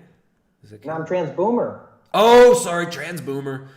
Please respect my pronouns, dude. Sorry. It took a lot of courage for me to come out. I actually recently made a video on my channel where I came out to the world, and that took years to build up the confidence. Did you get a lot of hate? Yeah, and from people from my own family trying to tell me you're not trans boomer, you were born in 1994, and I'm just like, you don't know me. I feel like a boomer. I was born at the wrong time and in the wrong body, and I've decided to transition, and that's my right. I know, man. You can cry if you want. This is a place where all emotions are welcome, every one of them. Tristan, I didn't want to. I really didn't want to, but I mean, it's just been really hard, It's been really, really hard. And, nobody understands me. I just wish that they would call me a normal person and stop saying, okay, boomer to me. I hate it. It's okay. Let it out. Let it out. You've had a hard life. You've had a really hard life. I'm a victim. Me too. More than you, though. More than you. I don't know, man. I'm a pretty big victim. People have been mean to me. I was bullied. I raped myself when I was 4. It's so funny hearing people talk about bullying. Bullying is a real thing. If it's really bad, that's one thing. But I feel when I was growing up, man, it just seemed like a bandwagon thing. I was bullied. No, people joke around in school. You know what I mean? Dude, They no. jab In each my other, school, like, there that's was what friends nobody. do. Nobody was even bullied in my. This is what's crazy. Like there was legit not a single child was bullied because other people step in and like, hey, quit being. What are you doing, dude? Like, what do you like? You can't do that.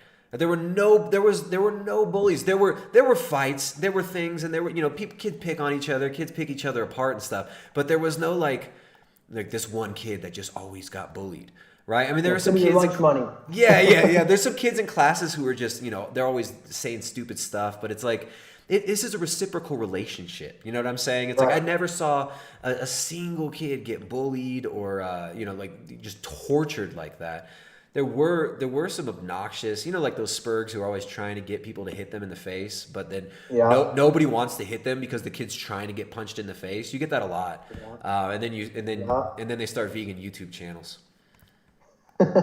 No, I feel the same way about the whole racism thing. Because, like, obviously, yeah, there are racists out there. But, like, I always say, like, there's such a small fringe of people who are actually truly racist. Like, they really think that their skin makes them superior. It's like, go try that in public anywhere. Go try, like, spouting your racist nonsense in public anywhere. You get slammed down. Nobody don't be okay with that. Nobody be like, oh, yeah, because he's black, so that makes him less good than us white people. Like, there's so few people that truly believe that. Even the people that say racist, the bad words, right? Like, they're just insulting you. I don't even think they really think that they're better because of their skin color. I don't know. That's my opinion on it.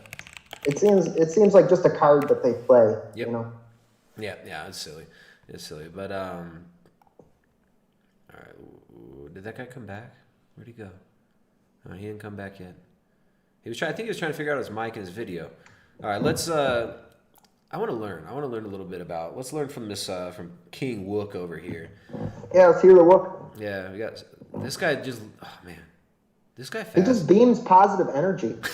His energy is so good. It's like he's just doing him, right? All these other people are just doing them, and he's just doing him. And it's like there are a level like I don't know. Let's learn a little bit. I hope he says the word Kundalini though.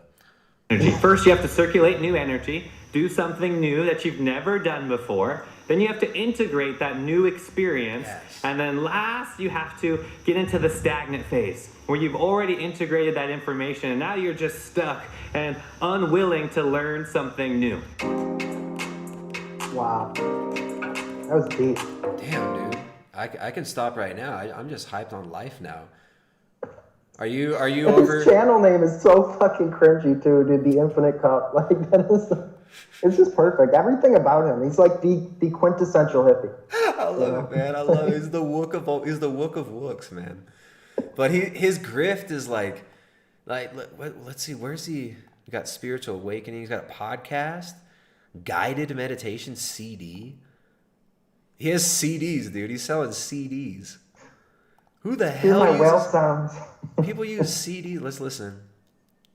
I don't have Spotify. Oh, dude. Man. Shit.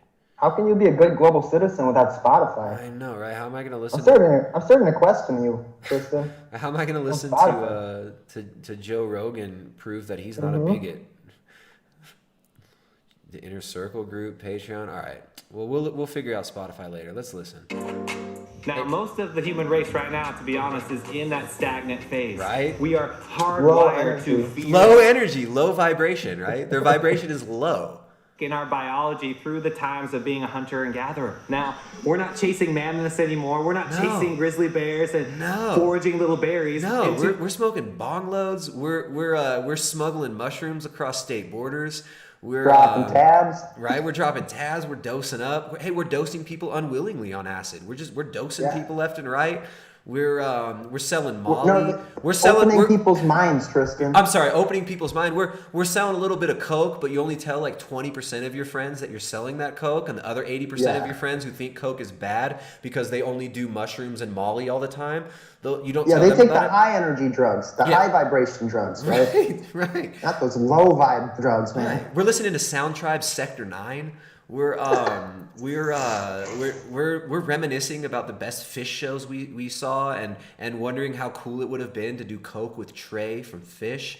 Like we're going deep, man. But all these other people, they're low vibe. They're low energy. I just wish I could have been born when Jerry was still alive, dude. You know, like, could you imagine being at a Grateful Dead concert? Like, dude, back when Jerry was there. Oh, dude, Jerry. Oh man, you're gonna make me cry. We are way beyond just survival. Now, you have to understand that this mechanism of energy and these 3 phases are always going to be here. We're hardwired for new experiences. Now, you have to catch yourself when you get into that stagnant phase and you get grumpy and irritable and angry at everybody else because you're simply stuck in that stagnant energy. Right. Smoke some weed, smoke the fat bong load, right? Outside, in nature, on the beach in Santa Monica. And you're gonna be good. You're gonna raise your vibe. You'll raise your vibe right there. Maybe the most important thing is take those shoes off, take those socks off, get those feet planted on the earth, bro. That'll raise your vibe like instantly, like that. Yes, yeah, like 30% vibe increase. And then also, it's like if you could, look, you can manifest whatever you want, right? Like you need money. Hey, sell some weed to some 14-year-olds. Yeah, hold a sign. Just write. All you need is a marker and a piece of cardboard, bro. Exactly. Manifest that money. Yes. Do you need food? Right. Go steal food from Whole Foods. Right. Oh. Yeah. Do you need some vegan ice cream? Well, go steal some from a vendor at a farmer's market. Oh, good call. You can manifest anything you need. Meditation is the #1 tool to allow yourself to get into that witness view, what I call the cosmic view, to understand exactly how and why you got into that stagnant phase so you know exactly when to get in and circulate new energy. Now, this doesn't have to be something extreme. You don't have to fly somewhere and move your house or get a new job or break up with your lover or anything like that. You don't have to grow this could be dreadlocks. something as simple as trying a new food, right? You should, but you don't have to. Fruits to take advantage of, and I guarantee you haven't tried them all. Just something for potatoes, for example, there are over 2,000 varieties of potatoes. What? And you ever wonder Did why you know only that? people eat 3 or 4? I didn't. They only know about 3 or 4 varieties? Come on, there are so much abundance. There's Open your so mind, much bro. abundance. It's like 2,000 potatoes. Dude, You're I feel so bad for the dog that lives in his van with him. Like the smell, dude. That poor dog. Imagine the smell. To take advantage of right here on planet Earth, and people get stuck in those old habits that literally are changing their biology. Now you can imagine that 3rd dimensional perspective, that cage of comfort, and it's just creating a very shallow version of the web Low that we can vibration. experience with the neurons firing in our brain. Now that new neurons in your brain firing. Bro, Vibration. he's like a scientist. Where did you learn to do science?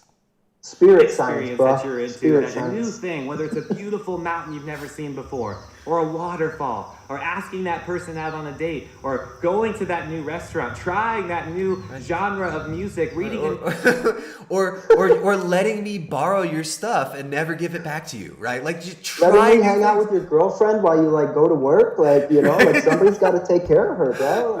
Exactly. Dude, how much money do you think it would take for him to open my third eye for me? You think he would open my third eye for like $30, or you think I'd have to go up to like 50?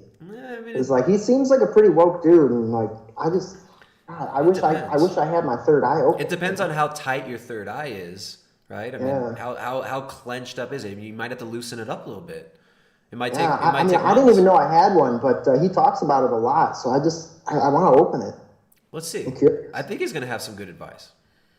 New book, doing something new really gets your brain going, really gets that light bulb going on, right? You have all of this new experiences and excitement happening. That excitement doesn't come from the stagnant phase. No. This comes from you doing something new. Yeah. So keep going with those new things. Yes. You can't do it all. That's exactly why you have a human form. You are here to experience life as a human. Did he just give us the meaning of life? I know to experience life. Life is life. That's deep.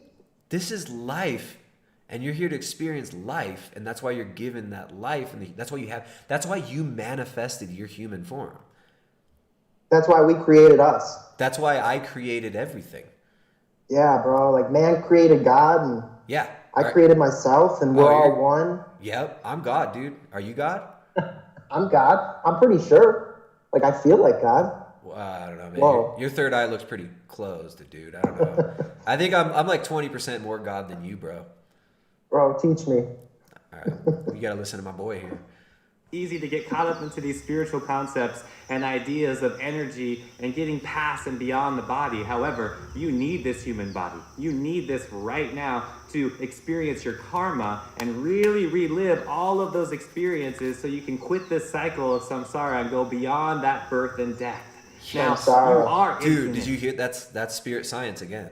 Yeah, he just dropped some Buddhist knowledge on us, dude. Samsara, Whoa. man. Dude, it's all Because like we're just always getting born again, bro.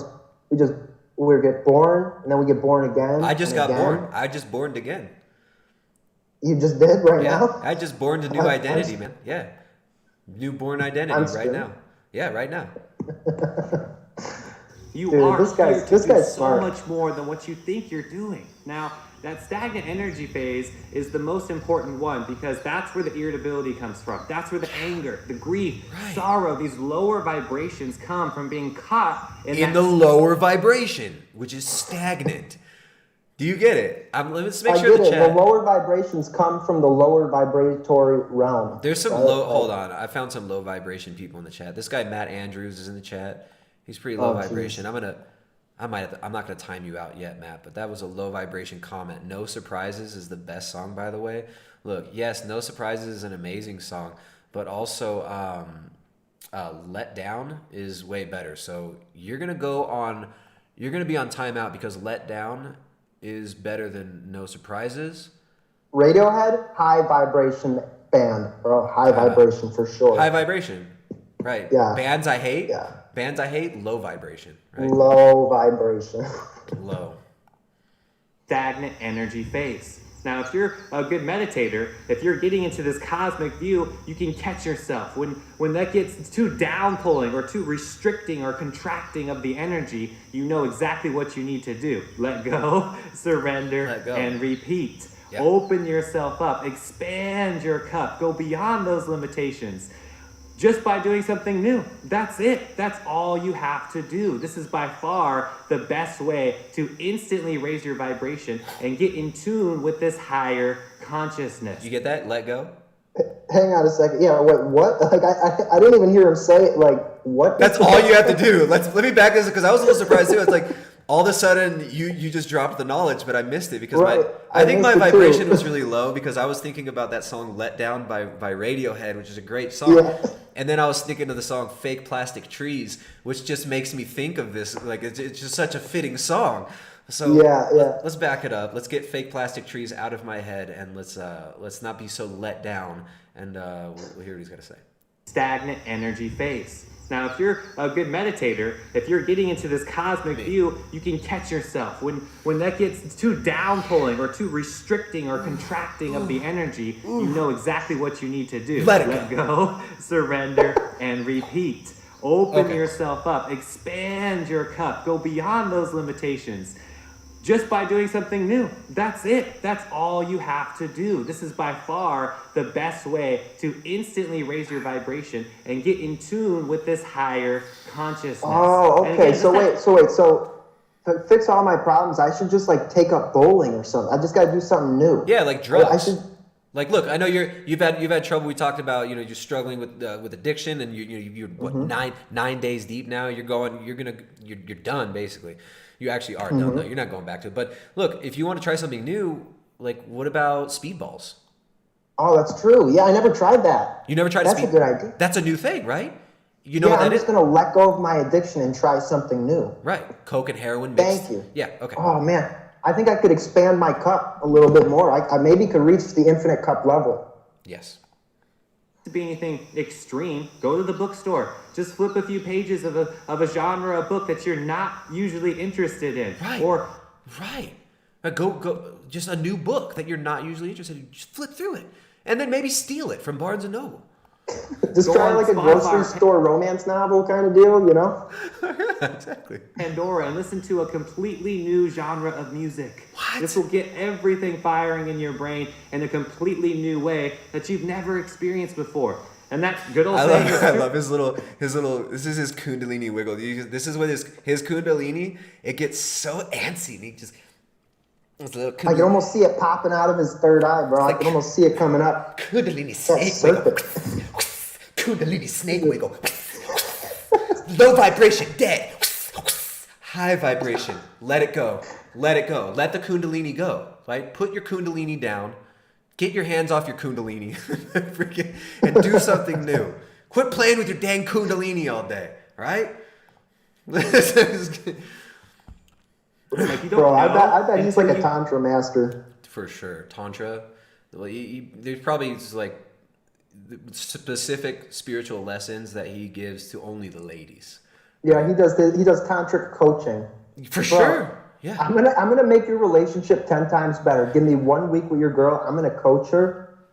Bro. Dude, I got crystals. I got big crystals. Wow. Oh my god, dude. This is good. Yeah. These people are the worst. Literally the worst. The Wooks, man. King Wook. Look at the stretch. Look at that. What's that, like a 10 gauge? What do you call those? The hoops? That's a dope Stinky. hoop, bro. That's what you call it. This is him. You ever know somebody with one of those, dude? My ex-girlfriend had one of those, and they fucking stink as, oh my god. Yeah. Yeah. Let's go back. I hope he plays a didgeridoo in this video. So you'll notice that the mind is always creating these constructs that are projecting your consciousness into the future. Oh, that genre of music is very boring, or that food group is very boring. Don't do that. Right, don't do speedballs. Those are boring. Don't mix cocaine and heroin and shoot it into your veins. Let go. You're here to experience life. Have you ever had a threesome? If your mom is sick of your shit and is about to kick you out, and it's just like really like fucking up your vibes, just let it go. Let it go and just try something new, you know? Try something new, right? Try something new. Tell your mom you hate her and that you always hated her, that she's a terrible mom. She'll feel guilty and she'll give you money. Yeah. That same old spaghetti that you're used to eating, right? That's just your mind keeping you based in survival. You have to go for the heart. This is where the real great awakening is. Right. MDMA. This is where the higher consciousness is. It's not in your mind. Your mind is limiting your consciousness. Yeah. Your mind is keeping you stuck in survival, trapped in these lower energies and these lower vibrations. Right. Have you ever tried 2C2I or 2CT7 or 2CB?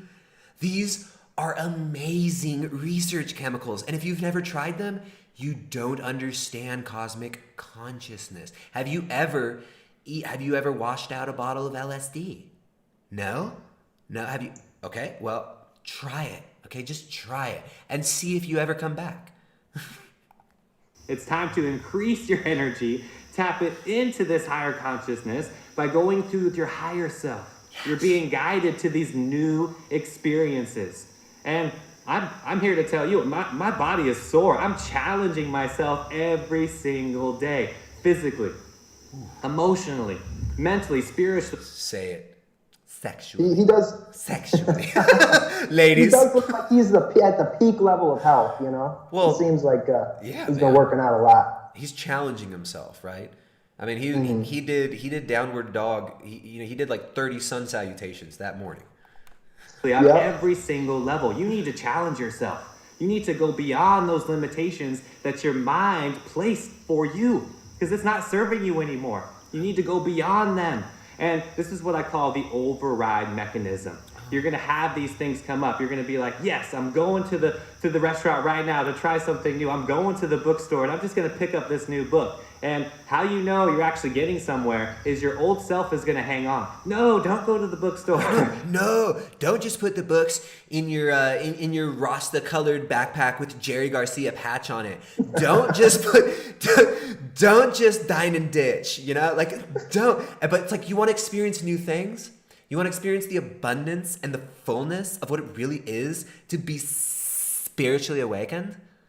Like, do it. Just do it. Do You something can't new. listen to that low vibration you, man. You have to listen to the new you who isn't, constricted by these social constructs of like right and wrong, or like boy or girl, or like baby or cells. Like it's all just like it's just whatever. Yeah, exactly. It's like look, mutilate your earlobes, right? Like go get an Alex Gray tattoo on your whole back, right? Don't try that new food group. Don't do this new thing. It's too scary. It's too scary. Guess what? That's how you know you're getting somewhere, because the old self just wants to hang on. That's it. Just wants to hang on to all of those comforts and those old beliefs that were serving survival. And I'm here to tell you, you need to go beyond survival. You need to go beyond into this infinite consciousness, which is what you really are. You're not this body. You're not those thoughts. No. Go beyond those limitations and experience your true self. What is now, that? If you feel like you are doing something new every single day and you're caught in that moment and you're just loving life, then keep it up. Now, you'll notice that we are hardwired for this. We're hardwired for being in the now, or in that flow state, or the zone. Right? These are different Wait, I words thought we were meant describing. for being in the past. What the hell? No, now. I literally dude. just felt my third eye pop open. No, dude, you were in the past and now you're here. I don't. Oh my god, dude! I'm subscribing to this channel right now. Like, I need more. I need all of it. I want the CD. That I want feeling the when you're infinite just cup so of infinite cup. When you're just so lit, you're so passionate about exactly what you're doing in that moment that you can't think about the future. No. You can't think about the past. No. That is my challenge to you. Go deeper. Expand your cup. Understand that all of this is perfect. You have to completely change your life and evolve your life around that particular Completely. You need to thing that- completely change your idea of what a healthy relationship is, bro. Yeah. Because like one man, one woman, that's restrictive. No, That's the low best vibration. relationship. No, you don't. Bro, you think you own your wife? No, bro, no. You need to expand your wife's sexual. You know what I'm saying? Yes. No. I'm with you. I'm with you. You need just pass her around, right? Yeah. Just pass her around. Like Yeah. you You don't own her. You don't If she own wants her. to sleep with me, just let her do it, bro. Right. Exactly. Let her. Who cares? It's new.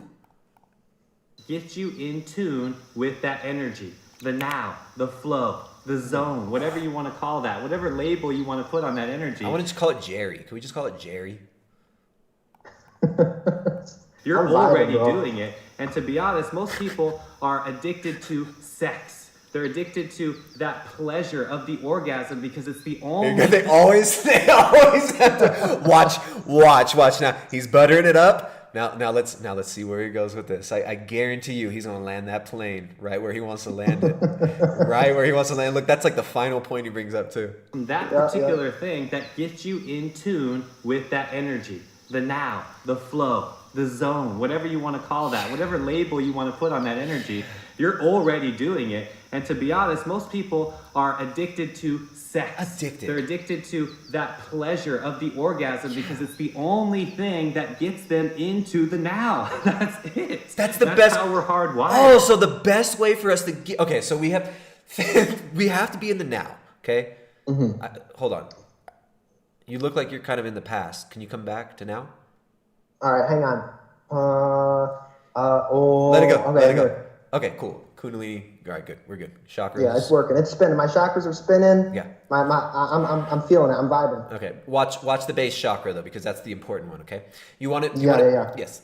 So you have to be in the now, and the best way to be in the now. Most people are addicted to orgasms because that's the best way to be in the now. So, all right, let's get a little more spirit science. Let's label you want to put on that energy. You're already doing it. And to be honest, most people are addicted to sex. They're addicted to that pleasure of the orgasm because it's the only thing that gets them into the now. That's it. That's the only thing that gets them into the now. I learned Yeah, some most basic. of the time they're living in the past. They're living in the future. Like, what the hell does that even mean? You gotta live in the Everybody's now, in the now man. right now. No, not you. Are you having an orgasm right now? No, I'm not. That's the only way to get into the now. Why does it always turn into orgy talk with these people? Why does it always go to the sex? Always goes to the sex You know talk. why? You know why. You know why. All right, tell us more, Osho. Put on that energy, you're already doing it. And to be honest, most people are addicted to sex. They're addicted to that pleasure of the orgasm because it's the only thing that gets them into the now. That's it. That's how we're hardwired. Once you understand that, then you're going to do things that are going to bring you into that space every single day in a more conscious way, in a more mindful way. So you don't understand it. Like, look, when you're the way you used to do it, the way you used to have your orgasms, those weren't conscious. Those weren't mindful. And that's why if you just take his 7-day in-person intensive course on, are you listening? You're not in the now. I'm listening, and I have a feeling that you're going to say that if all we need to do is pee-pee and the poo-poo, and then you'll have like 10 times of a better orgasm. Yes, like that's the vibe I'm getting. Like, I feel like that's kind of the message that he's trying to teach. I'm pretty sure. Yeah. Oh, that's it. That's how we're hardwired. As most people are addicted to sex. They're addicted to that pleasure of the orgasm because it's the only thing that gets them into the now. That's it. That's how we're hardwired. Once you understand that, then you're going to do things that are going to bring you into that space every single day in a more conscious way, in a more mindful way. Something that's going to increase your vibration and expand your cup, not limit you or contract your energy. Right, like your old boyfriend, like he was contracting you. He was keeping you in this box, but like this guy can teach you. Infinite Cup can teach you how to be in that space of orgasm all the time. All day, every day. Now when you're in your mom's basement playing video games, you can be fully conscious and aware and in the now all the time. When you're playing Metroid or Halo or any video game, you'll know that you're truly an awakened being because you've subscribed to his Patreon and expand his your 7-day cup, course. not limit you or contract your energy by doing that thing that is repeating and repeating, keeping you cut off. You have to do new things. So he starts out, you have to do new things, you have to try new things all the time. And he finishes off how the only real way to stay in the now is orgasm, and you have to do new ways of getting orgasms, clearly. Right. The rest of the energy because you're so stagnant and blocked off from everything else. I know you can do this.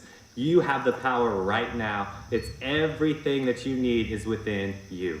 Thank you all for being here. Shout out to the Inner Circle members. Shout out to everybody on the Patreon page. I would not be here without you guys. Seriously. Shout out to Jerry Garcia. Shout out to Sound Tribe 69. Shout out to Orange Sunshine Acid. Shout out to all the Wooks out there. Shout out to Marin County. Shout out to Placerville. Shout out to San Francisco. Shout out to Portland, Oregon. Shout out to the Rainbow all my hula hoop girls and all my fire poise swingers and every hacky sacker in every high school across the country, bro. Shout out. Shout out. Shout out. Shout out to your girlfriend. Share this video with her. Have her DM me. Shout out to all the ladies who came to my last orgasm intensive, my last Kundalini orgasm awakening session. Shout out to all of you. I love each and every one of you. Love you. Until next time, I'm out. Infinite love. I would not want to be in his hot yoga class, man. No, thank you. Infinite Cup. Infinitely cuppy. I am, dang. Infinite content to make fun of, for sure. Infinite content. Infinite content. Man, all right. Yeah. Shout out that's to good Infinite stuff, Cup. man. Shout out to Infinite Cup. That was good. That was nice and fun. This is why families need to stay together. This is why you need a mother and a father in the home, and you need to, not let your kids go out when they're 12 and 13 to parties because they end up like that kid, man. Like I have so many friends like that guy. I had so many friends that turned out like that guy. That's what happens when dads don't tell their boys. It's like they read a couple of books, a couple of spirit books, right? They watch their spirit science YouTube guru, their sadhu master or something, and it's like they just throw like all of these shallow points from all these different esoteric and religious teachings into a blender, and then they pick out a few things, and then they act like they're some enlightened guru, and it's all just how to make a cult. Like all of these little esoteric occult, whether it's like the Hindu or the Buddha or the sadhus, it's all just how to make a cult how to manipulate people, how to get people to think you're so fucking woke that they need to follow you and listen to you and do what you say. Yeah. And yeah, I mean that's a perfect example. Yeah. Well said. Well said. That's the West's in a nutshell right now, right? Just all this decentralized cult creation. Anybody can be their own MK Ultra cult leader now, right? Everybody's got the drug, especially these dudes. They start tripping on acid a bunch, and they start messing with people and giving other people acid, and then dose somebody. You give somebody like a big dose, and then they take a little bit, and they start hanging out, and then just manipulating their consciousness and just trying to manipulate people into doing what they want. That's what the whole psychedelic scene. All you dorks think you're gonna like expand your mind. You're gonna become so awakened. You're gonna become enlightened. You're gonna see the truth. You're gonna see the true nature of reality, bro. That we're all one.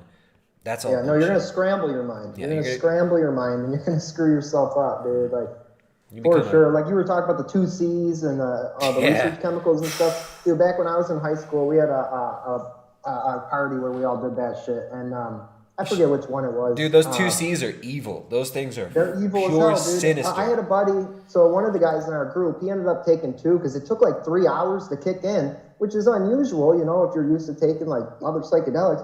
He took a second one, and literally 24, 25 hours later, the next day, everybody's sitting around like we're all back to normal. He's in the bathroom screaming, crying, like thrashing himself around. Like it was traumatizing, dude. It was messed up. Did he ever come back from that? Yeah, he came back. I mean, but he's still kind of weird today. Yeah, that's the thing. It's like he posted on Facebook. He's a weirdo. Yeah, dude. Some of these people, they never come back from those trips. Those 2 C's, those research chemicals. If you're listening, children, kids, don't freaking take psychedelics.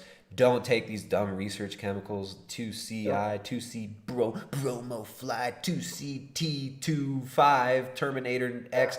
They're sinister. They're freaking sinister.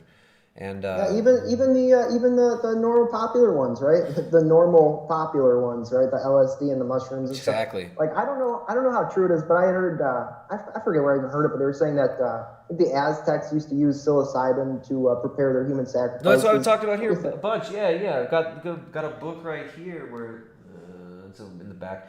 But I've read some passages from it. It's the chroniclers who witnessed how they used the mushrooms, and they were for human sacrifice. They would take mushrooms and they'd have giant blood ritual orgies, and they'd be eating human flesh, and it was just a bloodbath. All manner of every type of perversion you could think of.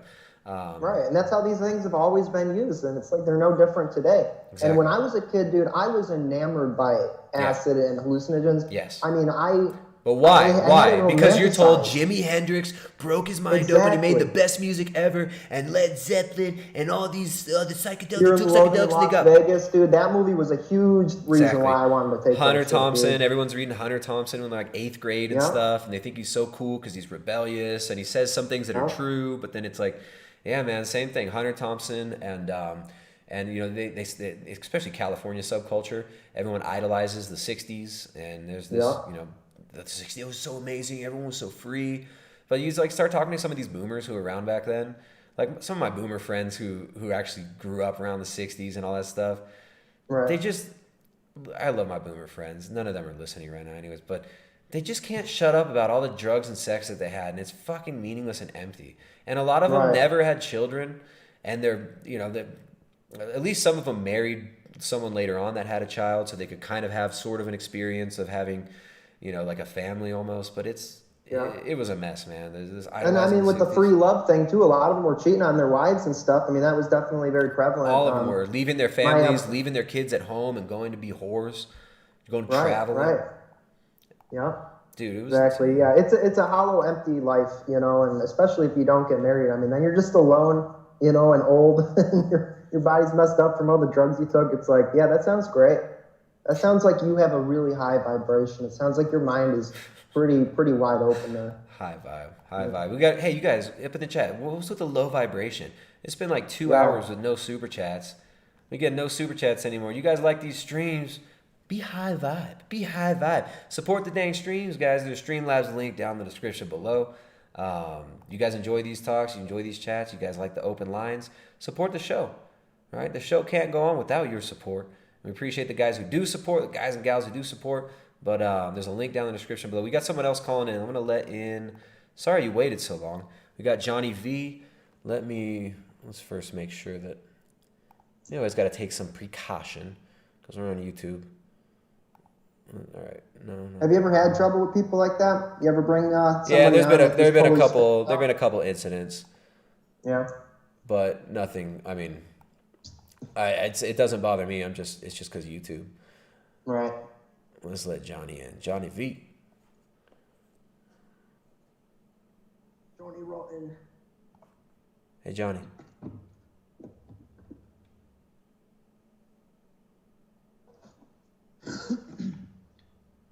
Johnny.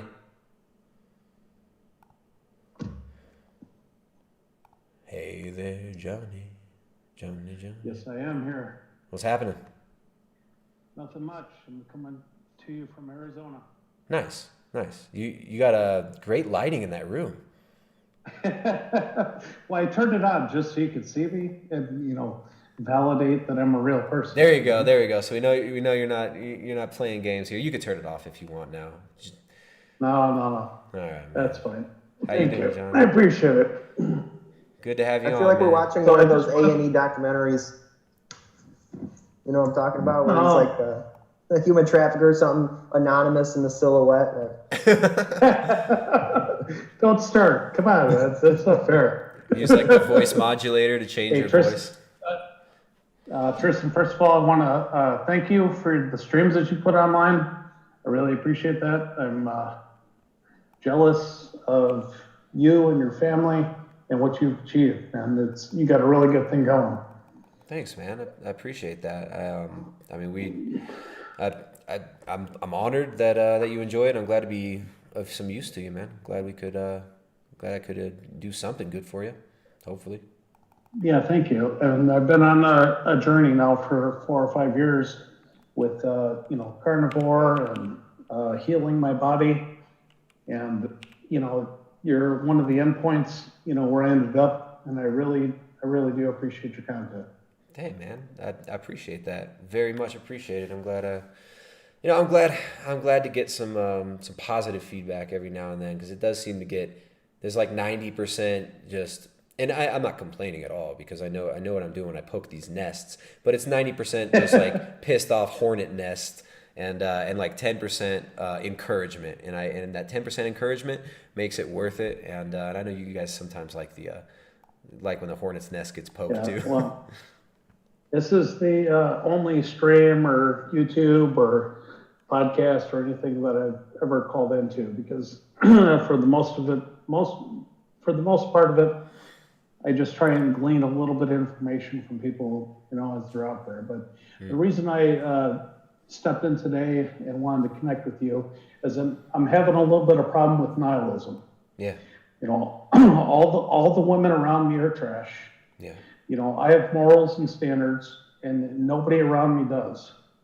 And it's really throwing up a big roadblock in where I want to end up, in my life. I need a companion. I really do. I'm not afraid to admit it. Yeah. I'm not. But, people, I don't know, women, whatever it is, I don't know, they're so self-obsessive, they only think about themselves. But I'm willing to give it all away, just to have a decent life. Yeah. Yeah. So can you walk me through that a little bit? Yeah, man. I feel like there's a lot of guys out there that are in a similar situation, right? I think the first step is going to be, it's like, if you want a good woman, first of all, you have to be a good man. That's step one, right? We can't expect to be in a healthy relationship unless we have a healthy relationship with God, unless we have a healthy relationship with reality. First step is like, and it's going to sound weird, but the first step is stopping the desire for it, because it can become almost an idol, right? It's like, if we stop caring so much about it, it tends to line up better, right? And that doesn't mean like, you stop seeking a good solid relationship. You stop seeking like a good woman that you can share your life with. It just means like you build up your strength and your footing. In your worldview, you build up your reality, per se. Not that we build our own reality, but you build your relationship with God, you become a good, godly man, and you do your best to be as honest and as righteous and as good of a man as you can. And then people are going to want to come along, right? If we get stuck in the just looking at the darkness out there and just looking at that, then we take that on, right? So there's this, I read a passage in this book called Wounded by Love. It's in my bedroom right now. It's Jessica's reading it, but it was essentially, and this is one of the Holy Fathers, or one of the recent saints, a more modern saint. And he says, as soon as you start feeling, I'm going to butcher it, but he says, as soon as you start feeling that demonic pull, it's like, you don't want to do battle with these demons. He says, you just look to God, right? You just look to Christ. Yeah, and that's what I see is that there's too much ego out there. Like it's either their ego or my ego, like trying to control somebody. And I don't want to do that. I just want somebody to come along, for the right. I've got a good career. I've got a good, household. Yeah. I have the things going on, and I don't know if it's too, much of my own ego to expect that I'm going to find a woman that will submit and come into my frame. Is that reality or is it not? Because they can go out and get a smorgasbord of any kind of man that they want. And so, I'm the one I'm the one that has to have all the discipline, all the control over my urges. I've had women come up to me, and I try and back them off.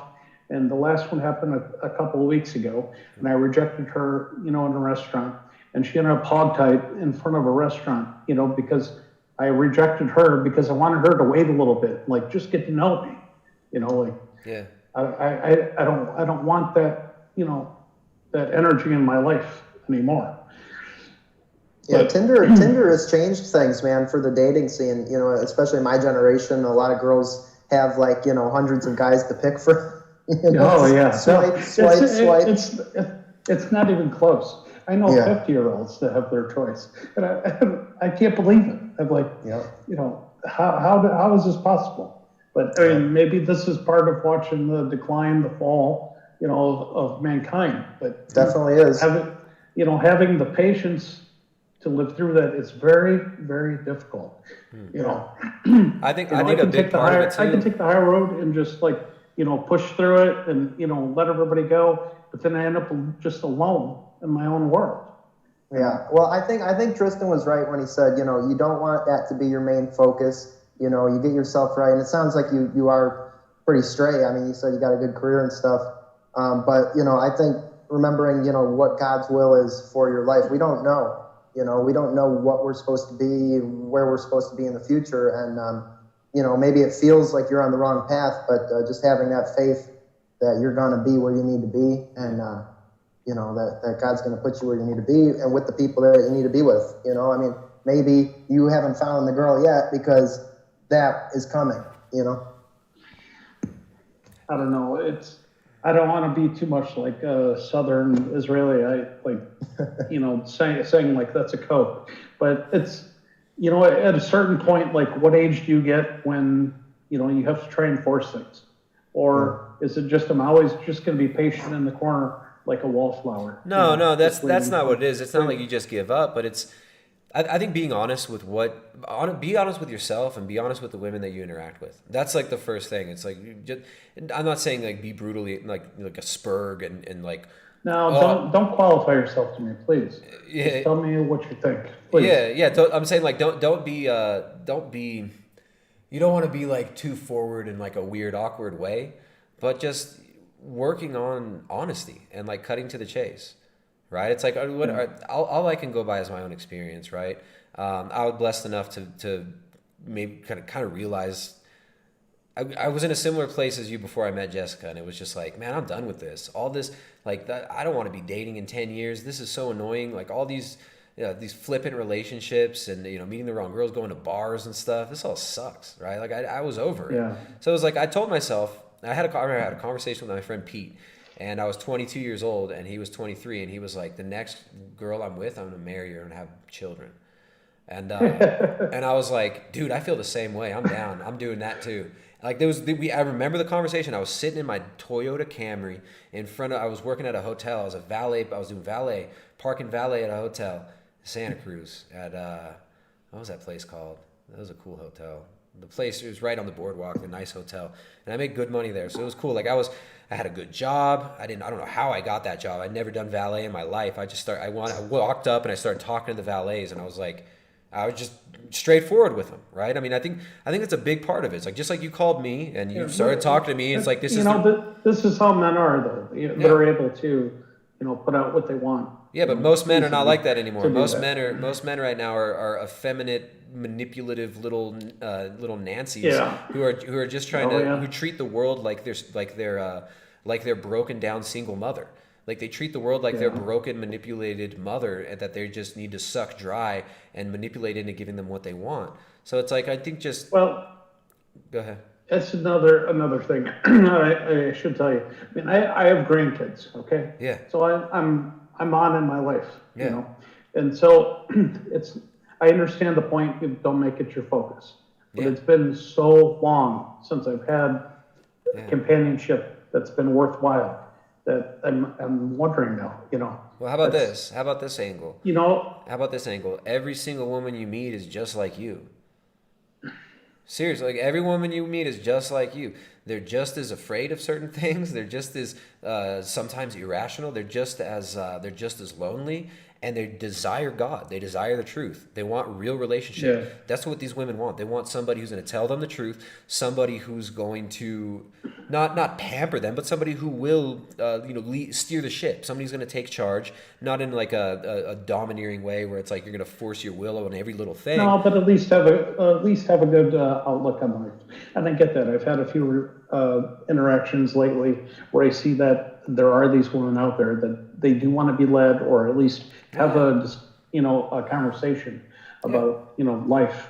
Yeah, they want a man. They want a real man they want a real man who's godly, who's gonna steer the ship. They want a man who's gonna protect them from certain things and keep, and also be able to keep the vibe right. But just keep things. Seriously, they want somebody. My hair is not that long. Do not do that to me. Yeah, that's what they want. They want somebody who can make them laugh. They want somebody who can listen to them cry. They want someone who's gonna understand them and listen to them. They want someone who's not gonna hurt them, right? And a lot of women, like, look, you in the pool that you're going to be dipping in, there's a lot of women who've had a lot of pain, a lot of painful experiences in their life, who've probably been hurt. They've had terrible relationships. Their father was probably a piece of shit, right? A lot of these women have had a hard life. So you got to understand, like, that in each one of those is a child, is a child. And that comes back to my point on empathy, that the more I go into the society, the world, the way it is, the less empathy I have, and that's the part I'm struggling with. Well, sometimes you got to show. I've become very nihilistic, and it's I don't know. It's maybe watching too many Sturgis videos or whatever it is, but like I do have more compassion, that's able to be doled out, and that's the thing. Nihilism's a poison, man.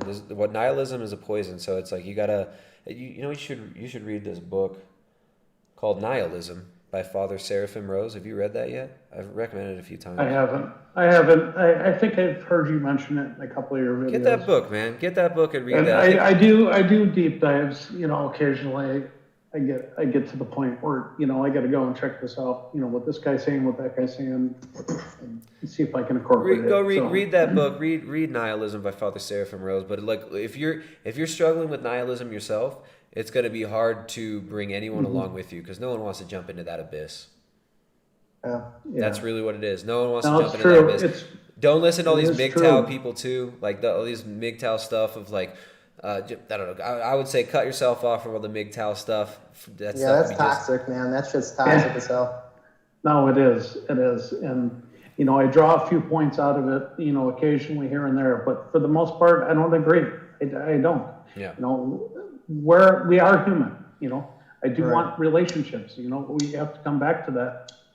Look, Even every young, every you know. woman you come in contact with, they're looking for the same thing you're looking for. If you start to understand that at the basic core level, and you seek God above all these things, and you seek truth, which only can come from God, then I think you'll find that it becomes a little smoother. But it's difficult, especially if you're when the best situation for young men is you marry your high school sweetheart, right? And you never come had. on, I'm not young. No, I'm saying no, but I'm talking 45. to the younger dudes who are listening. I'm saying like young men, you don't want to be 30, 40, 50 and looking for something. You don't want you don't want to be 7. There are a lot of people out there 70 years old and they've had 3 failed marriages already and they're looking for that too. But marry your high school sweethearts. Find a good one with a motherly instinct and the one who takes care of your drunk friends. And love her and marry her, right? And that's good. Yeah. Seriously, find the one that's nurturing and motherly, and that isn't a degenerate looking for attention because of how she looked and strictly because of how she looks. And no, I get it. I saw your video about a week ago where you and your wife were talking about where to meet women. And I really appreciate you guys putting some thought into that. Probably don't want to meet a woman at a bar. Probably don't want to meet her at a vegan cafe. Yeah. Probably don't want to meet her at your local anarchist co-op. Probably don't want to meet her at a drug dealer's house. Probably don't want to meet her at a fish concert. But yeah, I mean, it sounds like to me, it sounds like there's a little bit of work for you to do on your kind of spiritual foundation, and then you can expand from there. Because it's like no one's going to jump on a sinking boat. No one's about to jump on a sinking ship, and the ones who are going to jump on a sinking ship those are the ones that you're pulling. No, you're gonna reject it. It's not going to be worth your time. But hey, make the ship strong enough. Maybe you just pull one out of the water below. Seriously, Tristan, you think he's ready to get initiated into the infinite cup? Maybe we could send him over there. Like I know Seraphim Rose, he's a good one, but he's not like our boy Infinite Cup, dude. That's true. You gotta watch his videos, man. He'll set you straight. And if you have any women, he can help train them in certain Kundalini techniques. Kundalini. Yeah, all they need is a whip, right? Oh, and wait, let me check your phone. Oh wait, you can't go out with your girlfriends. Yeah. All these rules that get you nowhere. Mm-hmm. Well, I hope you find what you're looking for, man. You seem like a good guy. And all right, I appreciate you guys' time. Thank you very much. Yeah, Johnny, I hope that was helpful, man. I think kind of a lot to think about there. But read that Seraphim Rose book about nihilism and slay that nihilism parasite first. Get rid of that parasite, and then build on a good foundation. And then when the foundation's strong enough, more people can stand on it with you. All right, thank you. Yeah, brother. Later, Johnny. Thanks. Bye. Yeah, man. Glad you enjoy. Johnny. Doing God's work, Tristan. You really are, bro. I mean, I'm not trying to blow smoke, but I mean, you're doing good stuff on YouTube, man. Yeah, but my engagement. Yeah, that's true, man. You gotta get those numbers up, bro. What are you doing? Right? I'm losing to the vegans on the engagement, but you know what? Yeah, it's okay. In all reality, though, man, I really do think that they're kind of suppressing your stuff because you do have a lot of subscribers, and to only have like 200 people watching your streams, like that seems wrong, dude. I bet like a vast majority aren't even getting notified. I think there's more. So. I think who knows? I don't think the view counts are actually correct, anyways. Right. It seems to me like I don't really care. It's not about views, and it ain't about all that. I'm not just here for attention. I actually do want to help people. Yeah, and you are, dude. I mean, it's definitely quality over quantity. And I mean, dude, they're funny and they're on point, and you're speaking the truth. And that's really the most important thing. Is like, are you speaking the truth, or are you speaking some new age mumbo jumbo bullshit like most people are? Oh, bro, it's all. You got to read the Kabbalion, and like that'll open your third eye chakra, bro. Like.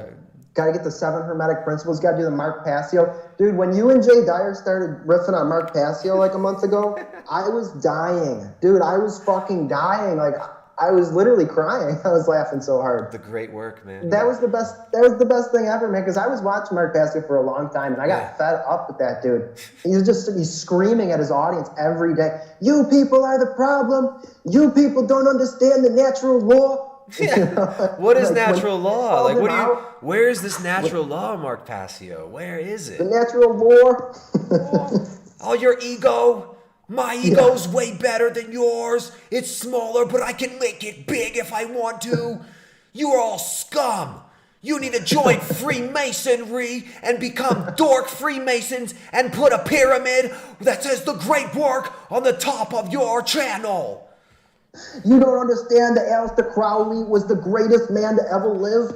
Did he say that? You know, all you need to understand is the 7 Hermetic principles. If you just read manly pee hole, no, I'm not saying I have a manly pee hole. I'm saying you need to listen to manly pee hole. He talks like a chipmunk on helium and will teach you all about Hermeticism and how to be a Freemason and hide your pee-pee behind a veil. And you can call your wiener the Holy of Holies. For real, dude. I mean, he would just scream at his audience. And I even, I wrote him on his Facebook. I'm like, dude, like, I get it. You probably get, you know, messages from people that are pretty shitty. But, like, most of the people watching your stuff are good-hearted people that are just trying to find the answers. And you're sitting here screaming at the people that pay you to fucking do this for a living. Yes. And it's just ridiculous. He's sitting there, I don't care. I'll burn this show to the ground. It's like, you do care, bro. We all know you care because you don't work a job. I'm working a fucking job. You're getting paid to scream about natural law. You care. Quit faking, bro. Dude, that guy is... someone says he's a modern-day Vernon Howard. Do you know who Vernon Howard is? I'm not familiar with that. No. Never heard of him. I don't know. Dude, I'm really glad you called in, man. This has been one of my favorite shows. That Infinite Cup segment was fun as hell, man.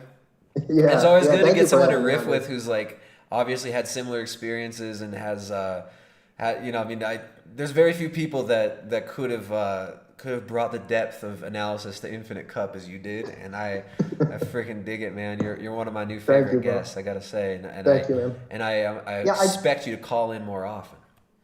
I definitely will, man. I definitely will. I did send you that email as well. I don't know. Okay. I capitalized the T in Tristan. That might have messed it up. I didn't think that would have an effect, but so I did one with a lowercase, and you know so what hopefully I can do? you got it. I know what I can do. The subject was Jerry from the stream. Sweet. Let me look in my email right now to make sure. I'll look up Jerry from the Yeah, because I downloaded Discord, but I've never actually used it before, so I'm not exactly sure what I'm doing, but I'm sure if you just tell me like the name of the thing or whatever through the email. Dude, I searched Jerry and I can't even find it. But what the hell, dude? And I wrote it out such a simple email address. I don't know why it's not coming through. Maybe I'll give you my email address. I could have an issue. Maybe I've got an issue with retrieval because every once in a while, like settings change and things happen on the website and servers, and then I have to because it goes through a Gmail thing, and then sometimes it. Yeah. Well, let me give you my email address, and I'll just ask the bigots not to blow up my. Send it to me. Send it to me in the Zoom meeting. The bigots won't even see it if you just send it to me in the Zoom meeting, and I'm gonna send you an invite to our private Discord server, our private forum here, and we do like weekly coaching calls and stuff in there. So it'd be good to have you in this group. There are a bunch of really cool people in there who are supportive. So to send it to you through Zoom, do I hit the chat thing? Yeah. Okay. Yeah, and then all right, I'll do that now. I'm going to send you an invite. Wait, no. Where is it? Where's the chat?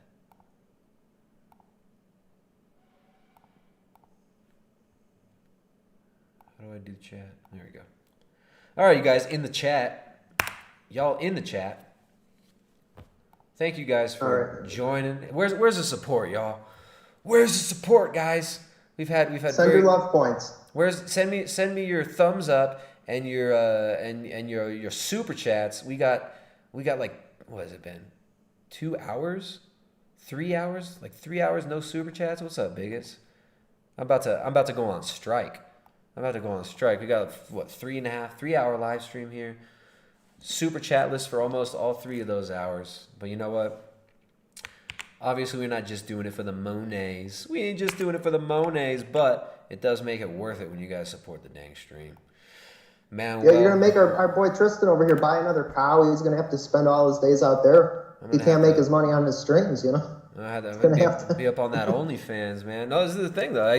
There is a trade off, right? I could spend 4 hours on a stream, and I love it. This is one of my favorite things to do as far as work goes, and it is fruitful sometimes. But if it's not fruitful, I got to do other things for work, you know. And I got plenty of skills that I could put to work.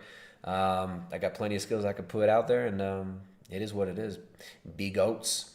But all right, man. Let's wrap it up. You better call in. You better call in another time soon, man. I'm expecting you to come on, and we can watch some more spiritual YouTube videos. They're always fun. I definitely will. Everybody, have a good night. Tristan, you have a good night. If you see me in the chat, I'm exposing Powerful Lies live streams. That's me.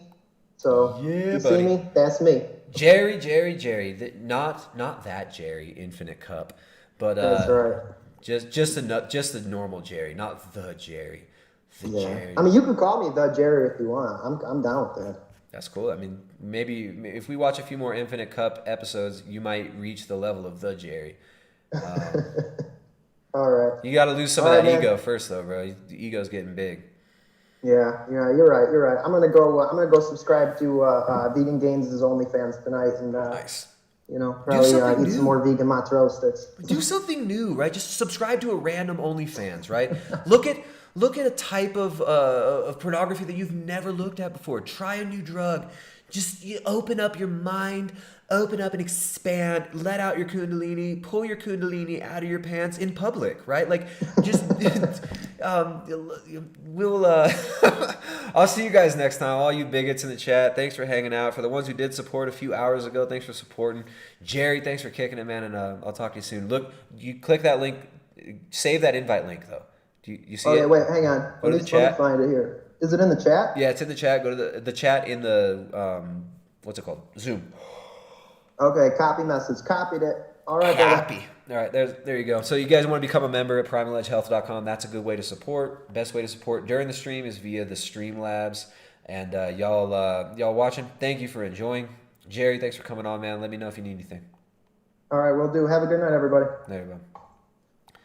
All right, everybody in the chat. I'll see you guys next time, all you bigots. Today's Tuesday. I'll probably do a stream on Thursday.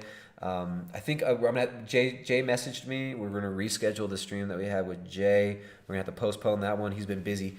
He's been busy putting out fires and doing what Jay does. So Jay Dyer is that stream will happen probably next week, I'm guessing. So maybe I'll stream tomorrow. Maybe I'll stream Thursday.